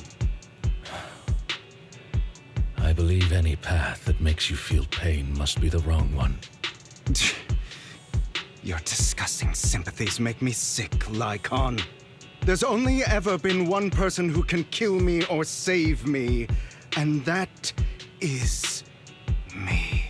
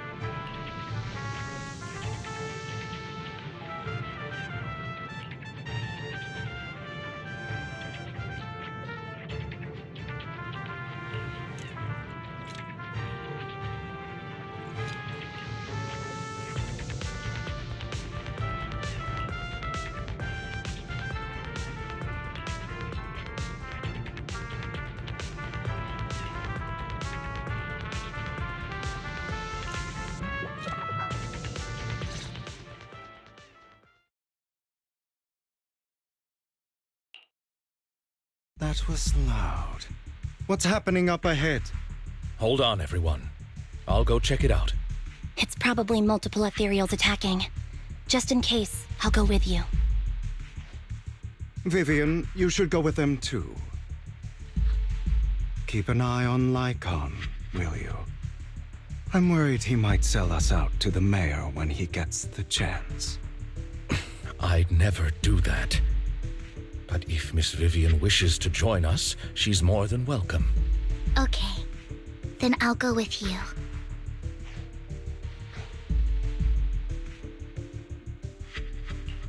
Why do you look so nervous? I've spent so much time by your side already. I need to get away from Lord Phaethon for a little bit, or I might die from this overwhelming happiness. If that's the case, Miss Vivian, feel free to come along with me. Okay. All right.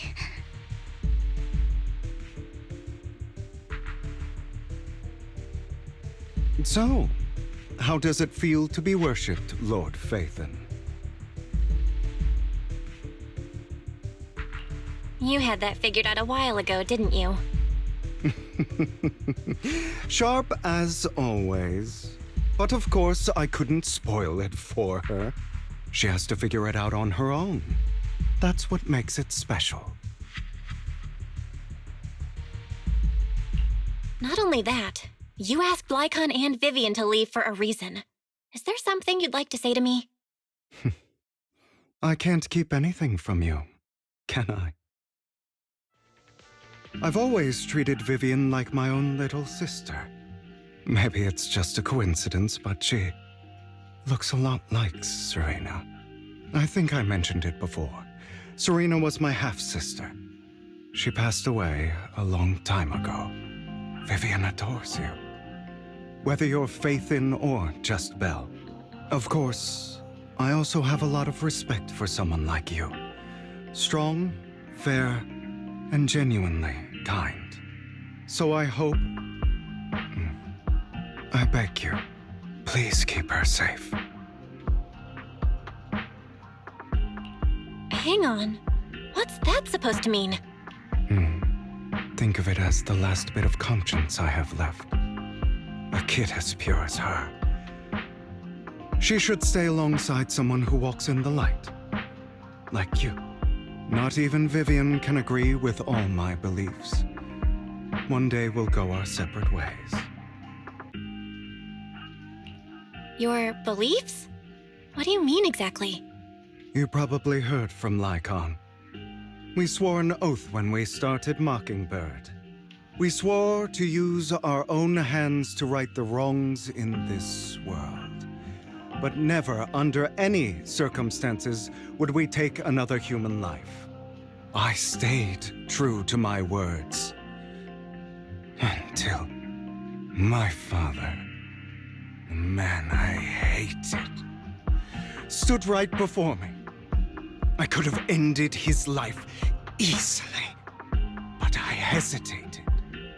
I remembered that damned oath and their repeated attempts to convince me. I didn't do it. Because of that, innocent people died. All because of him. If I'd killed him first, then none of those tragedies would have happened. People like him don't deserve to live.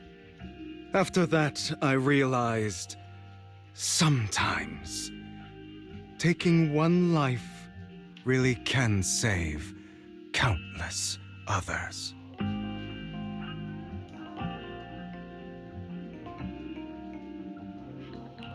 I can't agree with that. Is that so? I see you have your own beliefs. Vivian has a good heart. I don't want her to get her hands dirty. But you know how it is. In this world, someone has to be the bad guy. So, I want to apologize to you. Why apologize all of a sudden? You're incredibly strong, kind, capable, and really, really lucky. The world needs more people like you. Remember that revenge movie I told you about, Children of Devils? I still haven't found it, but I came across another videotape with the same name. Turns out, in that story, the children of devils are actually the children of gods. Sorry for rambling. Hope you don't mind. They should be back soon. Please, look after Vivian for me.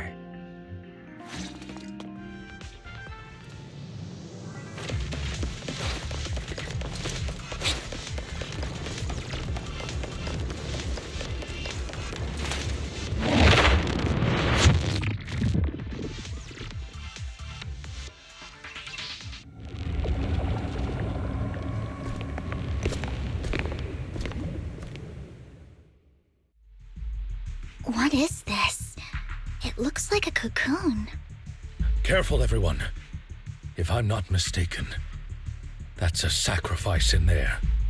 It appears to be in hibernation. We don't know when it'll wake up. If it does wake up, we'll be in serious trouble. Wait, those spots Bringer marked in his notebook. Are you saying each one might have a sacrifice like this? That means there must be at least a dozen of them.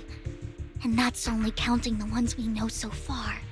These sacrifices may still be hibernating, but the fact that there are so many of them out there is terrifying.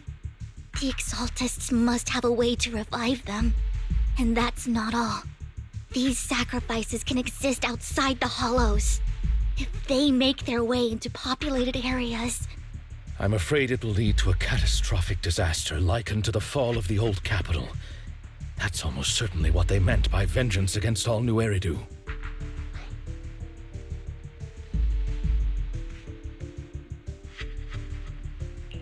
Let's find a way to get rid of these sacrifices. We can't let the Exaltists have them.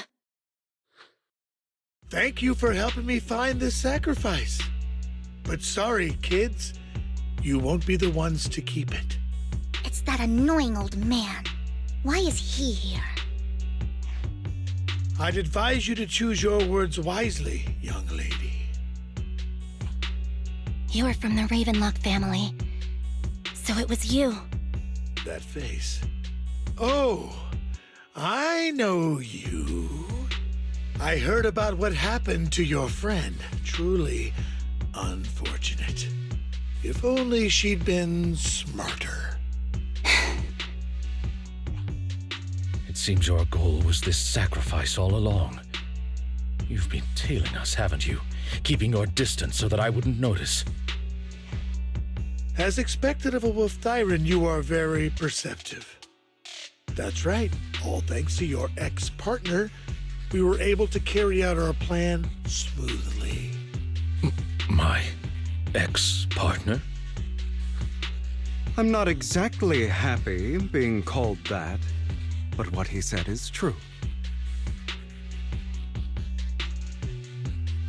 Wait, Hugo, what do you mean? I made a deal with Mr. Hartman in advance. So, would you kindly step aside and let us have this sacrifice? Of course, you can choose to refuse, but if you do, then I'll have to take coercive measures.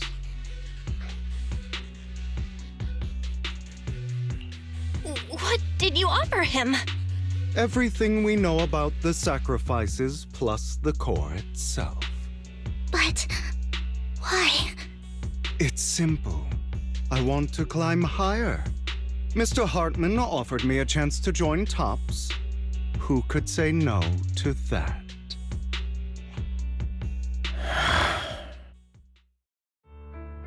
No. Impossible. You promised to help me investigate the Exaltists. You told me the whole point of Mockingbird was to do anything it takes to bring a little justice to this world. Was all of that just a lie?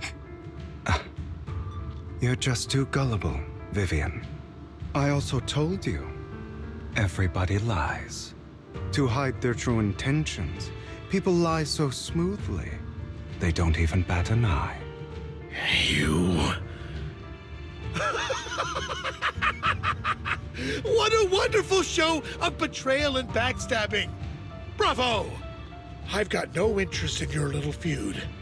But would you all be so kind as to step aside? My men still have some delicate handiwork to do. To extract that sacrifice behind you. Over my dead body.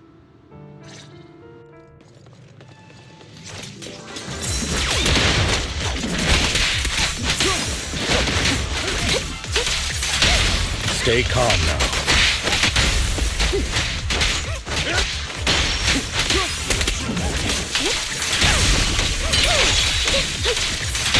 Stand still.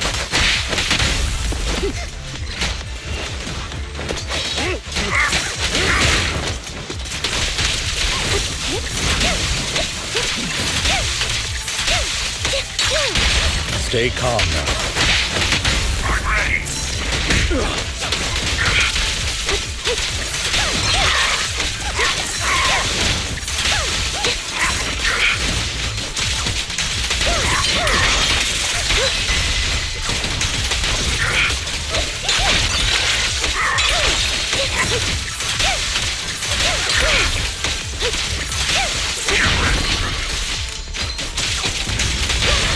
Stand still.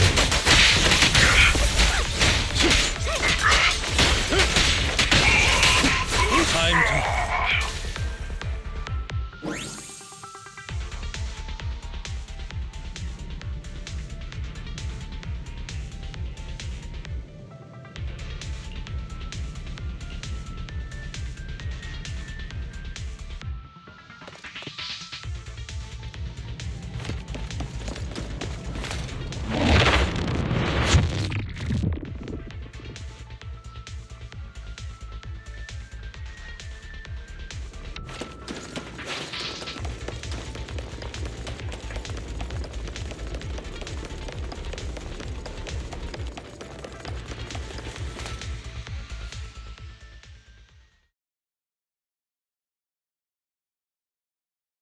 Oh, you guys are such a pain. Hugo, stop standing around. Time for you to act. We had a deal. Give me the sacrifice core now. Did we? I don't remember. I imagine this is your favorite kind of entertainment. Watching allies betray each other, suspicion festering until it all turns to bitter hatred.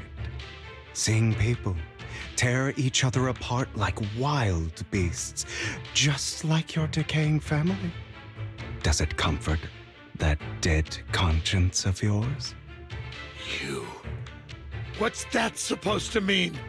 I am loving the look on your face right now. Right when you think you've succeeded, I'm here to tell you it was all fake. None of it was real. Let this pain sink in. It's karma for what you did to me back then. You're insane. I have no idea what you're talking about. You still don't recognize me, do you? Let me give you a little hint. My full name is Hugo Vlad Ravenlock. That's impossible. You're part of our family?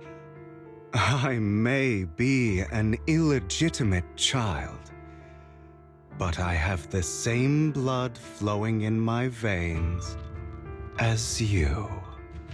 I know you. You're that bastard of his. Damn it. I could have sworn you were already.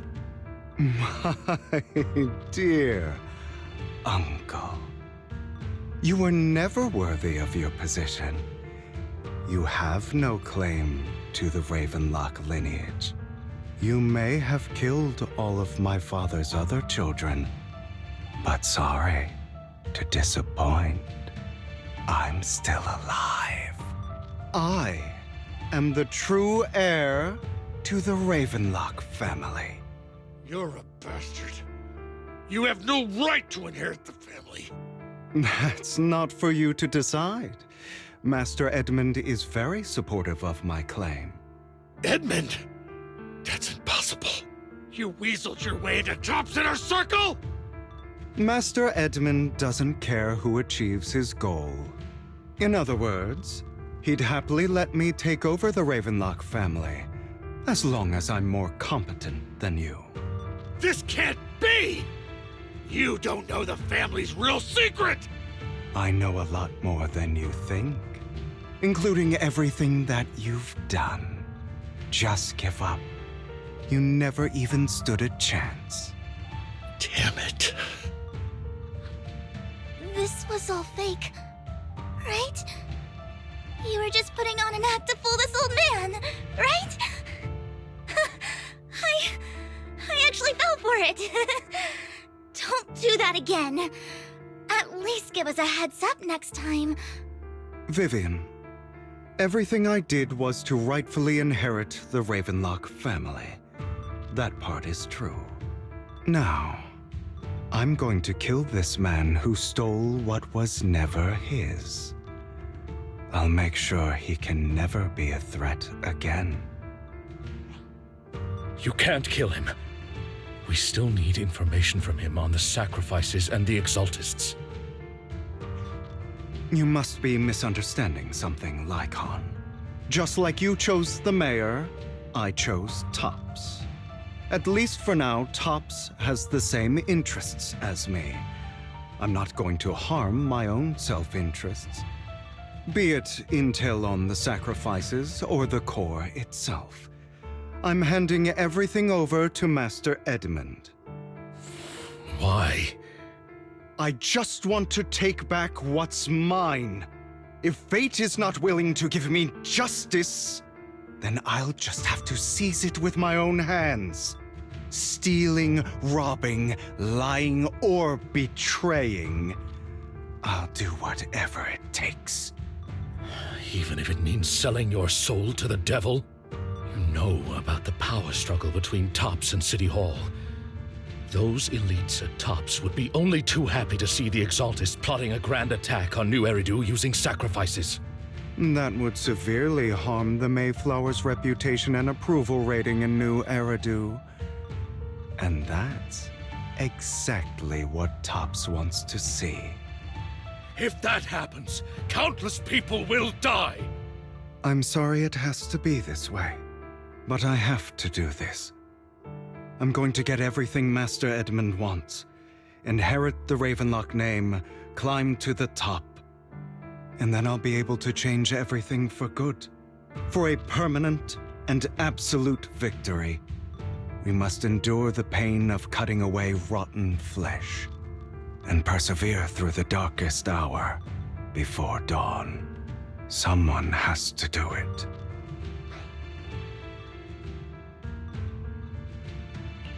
Hugo, it's not too late for you to stop. You can still walk away from this. This is the path I've chosen. Without power, resources, or strength, we can't do anything. Mockingbird is the perfect example. All the talk about using our power to tip the scales of justice and hover over them like the sword of Damocles. It's just a delusion. In their eyes, we're nothing but annoying gnats. Mockingbird has never really changed anything or saved anyone. Never in the past, not now, and never will in the future. None of it matters.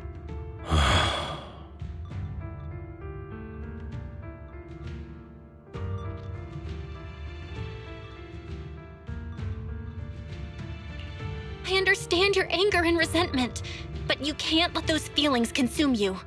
Sorry, Proxy. I know what you're trying to say. But this isn't some children's story of a dragon slayer becoming an evil dragon. Sometimes, to slay the dragon, you must first become one. With sharp claws, rending fangs, and strength enough to destroy anything. So I will bloody my hands. I will carry the weight of my sins. I will become the abyss.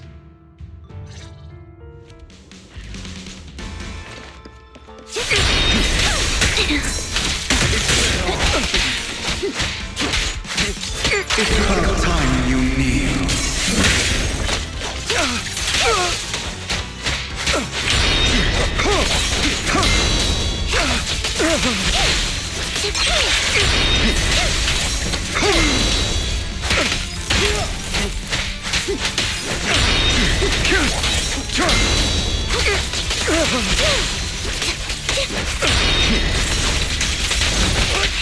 My way.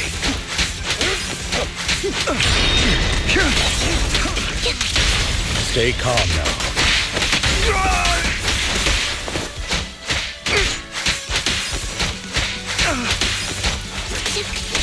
Trying to run, are we?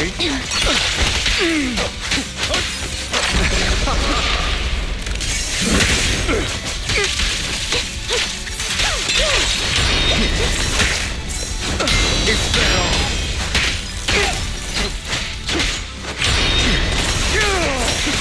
Out of my way.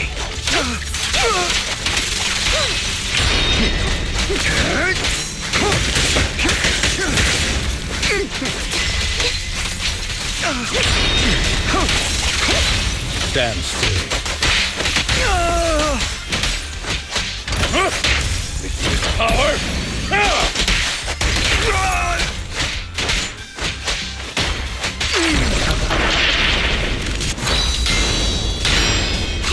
Not bad. He went back down.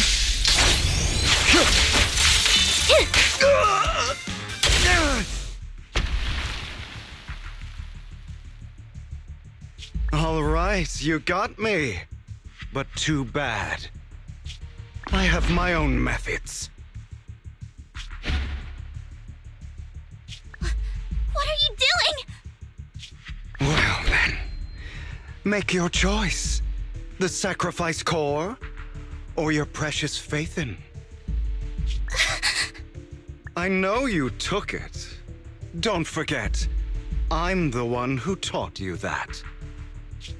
Okay, the core is yours. Just leave Lord Faithin alone. What a shame. Did you really think I'd keep my promise? That's right.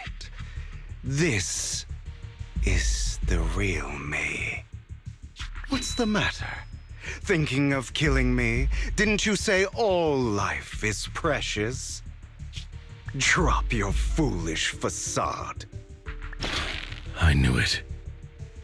You... He has inherited the seed of evil. Do not let it take root. When the time comes, you must be the one.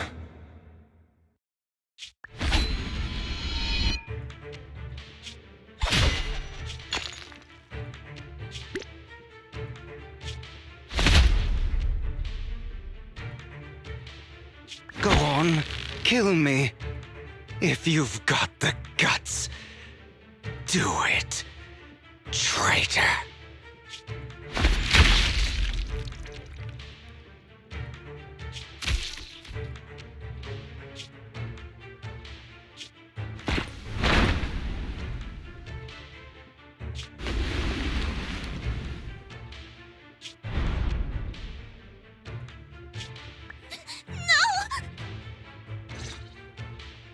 Master Proxy, are you okay? Are you hurt?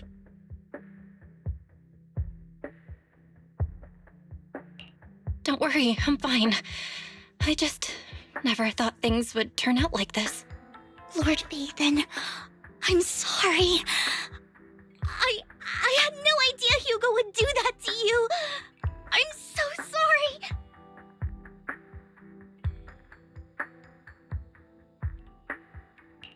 Judging from how we've interacted before, Hugo didn't seem like the reckless type.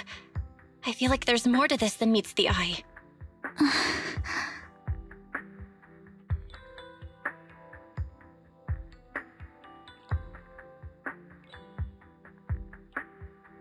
Hugo, he... That's a hollow down there. If you need, I can arrange for someone to go in and search for his body. That isn't necessary. To be frank, I thought you'd hate him for his betrayal, Miss Vivian. I do hate that he's keeping things from me, but all these years, Hugo's been like family to me. I believe he's still with us.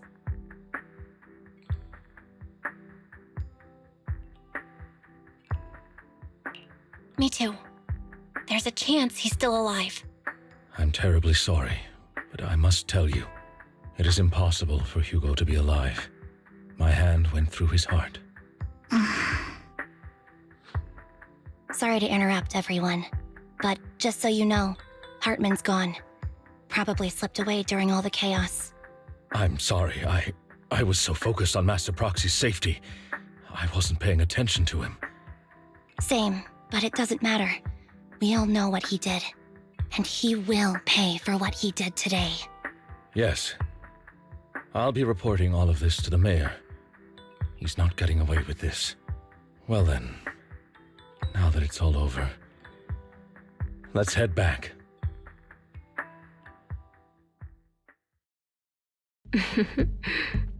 Another obstacle out of the way.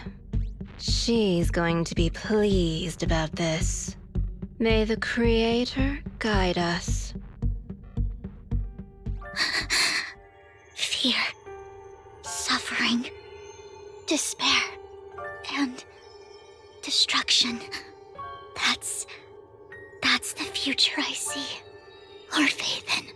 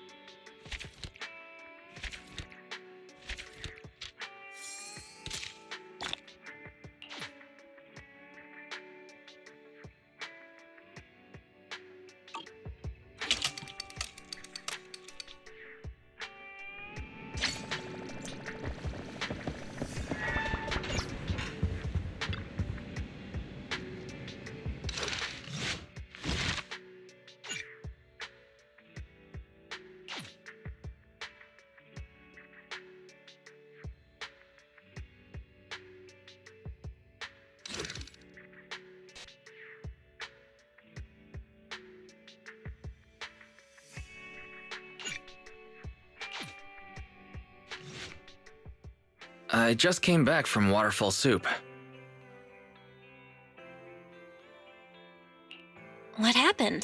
Did something come up with General Chop? No, nothing really. It might not even be a big deal. General Chop just mentioned that Soldier 11 hasn't come to eat noodles at the shop for quite some time. We haven't heard from her in a while either.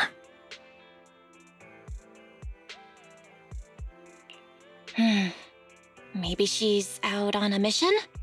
On a mission? But even then, she'd still try to reply to messages from you. That's what she did before. This is starting to worry me now. If only her squad mates were with her.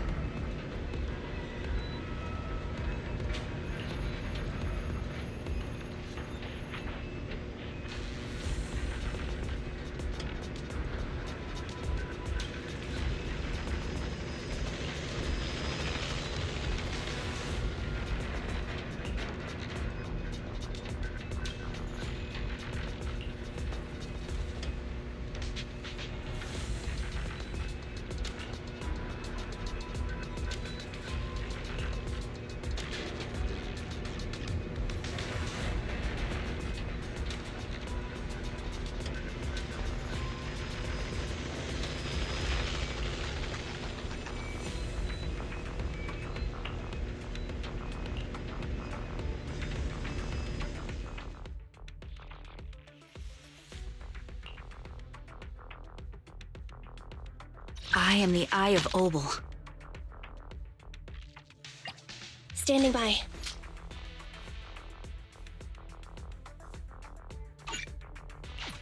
Let's move.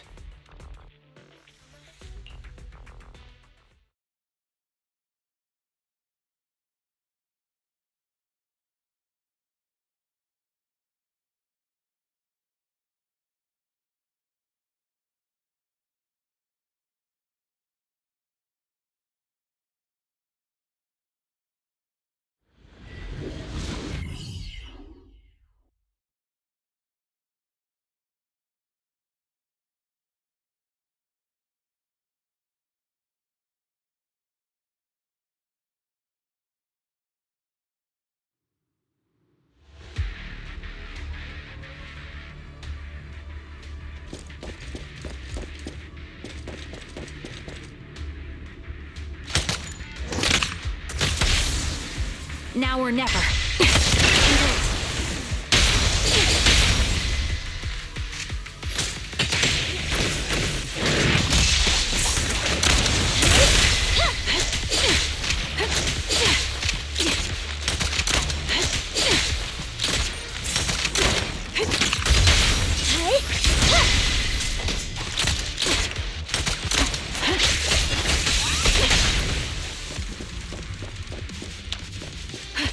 Suspicious ether fluctuations over there.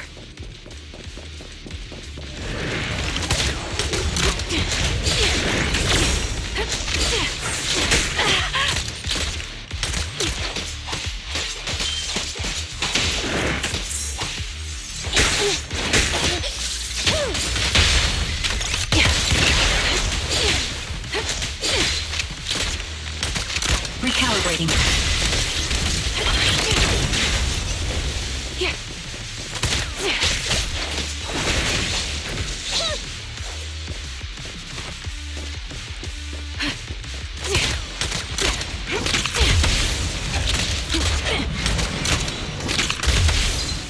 The melody of combat.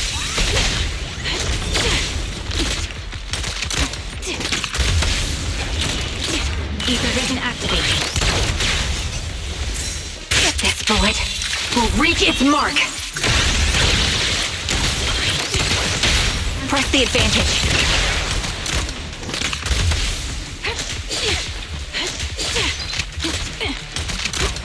disintegrating.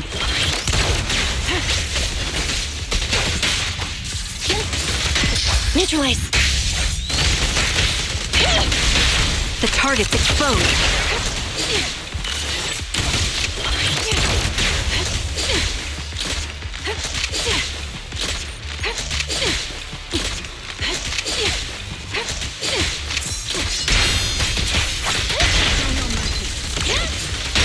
Press the advantage.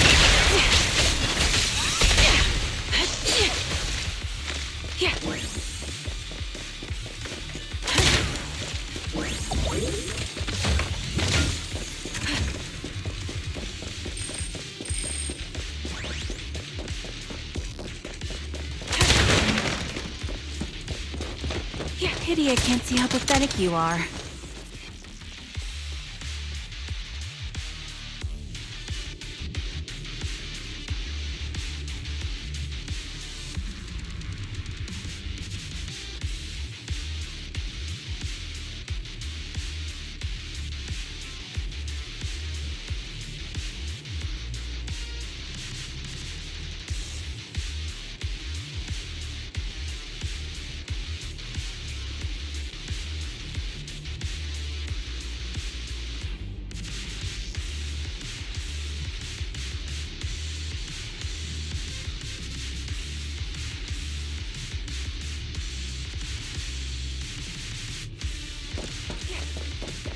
That's Soldier 11. Take out that sniper! I won't let you take her.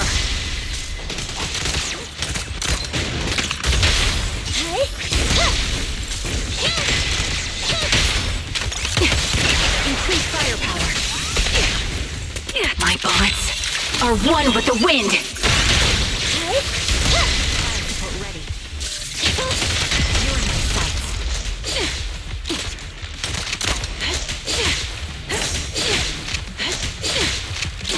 Ether vision activate.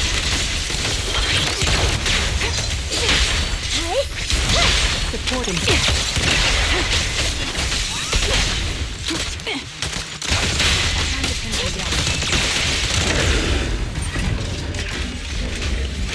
Eliminating target.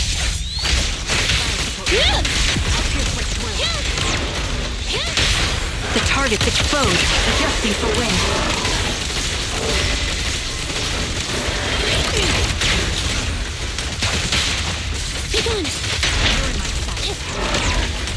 Target locked.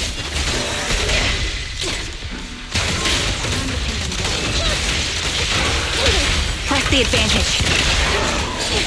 This bullet will reach its mark.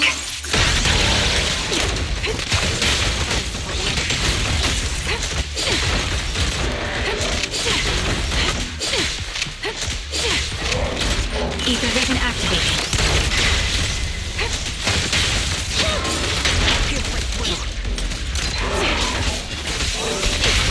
Maneuver.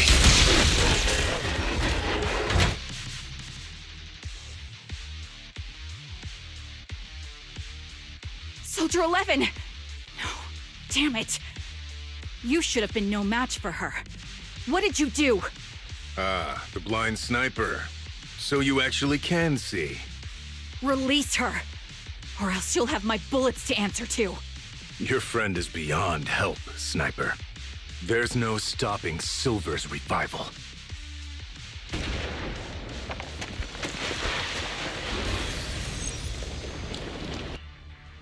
Damn you.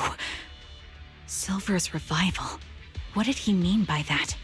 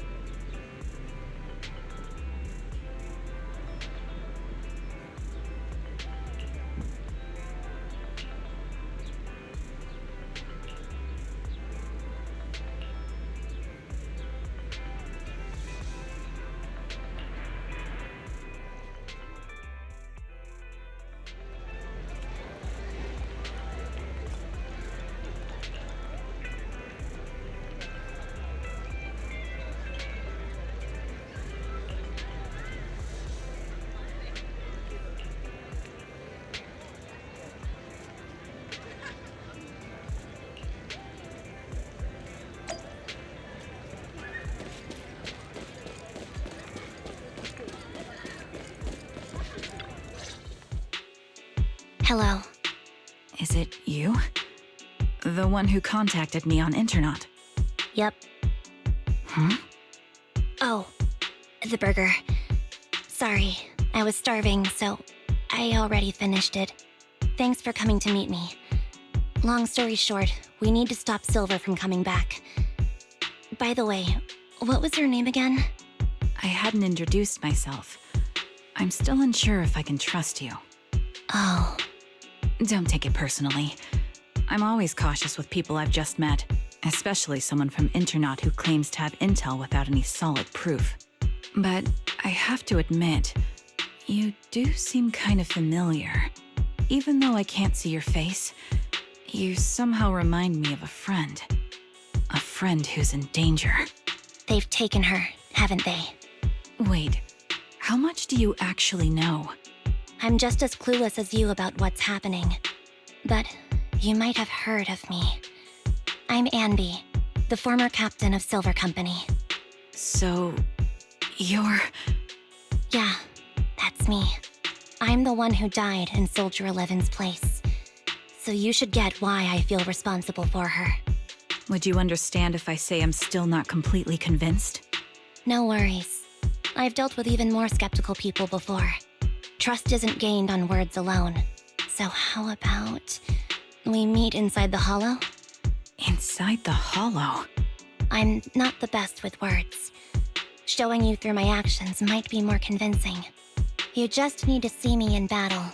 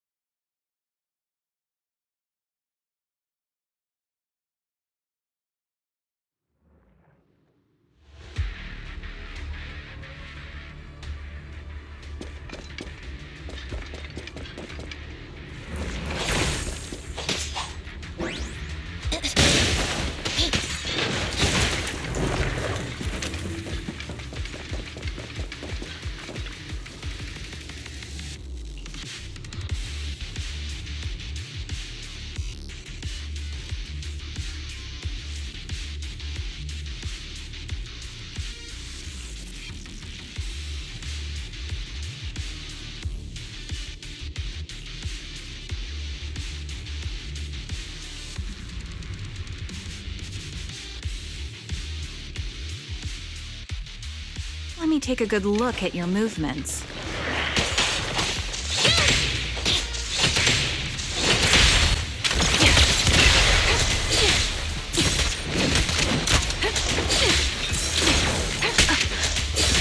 Recalibrating.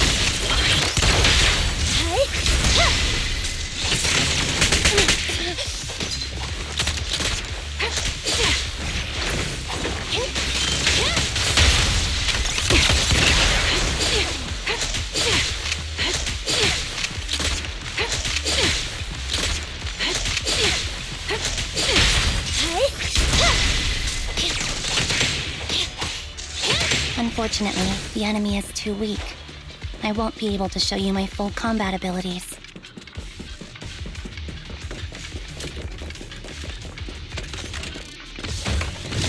You don't strike me as the type of person who'd say something like that.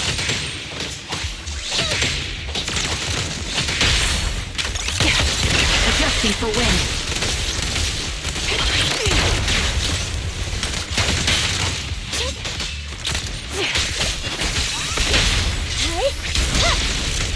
Ready. I see now. There's no mistaking it. You really are that Anby. A person's fighting style is a raw response in life and death situations. It can't be easily faked like a resume or some other physical token. You and Soldier 11, the way you fight and use ether, it's nearly identical. Incredible, We're sisters. Assuming that sisters means replicas from the same blueprint, that is. So the rumors circulating in the military about Silver Company, they're really true? How much have you heard? Only that Silver Company no longer exists. But biologically creating soldiers in mass quantities, how could that even be possible? From what I know, besides intelligent constructs, everyone is born biologically. Delivered by storks, so they say. So making one isn't much different from making 100. Was that supposed to be a joke? Yeah, my jokes never really hit the mark. Sorry about that. No, I'm the one who should be saying sorry. I was just astonished. I never thought the military had this level of technology. If they could mass-produce soldiers, then why would they still... I understand. If they could use replicas as cannon fodder, then why still risk human lives? That's what you're thinking, right? I was trying to say it in a more... diplomatic way. It's okay. I won't take offense. Not over this. They'd probably say the reason is because replicas are simply too expensive. While a Silver Company soldier could change the game, it costs nearly as much as training a top-tier general and paying their fees and pension for their family. The real cost isn't in creating the mind or body, but in replicating the subject's unique physical abilities, mental aptitude, and reflexes. And what's even more costly is that, for reasons that were not fully understood when the research was halted, these unique qualities couldn't be fully replicated in mass production. As for the inferior ones, they were deemed as disposable. Anby, that's not what I meant. Yeah, I'm sure you didn't. But there's always someone who does mean that. There's always someone with an agenda, trying to use us. Maybe that's why Silver Company fell. I won't forgive those people. Any of them. However, the downfall itself isn't entirely a bad thing. With Silver Company gone, their evil technology was lost with it. Or so I thought. Until now. Silver's revival. So you're saying someone has resurrected that technology? Soldier 11's abduction seems linked to this. I have to admit, your theory has some merit. But as far as I know, all the data from that time was erased. Could it be the Defense Force? Hold on. Something doesn't add up. What are you thinking about? If they truly wanted to secretly revive this technology, they wouldn't need to take Soldier 11 at all. I know my squad mate. All it would take is an order from up top, and she'd put herself on the operating table without a peep. Really? So that's how she is now.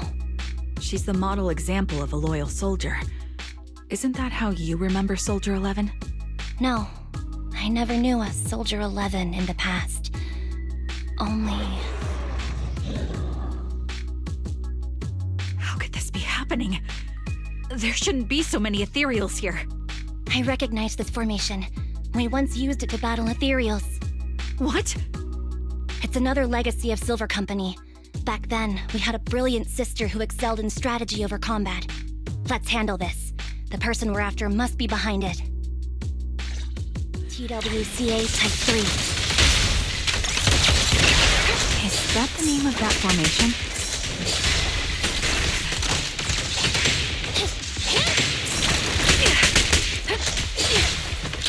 Target locked. Eliminating target. This bullet will reach its mark.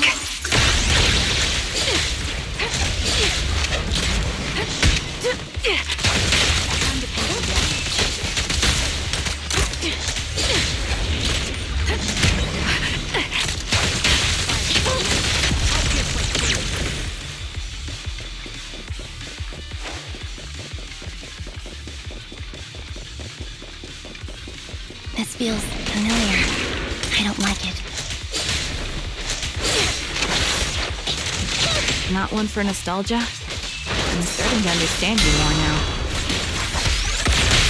Target confirmed. Go.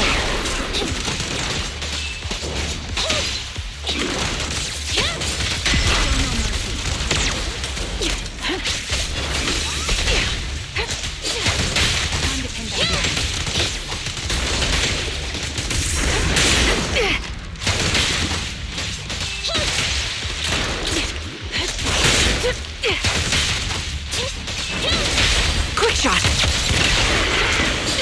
Recalibrating.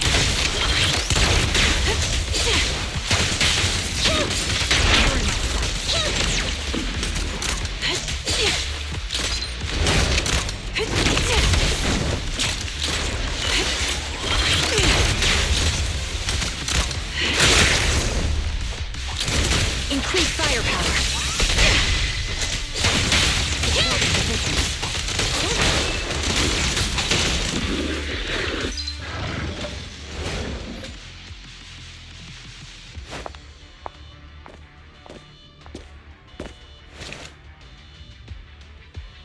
Anby, what is that? That's the old Silver's.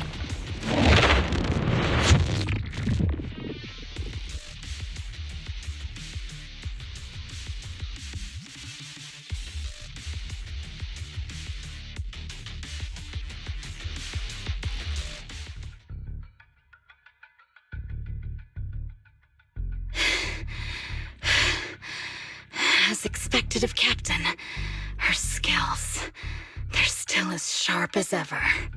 Truly remarkable. I feel honored just being her defect. Silver Squad can't be without its captain. Ouch. Give me some meds, eh?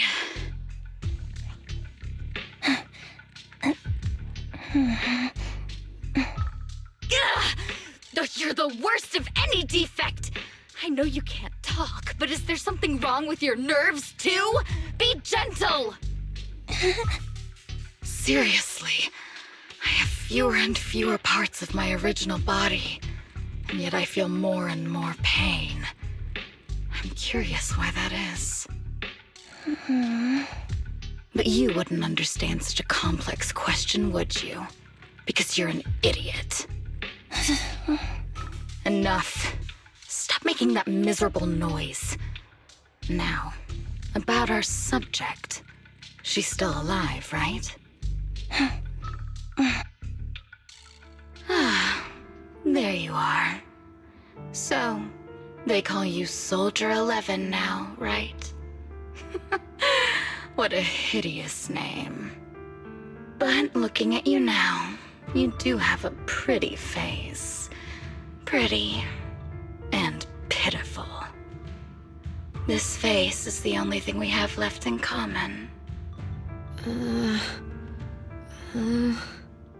Aside from that, I'm nothing like you. I've lost all my limbs. I'm no longer a complete member of Silver Squad. And I need a complete body for the experiment. Which is why I need you. What? You're asking me what happened? But you should know what happened that day. It was the day you weren't there. Captain Anby traded herself for you. Even with her incredible strength, she could only save one of us. But why did it have to be you? Why not me? Why not Twiggy? Tell me why! They were all dead. Heaps and heaps of corpses crushing me. When they found me, my limbs were severely corrupted. I couldn't move. I couldn't fight back. I used to be a soldier, ready to defend this city.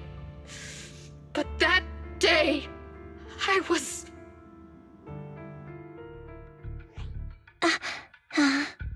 Hey, what do you think you're doing? You startled me. All right, fine. You're just here to remind me, right? They're here to pick up today's shipment. I'll go handle it. After that, I'll come back and tell you the rest of today's story.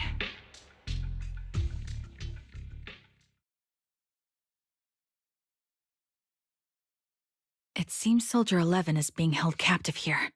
So what's the plan? The plan? Shh. Let's discuss it over there.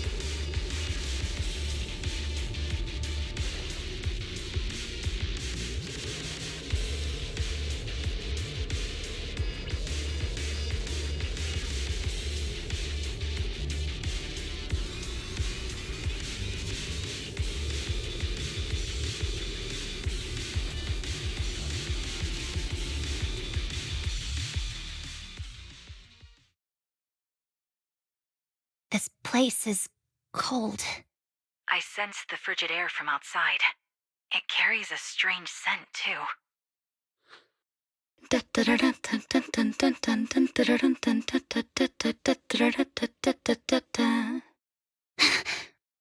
Someone's entering. Are you hidden? Don't worry. It's dark here, and the machines are pretty noisy. They won't detect me.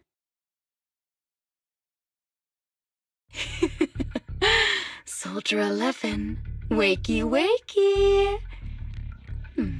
That's odd. I know I've taken quite a few samples from you and injected some meds, but you'll tough it out, won't you? Won't you? Do you enjoy being pampered? Because you're the youngest sister? Oh, that won't do. Get up and play with me. Good. That's my girl. Now, let's continue our story. Where was I? Ah, yes. About how some kind scavengers found me without limbs. Such kind-hearted folks. They sold me. And unfortunately, my ignorant new owner couldn't see any use for a limbless worm like me. So I was sold off again. I was treated like merchandise on the black market. sold alongside gangster stuff and modded bamboo. That's when I realized we Silver Company soldiers weren't any different from bamboo, just made of flesh and blood. The only real distinction is we feel more pain. And that's when I met her. She bought me as a trophy girl, cut me open and operated on me, checking my internal organs by hand. Anesthesia doesn't work on us. You know that, right? So it hurt. It hurt like hell. Then, out of the blue, she smiled at me. Looking back now, I think she must have noticed something unusual about my body. She told me that she was once a military doctor, but was discharged, and now worked as a rogue doctor. She was familiar with everything about Silver Company, and was willing to help me. So, I underwent surgery and received mechanical prosthetics. Nothing too fancy. I don't think I'll ever use them for combat, but they serve their purpose, helping me stand and do calculations. My true value lies in my memory. You see, my brain is the only thing that has remained intact. Thus, I remember everything. I remember our home and the time spent with our sisters.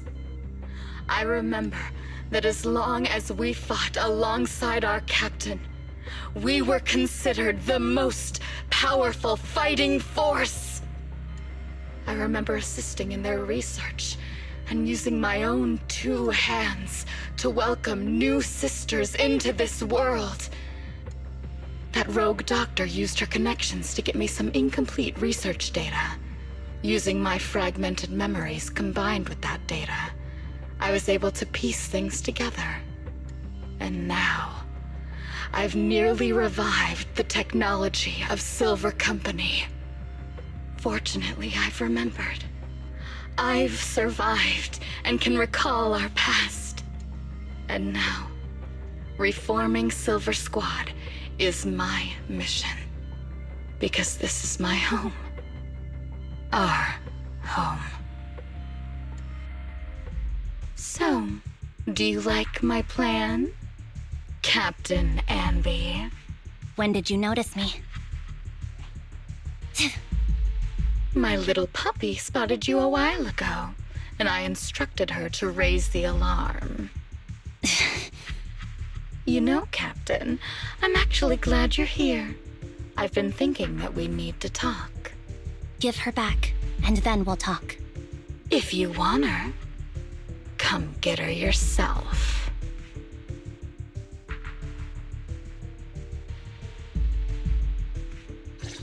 Trigger! Say no more. I've got it.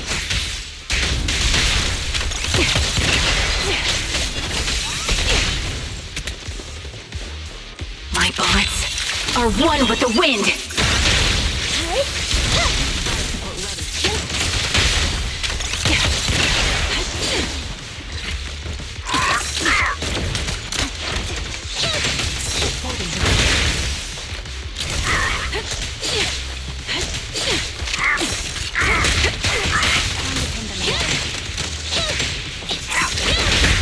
The target's weary.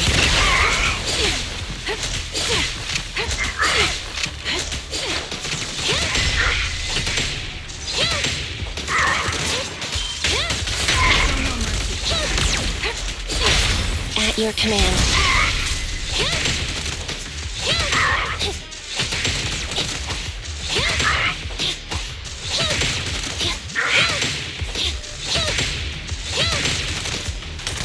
The melody of combat.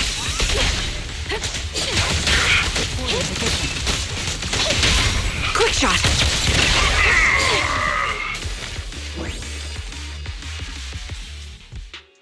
That's the Captain Anby I know. Cleaning your knives with the filthy blood of this scum suits you. Don't give me that, idiot. Now you're worried about whose side I'm on?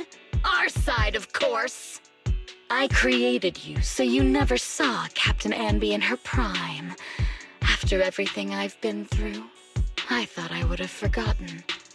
But I still remember.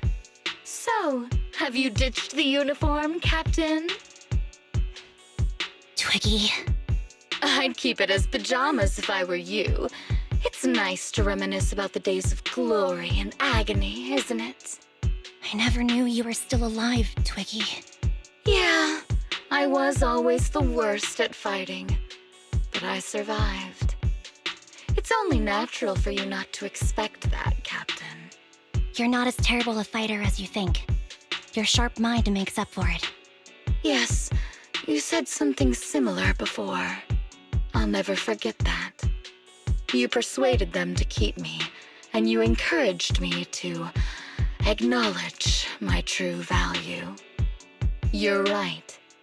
I am valuable. I understand that all too well now. Trash may perish easily, but not me. I'm valuable. Precious even. There's always someone who sees value in me, just like you did before.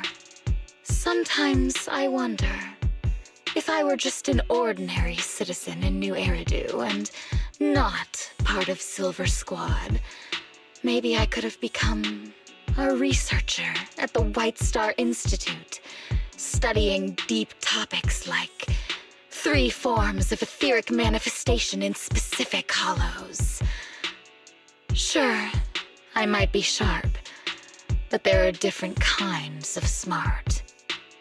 Growing up in Silver Squad, I had no street smarts. Competing for profit, seeing through lies, and striving for a better life with limited resources. These I had to learn the hard way, year after year. You've been through a lot. Is that why you're doing this now? I don't need a reason. At least not one to convince you. The only person I've needed to convince is my backer. You know better than anyone. Silver Company was an evil undertaking. That technology should never resurface. Evil? Are you suggesting that you, I, and our sisters were all evil? We are evil incarnate. So, we should all just be destroyed? No, but we should not continue in our evil. Oh, I see. That's very enlightening, Captain. We should be eating burgers, watching movies, working a job, and going on dates. Instead of being maimed, sold, tortured, and struggling to survive. You know I care for you, Captain Anby. Whatever you do, I won't hold it against you. But that doesn't mean you can stand here and say these things so lightly to my face. You know where I am, don't you? You know where I live, what burgers I like, what movies I watch, and who I spend time with. Since you know, you're welcome to visit me anytime, Twiggy. I'm your captain. I'll personally deliver the punishment you deserve, and then seek redemption with you together. Captain. We can still make things right before you make a greater mistake. Fortunately, I found you before things got any worse. I have so much to tell you, but maybe another time. For now, we should...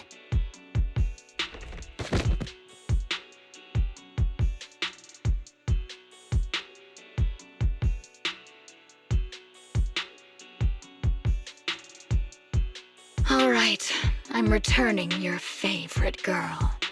Now we're even, Anby. Twiggy? I said we're even. From now on, you can stop acting like a captain and save this foolish talk.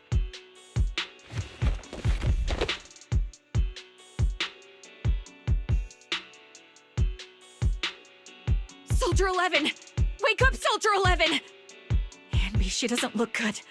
We need to get out of this hollow ASAP. I see how it is. Twiggy, I'll be back. I won't just abandon you. You sicken me. Like I said, just save the foolish talk. I can't stand to hear that kind of mush from someone who looks exactly like me. It's not mush. And I hope you'll get used to it. Let's go, Trigger. Hey, go contact you-know-who.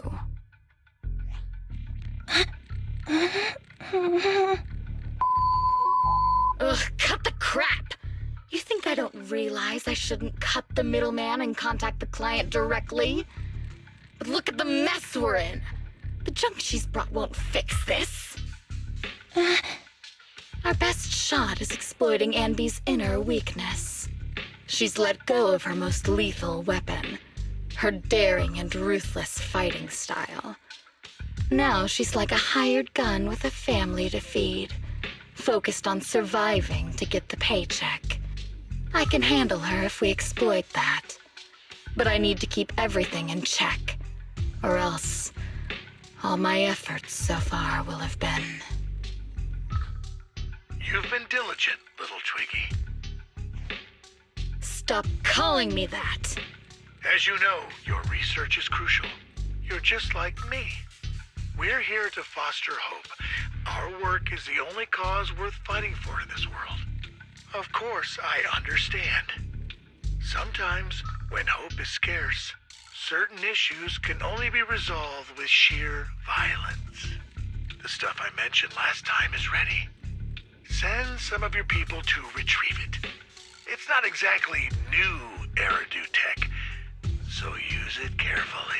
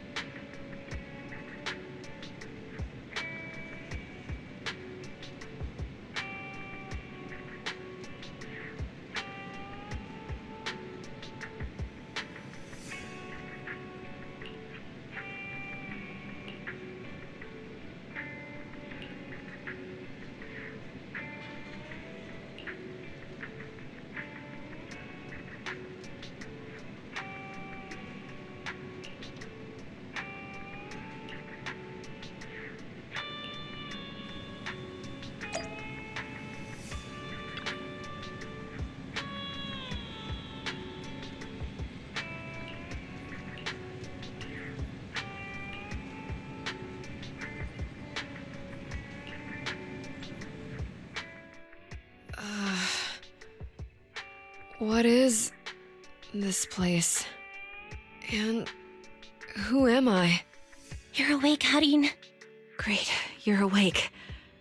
I've been worried about you, Soldier 11. Soldier 11? Is that my name? It sounds odd and could easily get confused with another number like Soldier 161051. Only a fool would call herself that. I can see you're doing much better now, but I won't let you talk about yourself like that. Her memories seem jumbled. The injuries might be more serious than they appear. When a Silver Company replica is severely wounded, their memories are often the first thing to fail. Even me, all those years ago, there was a time when I couldn't remember anything. Is that so? Then what about your combat skills? Were they affected? Would the Defense Force abandon her if she couldn't fight anymore? Well, I know we wouldn't do that. Proxy. Yeah, having one more mouth to feed won't hurt. It's nothing compared to our monthly electricity bill. Plus, our little black cat needs another playmate. He's already getting bored of us. You know how short-handed we are, right, Charon? Oops, I mean Trigger. Charon? There you go, trying to be funny again. Guess that's your unique charm, Manager. Jokes aside, I can't vouch for the Defense Force, but I can promise that Obel Squad won't abandon her. I see. Well, we know how resilient she is, so we're confident she'll bounce back. It seems you and Soldier 11 go way back, Anby. Could you share more about her? And maybe how we can help her recover faster? We're here to help. Are you sure it won't be too much trouble for you? Don't worry. Nicole's caused a lot more trouble for us. Besides, Soldier 11 is our friend too. I see. In that case, what she needs now is nothing too out of the ordinary. Warmth, comfort, safety, and relaxation. Also, some familiar faces, as well as her favorite foods. Ah, right. I should get her some burgers for an energy boost. I'll be right back. Not so fast, Anby. Burgers aren't exactly Soldier 11's favorite. Oh, they're not? What does she like then? It seems Trigger already left to get it. You'll probably find her near Waterfall Soup. By the way, General Chop is concerned about Soldier 11 as well. Be sure to let him know that she's improving. Yeah, don't worry. She's in good hands with us here.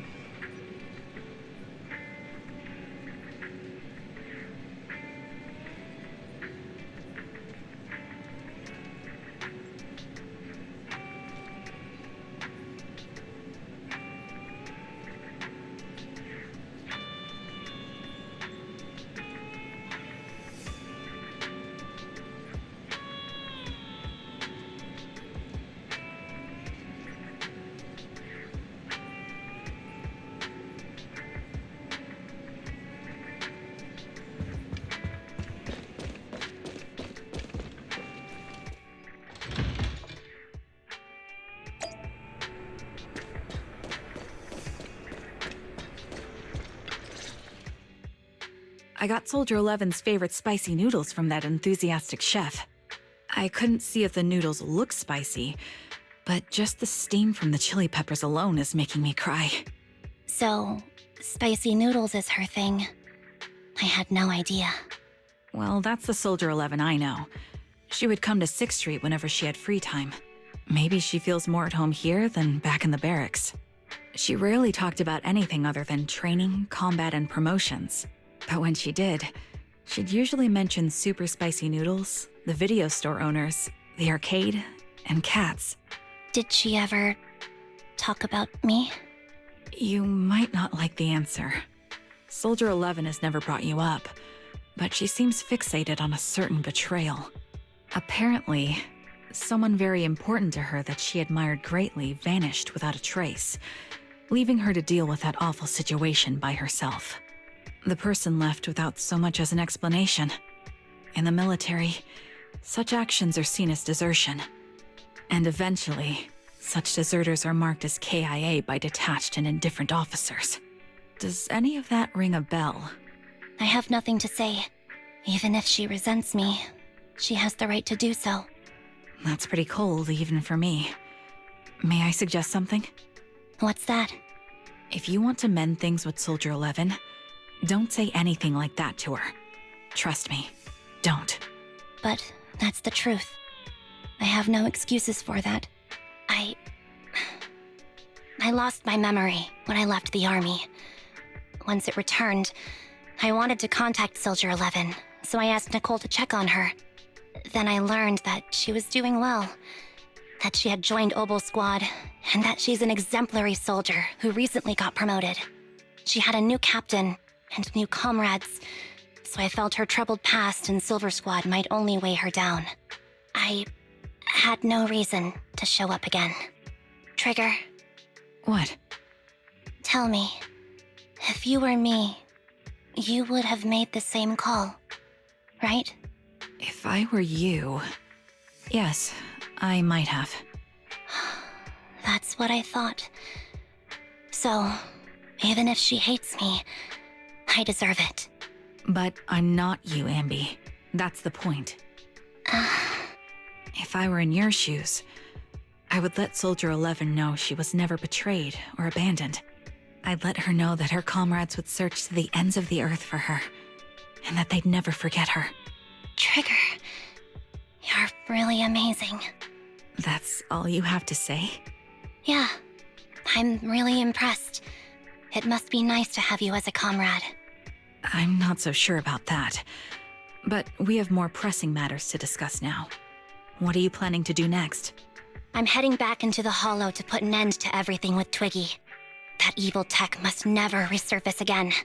But before that, I want to apologize to Soldier 11. Apologize? But given the current state of her memory, she might not remember it afterward. That's the idea. Wait, really? Yeah, that's the best choice for my cowardly side. Seems like it's really weighing on your mind. All right, if there's anything I can do, just say the word. In that case, I need you to prove something to me. Prove something? Like what? Prove that you can take good care of Soldier 11. That's the only way I can hand her over to her new comrades without worrying. Alleviating all your worries might not be a good thing either. But I understand. I'll prove that I can take care of her. Now then, let's head back. After all, we don't want to show up with a bowl of soggy noodles for our patient.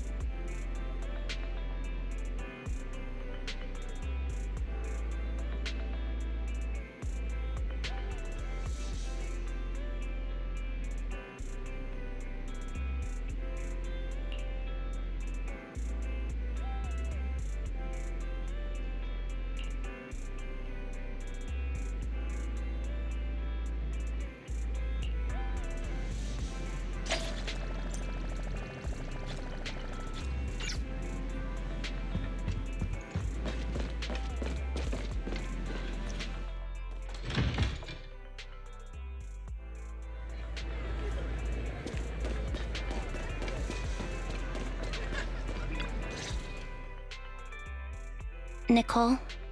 Well, look who decided to come back. I'm sorry for leaving without saying anything. You can punish me however you see fit, Nicole. What's the use in punishing you? If anything, I'd prefer some compensation. So, how do you plan to make it up to me? I'm waiting. I'll give up my favorite burger. From now on, I'll eat noodles every day. Hey, that's more like compensating General Chop than me. That won't cut it, huh?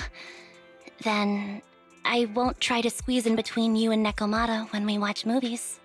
Come on. Nekomata's usually the one who's squeezing in between you and me. Show me some sincerity here. I see. Okay, I'll forfeit my paychecks from now on. Oh? Yes, and I'll persuade Billy to give up his pay too. Is that good enough for you? Wait a sec. Are you trying to tarnish our reputation as an honest business? Forget it. You owe me big. I'll tell you what I need from you later. Nicole. Fine. Forget it. Just spare me that pitiful look. Listen, Ambi. It doesn't matter who you were or what mess you've gotten into. The Cunning Hairs doesn't need to be a burden to you. We don't need you to shield us, and we won't intrude when you need space. You're not the only one here with a troubled past. I just wish you'd trust me more. Otherwise, I feel like I'm a total failure. Sorry. I won't try to justify what I did. I shouldn't have run off on my own. Once this is over, I'll answer all your questions. No more hiding anything. That's my good girl. You're a terrible liar, you know. I know. By the way, I have a favor to ask you. Oh, you finally need me? Yeah. There's a woman who looks like me. She wears a Defense Force uniform and goggles. I think she should be pretty easy to spot. Can you help me locate her? Piece of cake. On average, finding a cat takes us 3 hours, 14 minutes, and 8 seconds. Finding a person is way easier. I'll contact some of my sources. I'll let you know as soon as I get any information.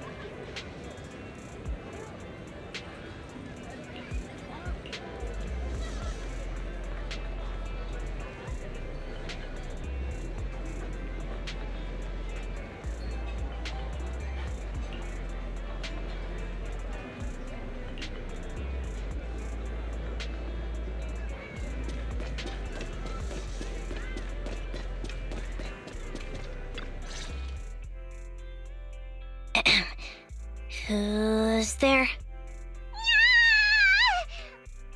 Ambi! It's you! It's been a while. I bet it must have been nice not having me around for a bit. Yeah, definitely. It was pretty nice to not have to compete for space to lay in Nicole's lap for a change. Humans have 2 legs, so 2 people can lay on their lap. At least, that's what I heard in a movie once. That's our boring burger girl. You only sound cool when you're quoting movie lines. Alright, to help make you more interesting, Nikomata has a special gift for you. Here you go.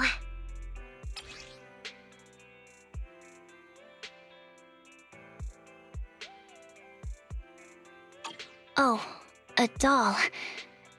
Is it supposed to be me? With this rough stitching, I'm guessing you sewed it yourself? This is too much, Nekomata. I can't accept this. Nah, stop being dramatic. I got a doll-making kit and was gonna make one that looks like Nicole. But it turned out super ugly, with a big head and tiny little body. It didn't look anything like Nicole. So I altered it a bit and, wow, it somehow looked just like our Ambi. But I don't look like this. No, it's exactly like you. It's like your little twin. Go on, take it. Keep it with you all the time, and don't let it out of your sight. You want me to carry it and never let it out of my sight? Wait, you didn't stash some sort of contraband inside it, did you? Are you trying to get PubSec to arrest me? Yeah? Just because I'm a street cat doesn't mean you should be prejudiced like that. There's no contraband in the doll. I swear on Nicole's lap. All right, I'll trust you. Let me do something for you in return. How about some mackerel noodles? Ooh, Lady Nikomata appreciates your rare treat. But not now. Not now? But the noodle shop is close by. Once things settle and you're safe, you can treat me to those mackerel noodles.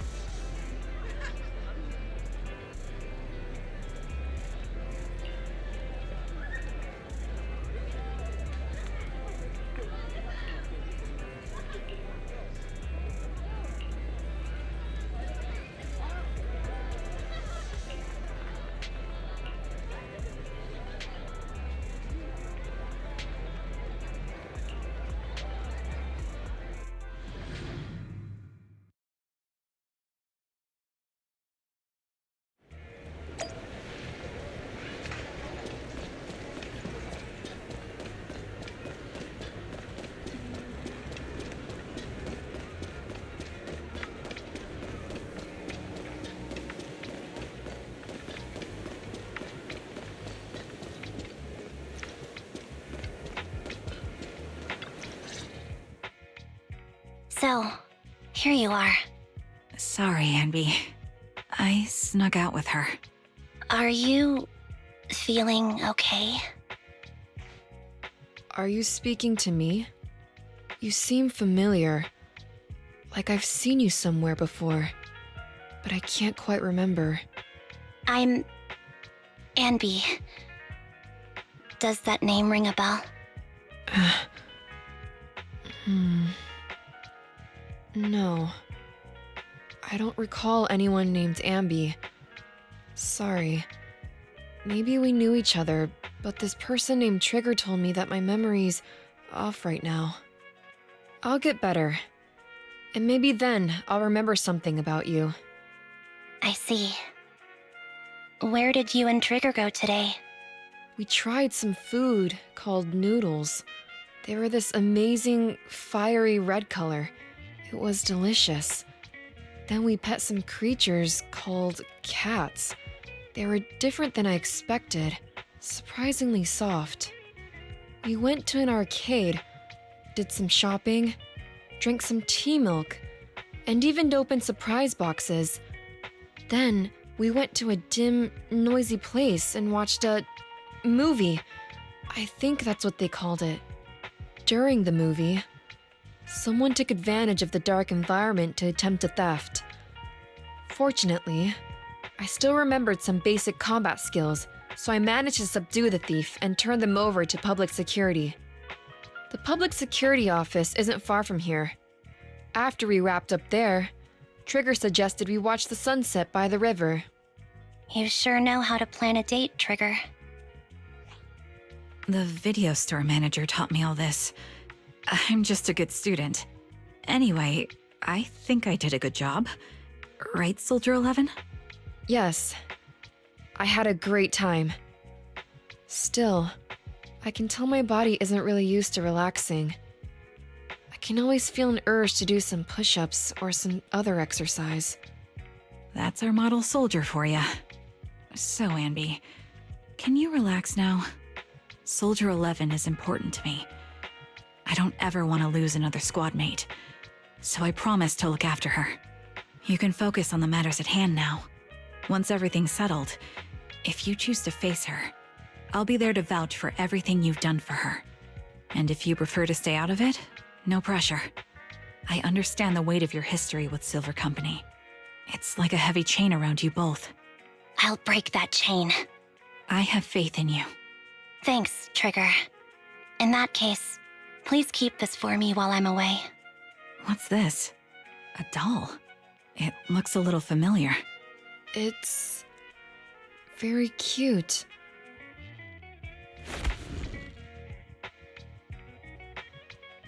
Please, keep it safe until I come back. Right now, it's my most cherished possession. Don't worry. If it means that much to you, we'll be sure to keep it safe. Thanks. It gets chilly by the river at night. Let's head back to the video store and get something warm to wear.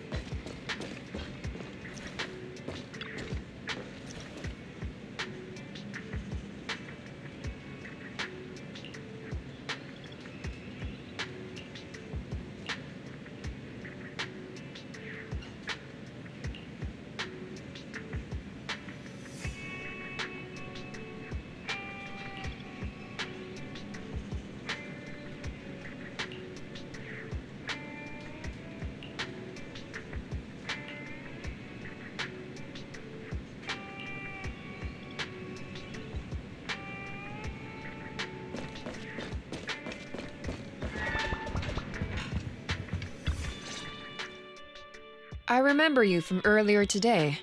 Ambitizinia. It's Anby. Just Anby. Sorry. It seems my memory still hasn't recovered yet. It's frustrating not knowing what I've forgotten. I can help with that. You can help? I can tell you what you've forgotten, Harin. Harin? Is that my name? It was your name before you were Soldier 11. The name I knew you by. Back then, we used to find nice-sounding words to call each other.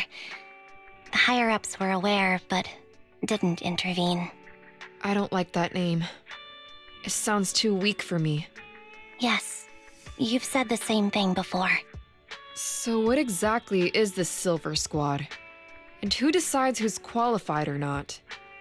There's a lot I don't understand. If If it's connected to my past, then please tell me everything. Sure, I'll explain it all. Just allow me to do one thing. Huh. One thing? What's that? Allow me to apologize to you.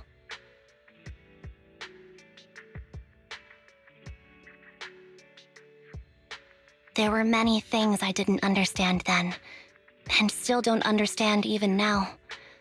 All I know is that we were used as pawns in a power struggle within the army, and in the end, they chose to keep only one replica. And that was you, Anna? As you said, you were considered the top performer. I'm not Anna. That's someone else. But yes, I was selected. They devised an operation, a suicide mission. No one was expected to return alive. My name wasn't on the list for deployment. But the night before, you went too hard in training and got injured. So I took your place. Did you survive the mission? Take a guess. I saw my squad mates buried in the rubble.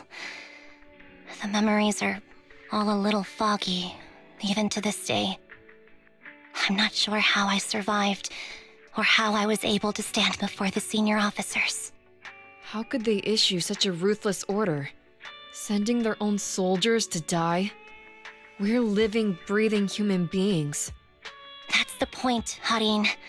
Are we humans? I assume you can also issue combat orders now. When you send a squad of explosive bamboo into the enemy base, do you consider their well-being? But bamboo aren't humans. I don't have to consider that. That's what they said too. Replicas aren't humans. So, they ordered Silver Squad to their deaths. But since you are still a survivor, they ordered me to execute you. Did you go through with it? What do you think? It appears you didn't. But if it were me... Would you have followed their orders? No. I would have executed the officers who issued that suicide mission. So what did you do? I fled. I offered to exchange my life for yours. And then fled. I didn't trust them. So disappearing seemed like the only feasible option. I knew that once I was gone, they wouldn't harm you, because you were their only asset. Seems like I made the right call. At least I got to see you again. I've had a good life, but it took me a long time to figure out who to hate. If I were to hate everyone who hurt us, that would be too much. I couldn't live carrying so much hatred. It's impossible. And Nicole told me that I shouldn't hate myself. So, eventually, I realized that all the suffering stemmed from the Silver Company tech, and the fact that we replicas were not seen as humans. According to a movie Belle loaned me from the store, this is referred to as an ethical dilemma. Life shouldn't be engineered. Only then did it dawn on me that many people were already aware of this issue. There are a lot of smart people out there. So, I'm sorry, Harin. Why apologize? According to everything you just told me, you didn't do anything wrong. I'm crying. Why am I crying? It's all my fault. I was the captain of our squad and responsible for everyone, but I let you all down. I wasn't wise or strong enough, and I was a coward. If I weren't a coward, I wouldn't have waited until this moment to apologize. I'm only willing to share this now because I know you'll forget everything soon. Forget everything? But that's impossible. Why? Silver Squad soldiers who are critically injured have their recent memories wiped within 24 hours. Yours is about to reset. I can't keep avoiding this, Harin. I have to face our old squad mate. I don't know what other cards she has up her sleeves, and I can't guarantee anything. I can only try my best. I might survive, but if the worst comes to pass, I don't want you to bear the weight of my death. So, just forget this conversation, and have a good night's sleep. No, Ambi. You're being selfish. I don't accept your apology. I don't! It's almost midnight. Ambi.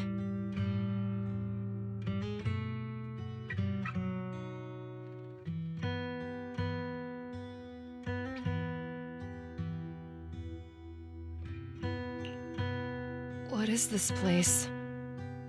What am I doing here? Who am I? Your name is Soldier 11. Good night.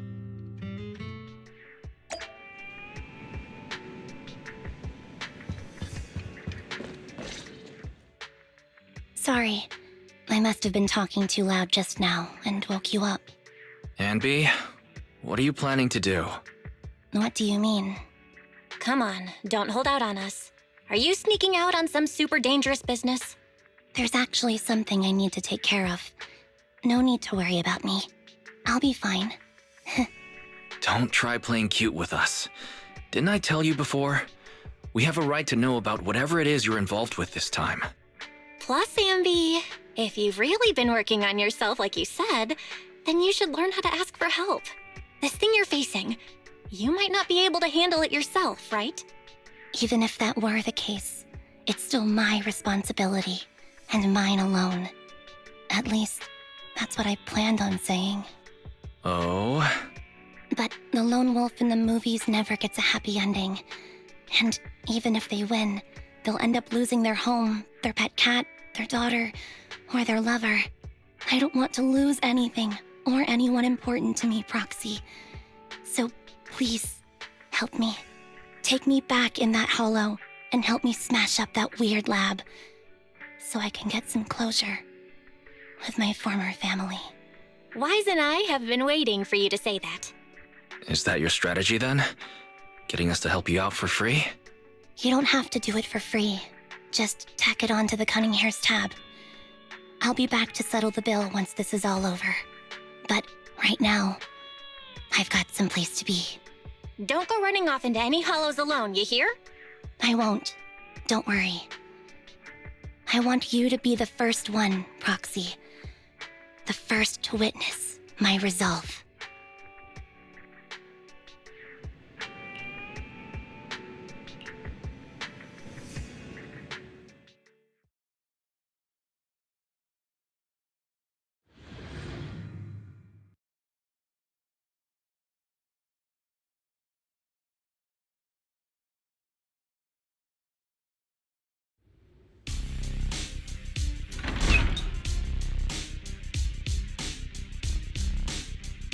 Long time no see.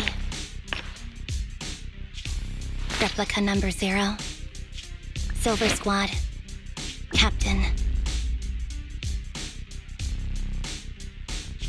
I thought I'd never see you again.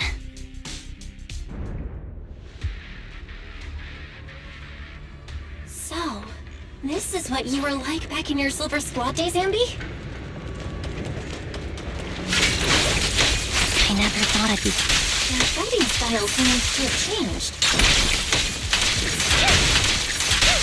Old memories are coming back with this uniform.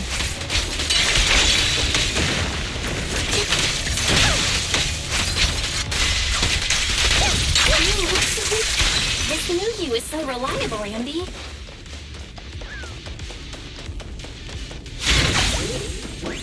The past me was reliable too. The enemy, be careful. Orders received. No need to be so formal.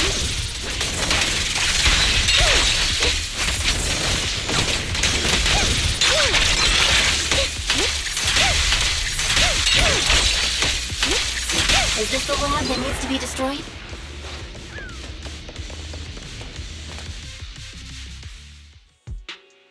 I'm heartbroken, Ambi. Here I was thinking this was a family matter between sisters. But you've gone and brought in outside help. You're no match for me, whether I bring help or not. Twiggy, Silver Squad is gone. You will never be able to rebuild it. We both know how difficult it is to create a Silver Soldier capable of engaging in combat operations. What if I didn't need to? Didn't need to what? There's one thing you're wrong about. I've already done it. I've achieved the conditions for rebuilding my very own Silver Squad. This is so weird. These Ambis... No, these people. None of them seem to have any fighting abilities. Weird. These people don't look like soldiers to me. Twiggy, what have you done? What do you think I've done? I've done something that can stop my organs from being harvested. That can put me in touch with the big shots at TOPS. That can help fund my research.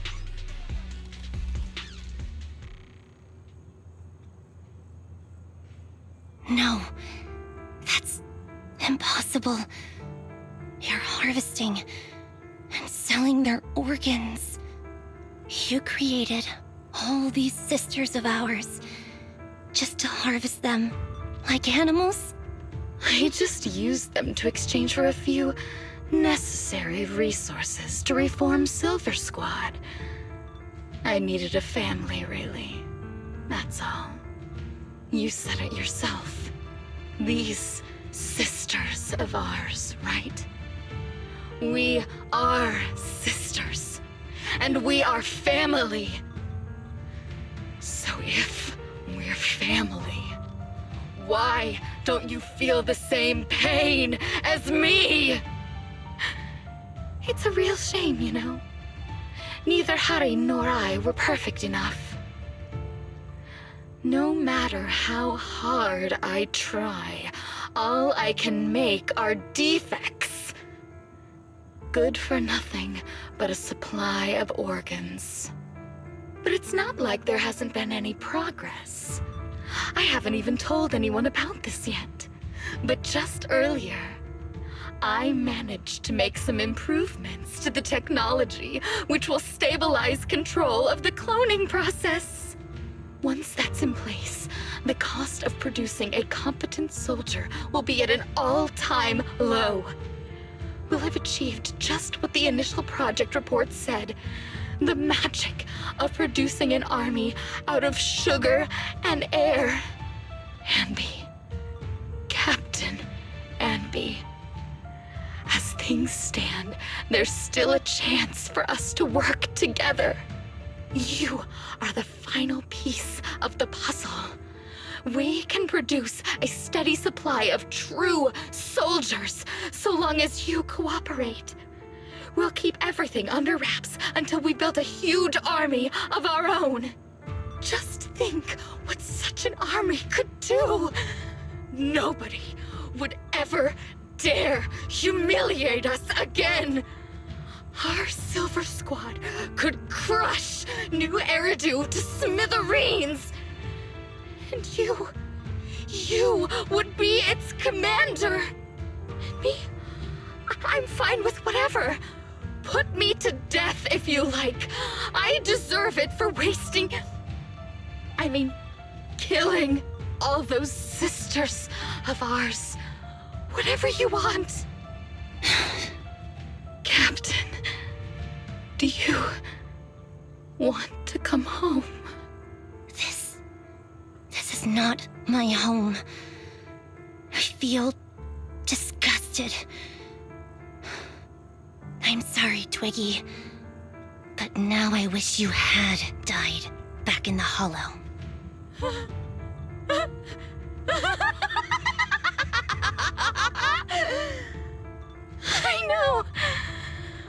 feel the same way about myself.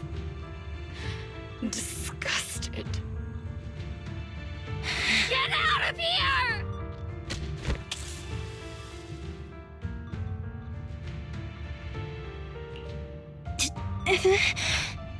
What are you doing, idiot?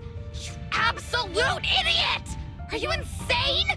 You're just a defect. Your body won't be able to handle it. You'll make everyone...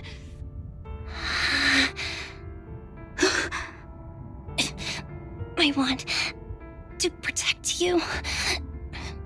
Protect all of you.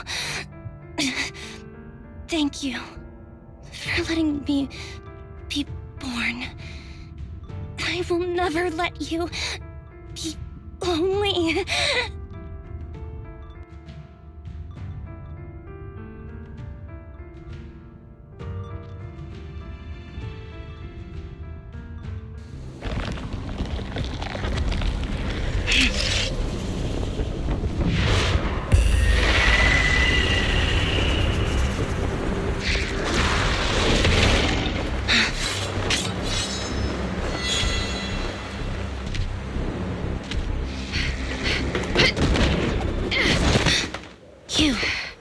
Why did you come? I haven't forgotten the art of combat. Silver Company formation. TWAN, Anti-Ethereal Mark II. The current you feels really familiar. I never expected to be able to face you like this.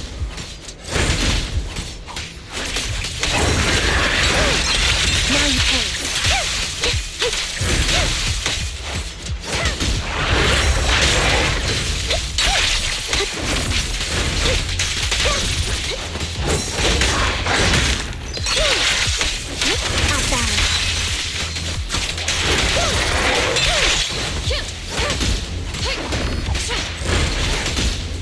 Show no mercy, even if our opponent is tricky.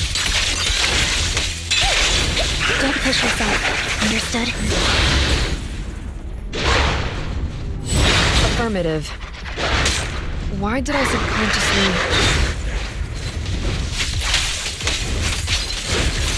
Wait a bit.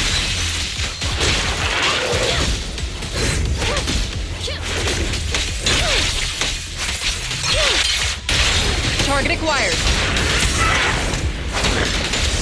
I shouldn't miss this feeling. Down. At least, you shouldn't miss it too often.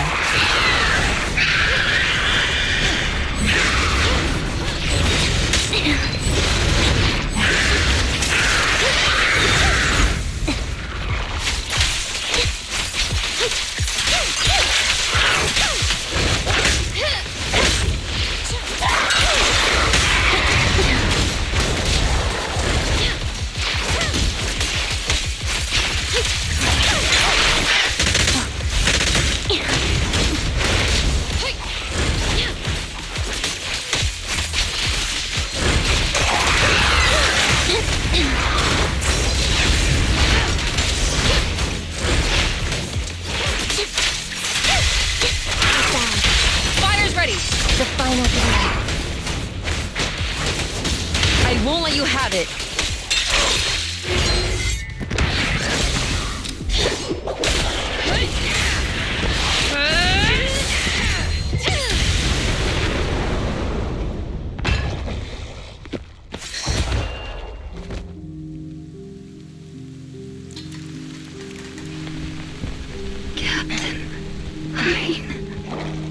Did I fail the combat test again? I told you, I'm not good at fighting. But as long as Captain's here, I'll be okay. Right?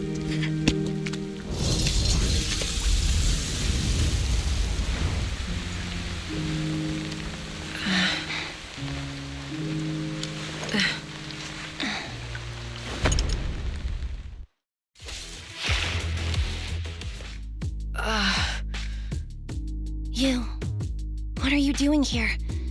Aren't you supposed to be with Trigger? Trigger was the one who covered for me, so I could come here. She's probably still dealing with the enemies that we met on the way here. You shouldn't be here. You weren't supposed to remember anything. Ambi. Turns out you're not a traitor at all. You're a coward. I'd still be completely in the dark if it weren't for that funny-looking doll. Huh? You mean there's something wrong with the doll that Nekomata gave me?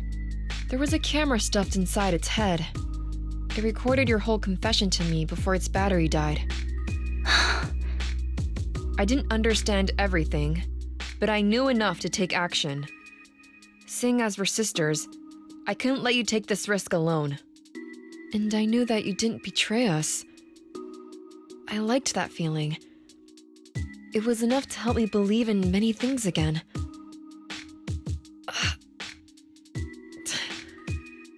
Proxy, her condition is extremely unstable. Please, get her out of here as fast as you can. Got it. Whatever happens next is something you have to do by yourself. Right, Ambi?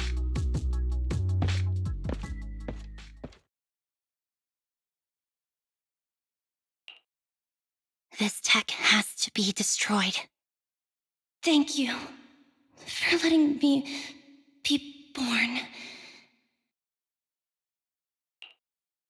Ambi, what's on your mind?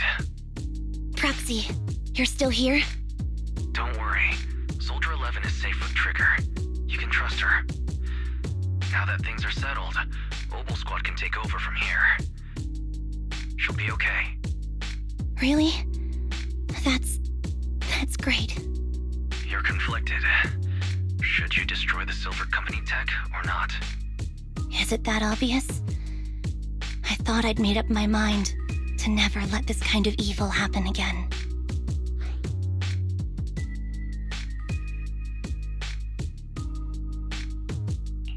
You're the captain of Silver Squad, Ambi. The way I see it, you've made the right decision here. The Ambi I know would never compromise on her resolve just because of what someone else said. You're right. I nearly caved there. What would I do without you? Thanks, Proxy. That's a decision that only you can make, Ambi. Well, that brings proxy operating hours to an end. We'll be waiting for you back at the video store.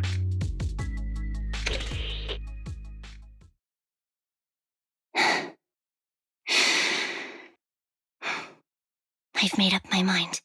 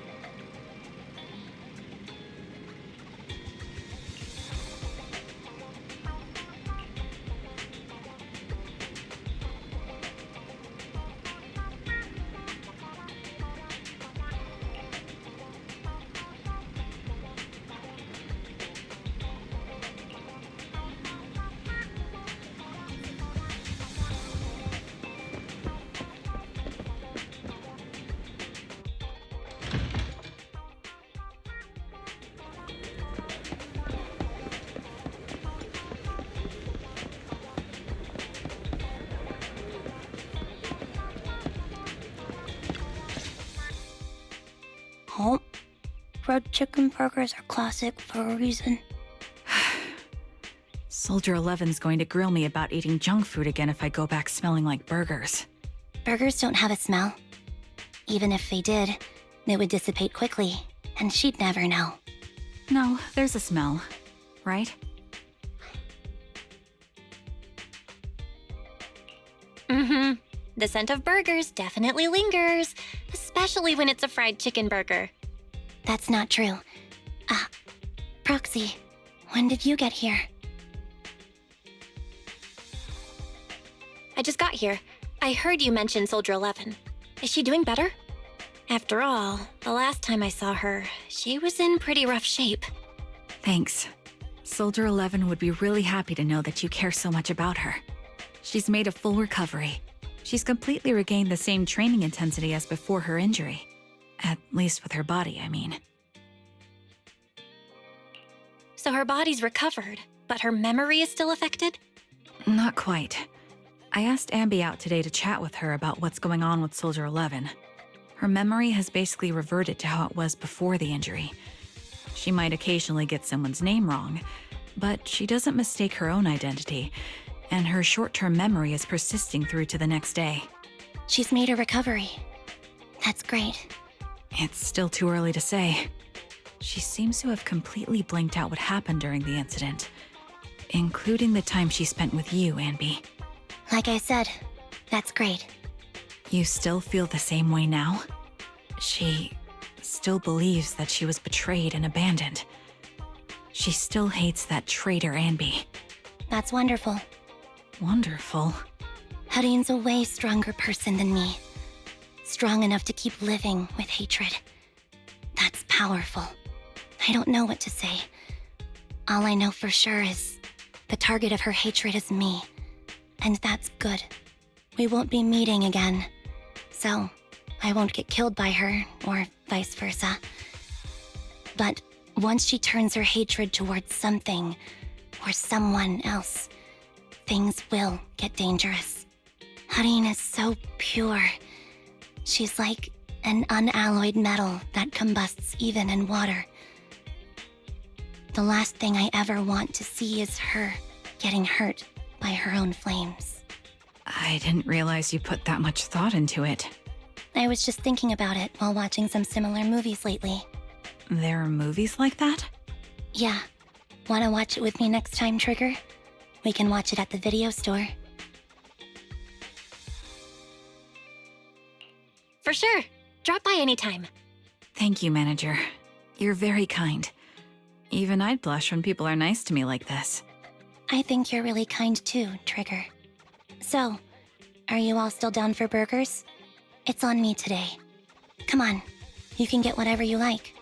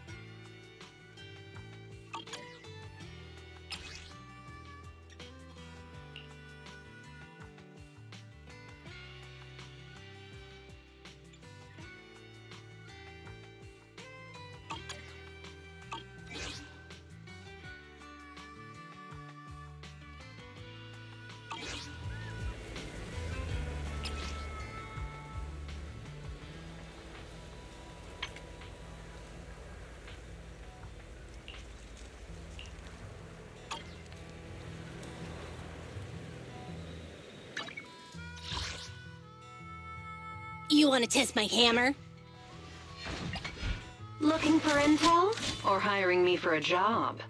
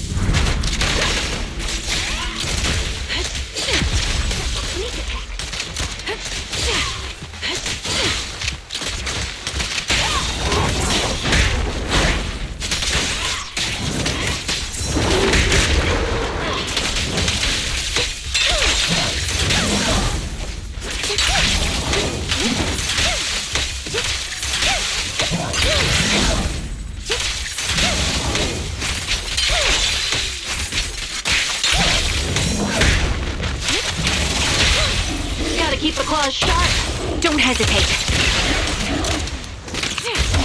Ether vision activate.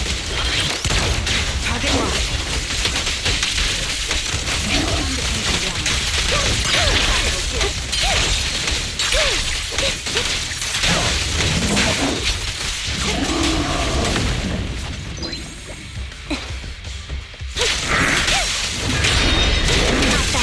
I'll pierce right through. The melody of power.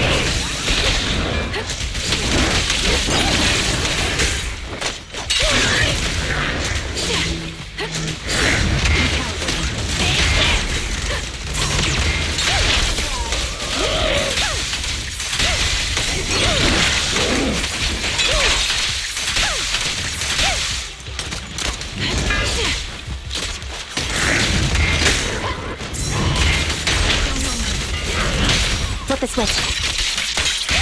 Hit the core.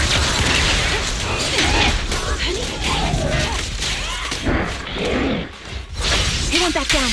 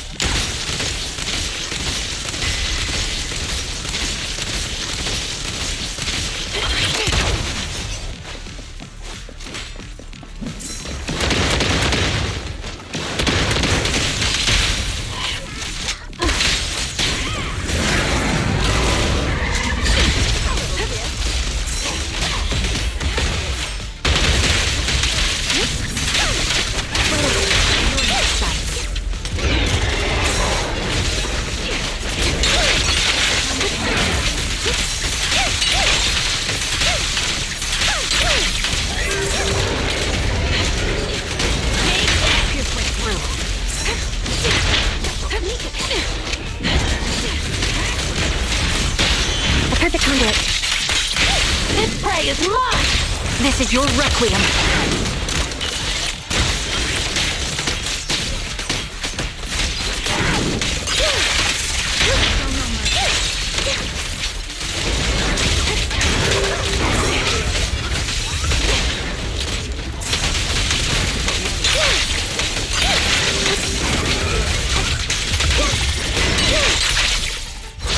Huzzah! Now you pay.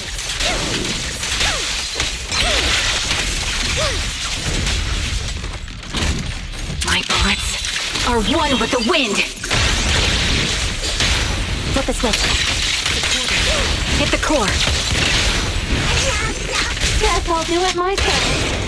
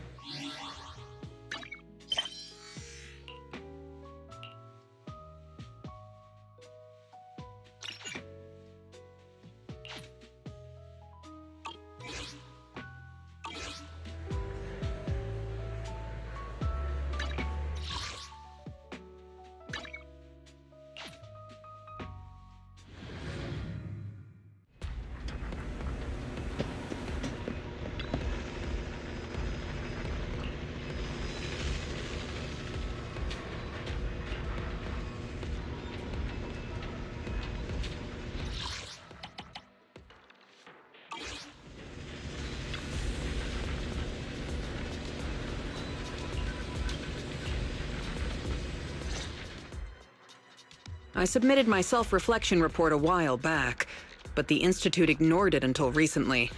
I just received the response a few days ago. As I expected, no major consequences.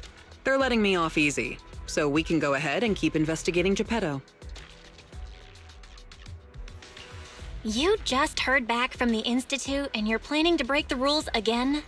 Didn't you get into trouble precisely because of the unauthorized investigation into Geppetto? Don't put it like that. I had to write the report due to failure to identify and report a breach in the confidential database firewall, resulting in a small-scale data leak. Oh, and also for recklessly launching an investigation that put myself and the enthusiastic independent investigation team captain in danger. I have already reflected on my mistakes. As a member of the Institute, my vigilance against sensitive information and caution in conducting hollow investigations are still lacking. Which is why, the moment I spotted another security breach, I reported it immediately.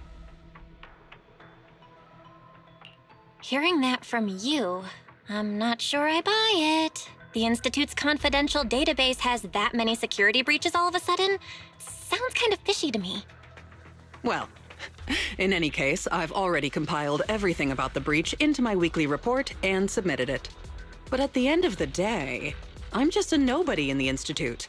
Who knows when the higher-ups will read footnote 17 on page 4, subsection 21 of my report. Now, back to the matter at hand. Before I accidentally access some of the Institute's confidential files through the security breach, I stumbled across research on combat boosters for in-hollow missions. There's a whole new line of combat boosters. Based on my preliminary observations, they are likely artificial etheric coagulum, similar to precious relics. Precious relics? Aren't those made from the data and samples collected from rare and powerful ethereals? That's right. However, I found that the samples and data used to create the new etheric coagulum most likely came from Geppetto.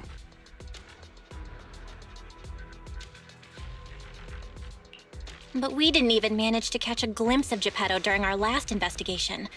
Who could have taken it down in such a short time? No one did. I've been monitoring the outpost mission logs, but not one mentioned anything about Geppetto. In fact, the outpost has plans to demolish the aircraft hangar and logistics station outside the observation deck to facilitate observing Hollow Zero up close. The reason it hasn't happened yet is because they're still waiting on more intel about Geppetto. So, we'll have to take things into our own hands. Wait, that's quite a sudden development. You're my trusted independent investigation team captain, and the only one I've shared my investigation results on Geppetto with. All right, I won't let you down on something so important. I'm in. Great.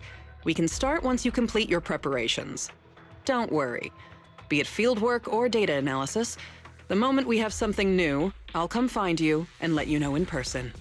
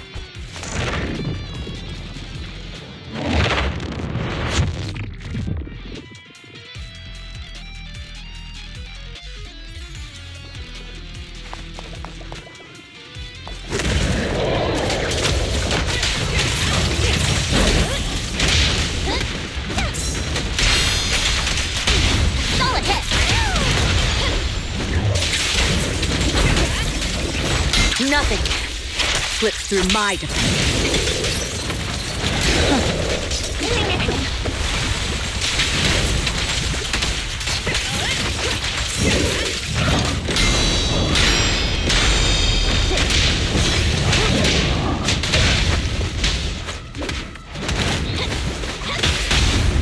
Let me show you how it's done. Everything's under control. Press the advantage.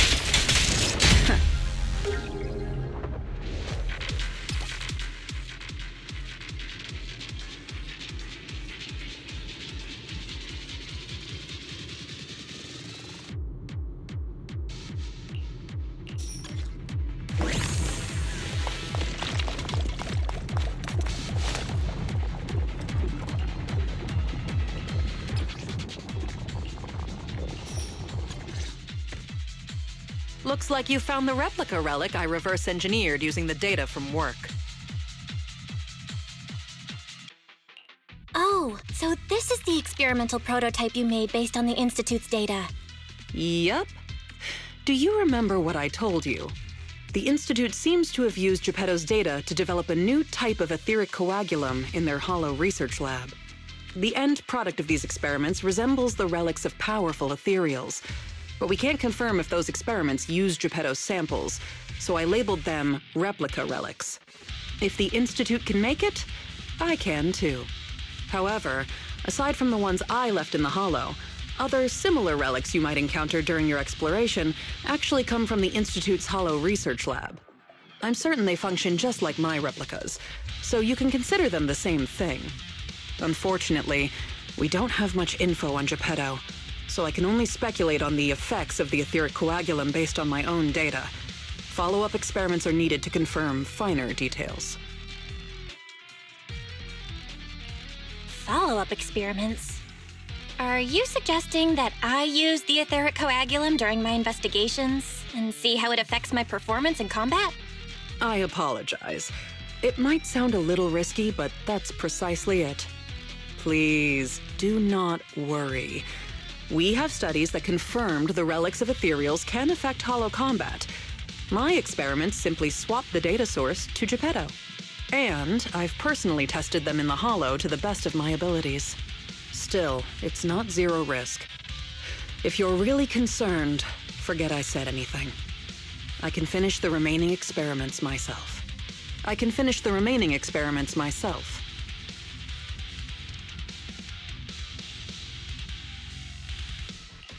Say no more. If we're testing our theories on Geppetto, obviously we need to find out what the Institute is hiding. Even if you didn't ask, I'd test them anyway to see what they can do. All right. Thank you for trusting me. However, I do have to warn you. Although it is very likely that the etheric coagulum will work against Geppetto, there is also a chance that it might negatively impact your hollow exploration. If you've decided to take some with you, just be careful.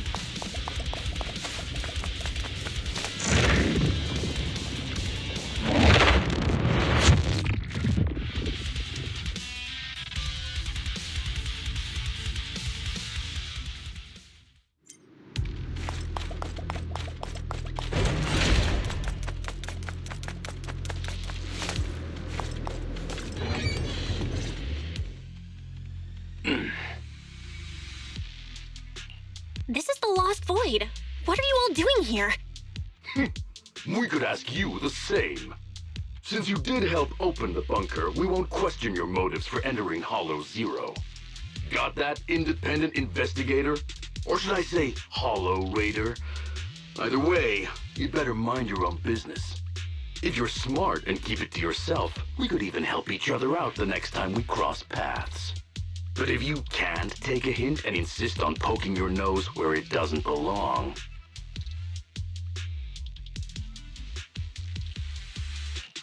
You sure talk big for someone who couldn't even open the bunker. Hiding behind an ugly helmet doesn't give you the right to push us around. I wonder what Captain Roland would do when he hears about this. Don't make me laugh. What we're up to is way above Roland's pay grade. That thing lurking around here is only one of our targets. Anyway, please kindly butt out and get lost. Otherwise, you may end up tangled in the strings of the puppeteer. And you'll be stuck wandering here until you turn into an ethereal.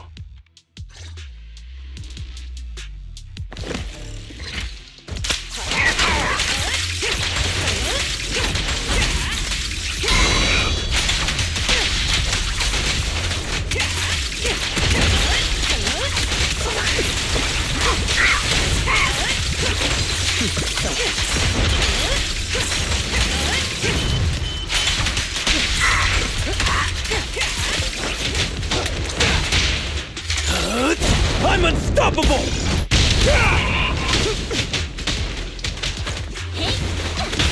What's your honor really worth? Just finishing the journey.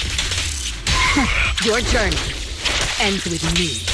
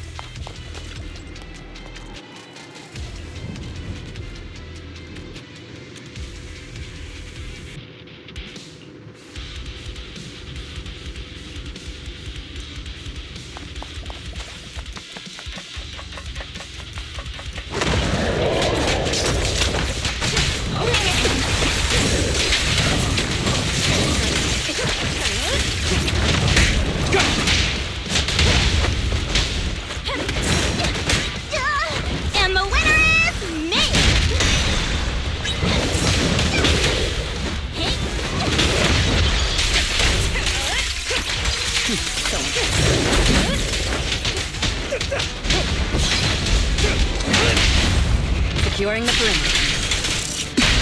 Flames fade, ashes remain.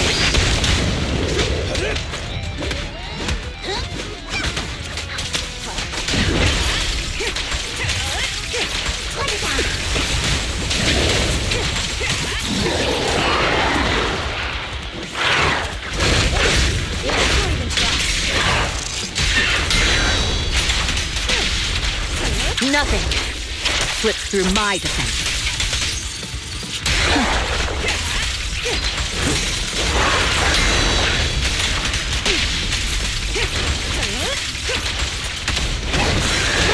I pledge my honor! Great hit! Things are about to get violent. Sorry, no one gets past me.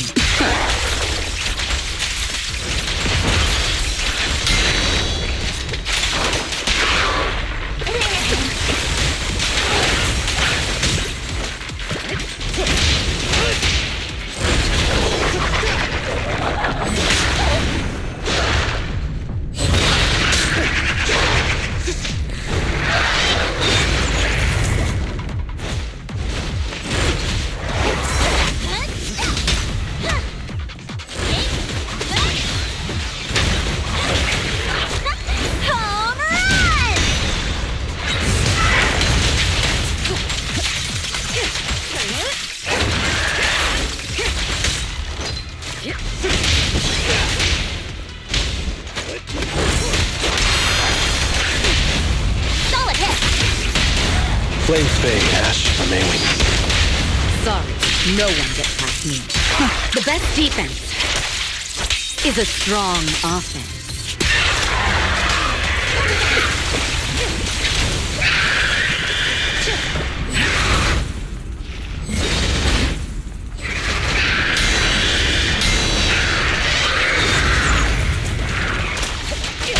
Great hit! Everything's under control. Watch and learn! Make way for the undefeated champion! Ha!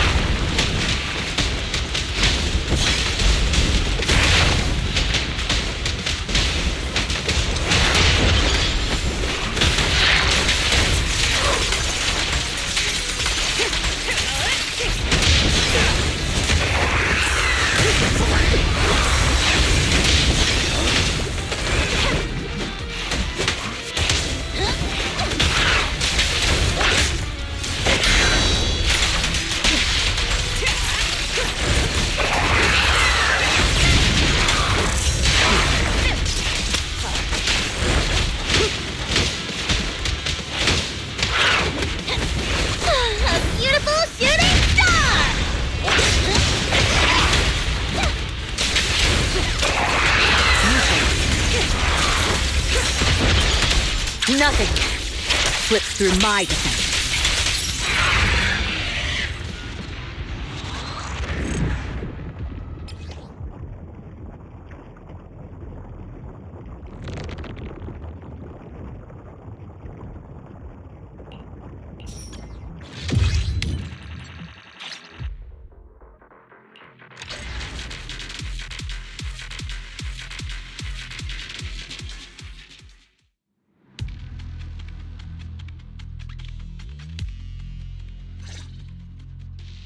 The ethereals here haven't changed. Their attacks are well organized. Clearly, they're still under Geppetto's command. How are things on your end? Did you encounter anything unusual? Nothing out of the ordinary. Just a few annoying mercenaries and a broken extraction tower. Mercenaries. And an extraction tower. Oh, that's right. I've been ganged up on and hit by an ether current. How is that right? Oh, sorry. Let me explain. After going through the Institute's data on replica relics, I suspect that they've known about Geppetto all along and collected loads of data from it. But neither the Institute nor the military has tried to take down Geppetto. On the contrary, they're letting the ethereals roam the Lost Void under its control. So they must think Geppetto's well supervised, and don't see a reason for drastic measures. Those mercenaries you ran into were probably hired by the Institute to check on Geppetto regularly.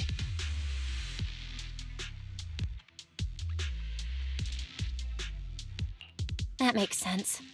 But if they come here regularly, how did they get trapped in the bunker? That's because the situation with Geppetto has exceeded their expectations. Like you said, the etheric extraction tower was destroyed. Whether by sabotage or not, the ether currents clearly affected Geppetto and the ethereals it controls. Geppetto and its subordinate ethereals lost control and launched an unprecedented attack that overwhelmed the mercenaries. Their planned routes and tactics have all failed. They had to take shelter in the bunker and got stuck until you found them. So Geppetto has always been under the Institute's watch. Which means the replica relics should work against it, right? I guess that's good news for us. We can't say for sure yet. For now, the Dark Wall is on the back burner. Our top priority is Geppetto. It was already strong, let alone a Geppetto that's gone berserk. One thing is for sure. You can count on the etheric coagulum, whether it came from me or leaked from the Institute's lab. After collecting enough replica relics, I can already predict Geppetto's movements through the changes in ether activity. Let's keep tracking it. But do be careful.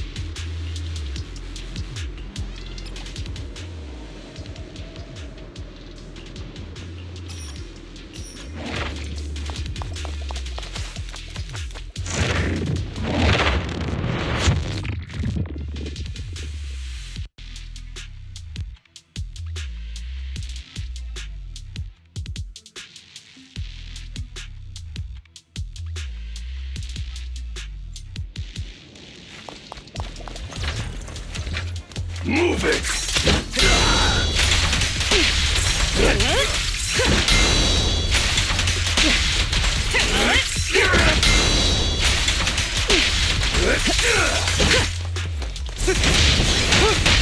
All exits are now sealed. I'll take you.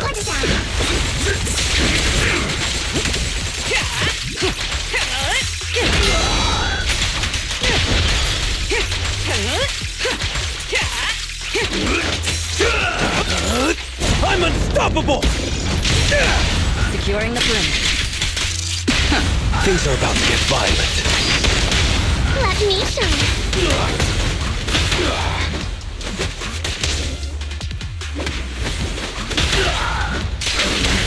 The best defense is a strong offense.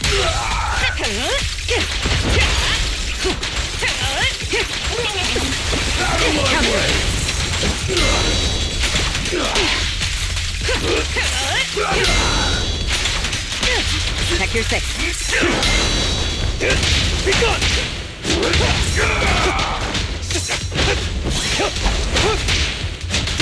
All exits are now sealed.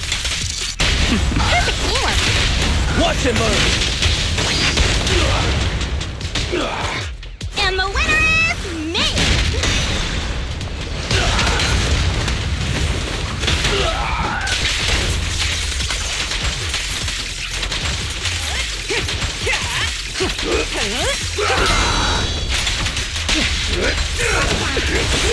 Heads up. Neutral. Nothing. Slips through my defense.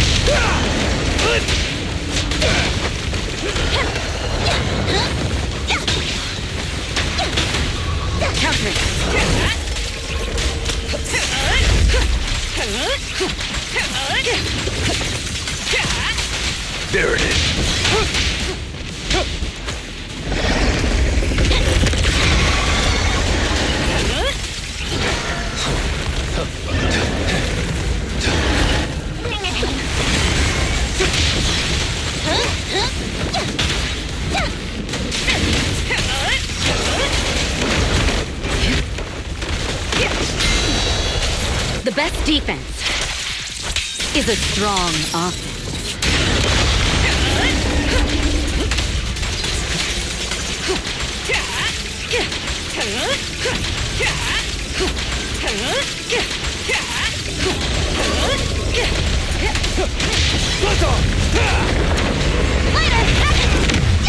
A beautiful shooting star!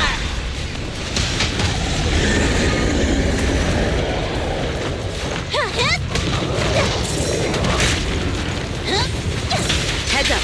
Precision strike. Let me show you how it's done. Just finishing the jump.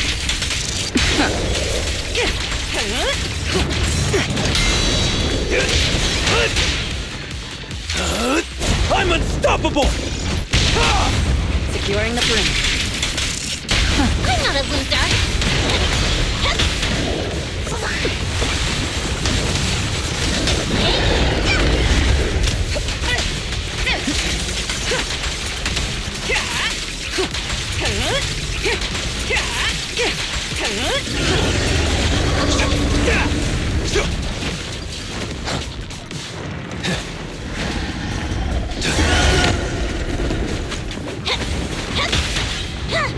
Countering. Nothing slips through my defense.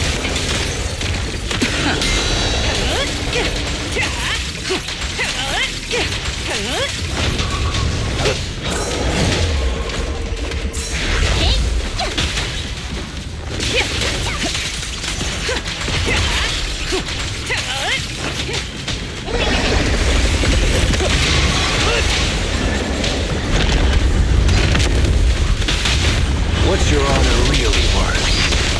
Everything's under control. And the winner is me! Heads up.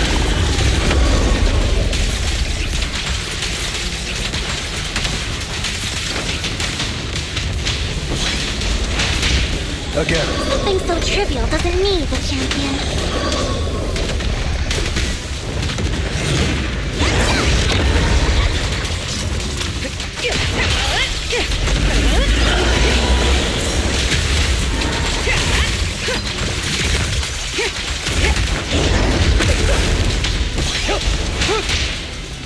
I pledge my honor!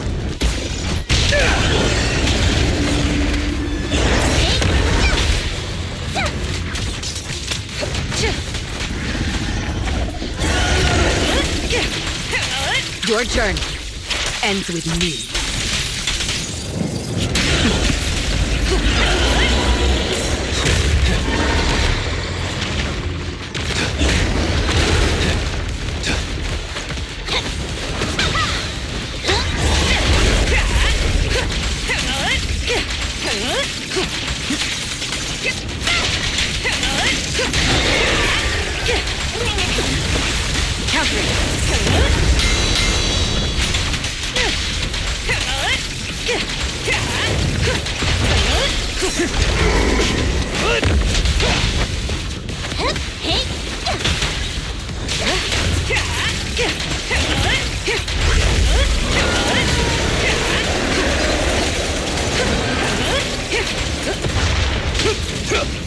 Later, tag me in!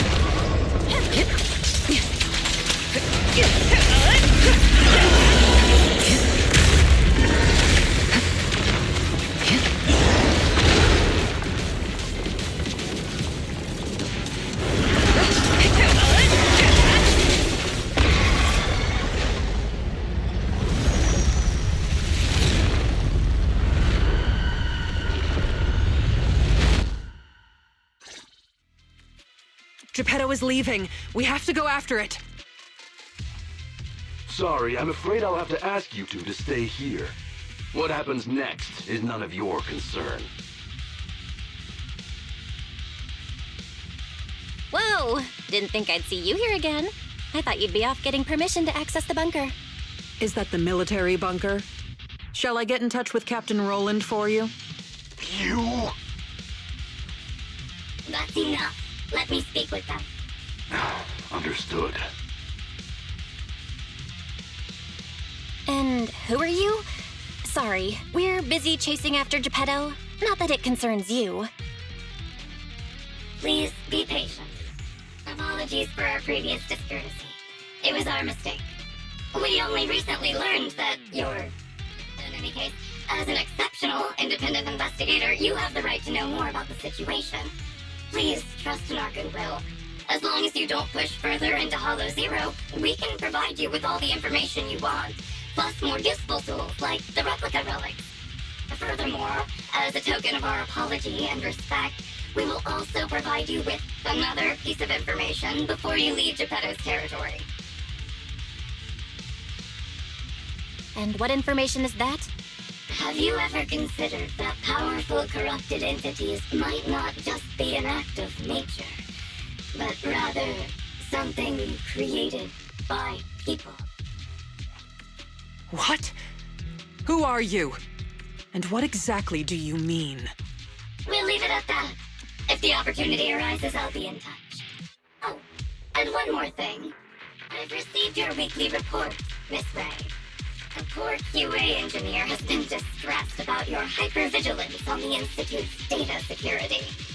So, based on his suggestion, and in light of your contributions investigating Geppetto, you have been granted extended clearance. You don't need to trouble your bamboo to write reports anymore.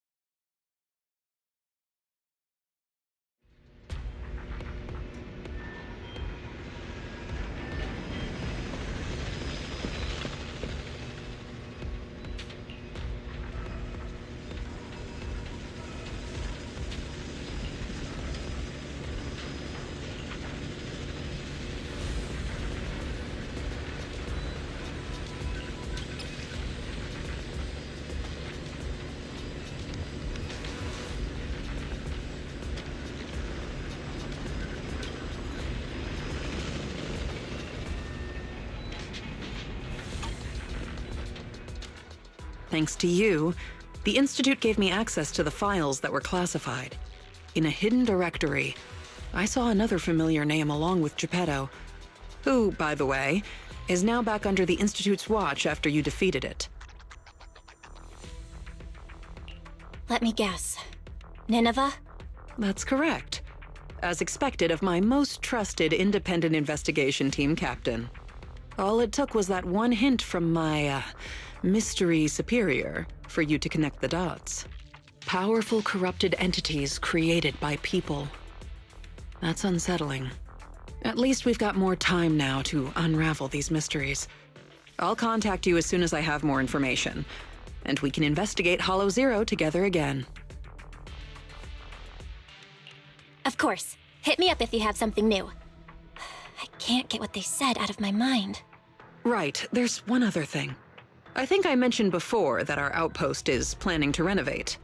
Following the Geppetto going berserk incident, the outpost has finally started demolishing its hangar and logistics station. They should be removing the last bit of the metal frames right about now.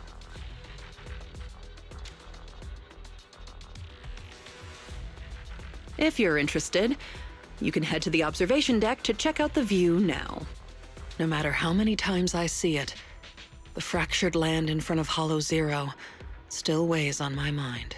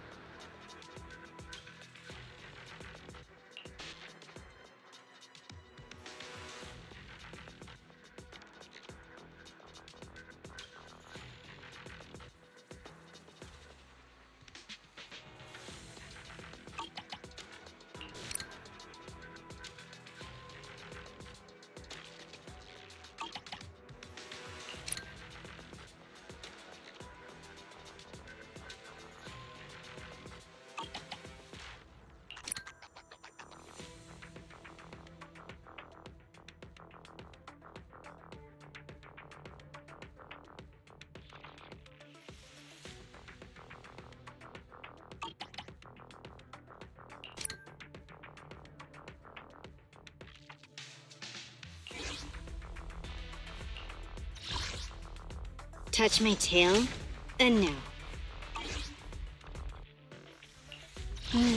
Time for some tail care.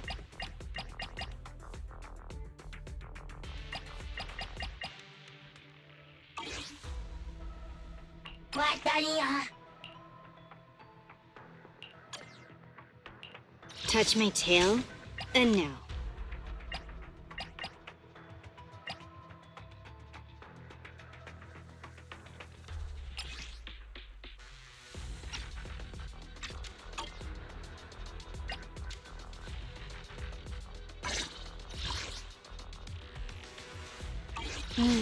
Time for some tail care. Touch my tail, and no. What a bother.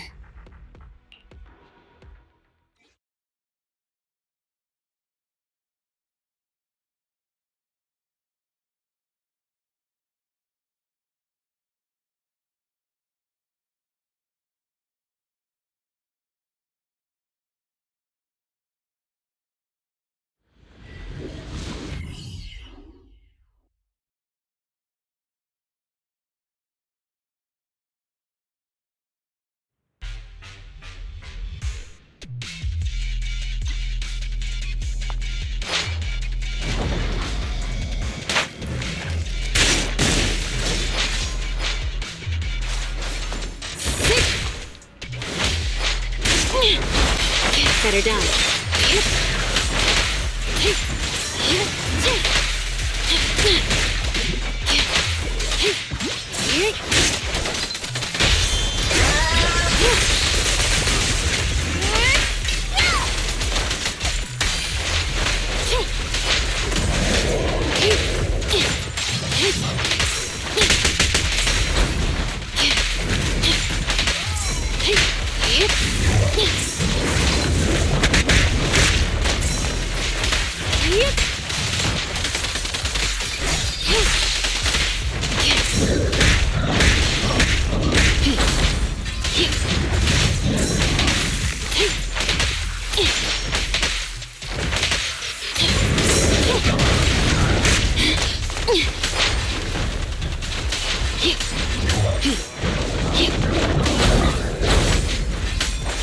Out of the way.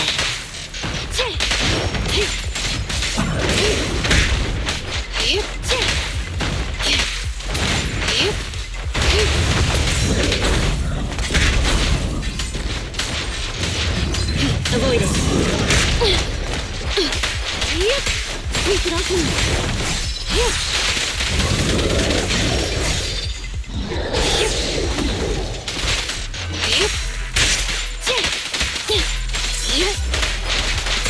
Don't move. How annoying. Get flushed!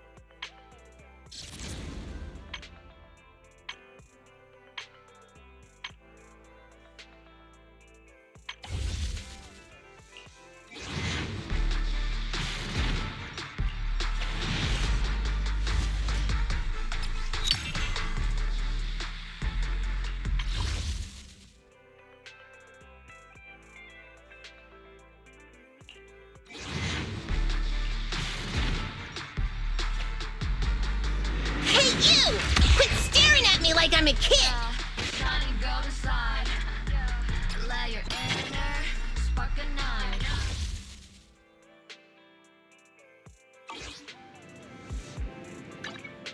Hey, don't look down on me! Sokaku, ready!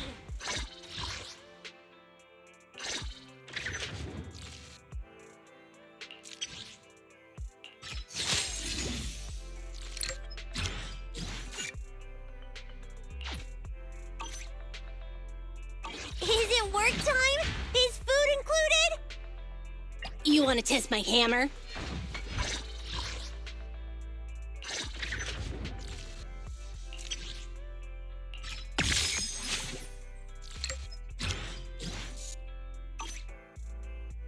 Hey, don't look down on me!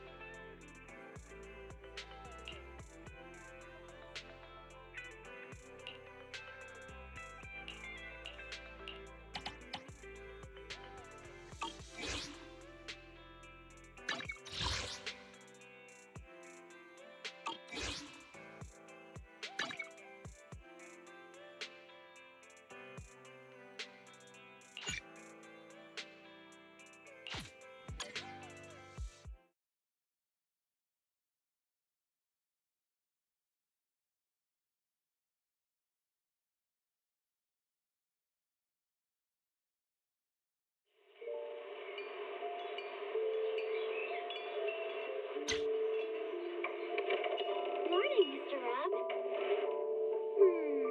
Can I have a latte, please? Extra sugar, extra milk. With all those edges and that sturdy look, Mr. Rob might seem a bit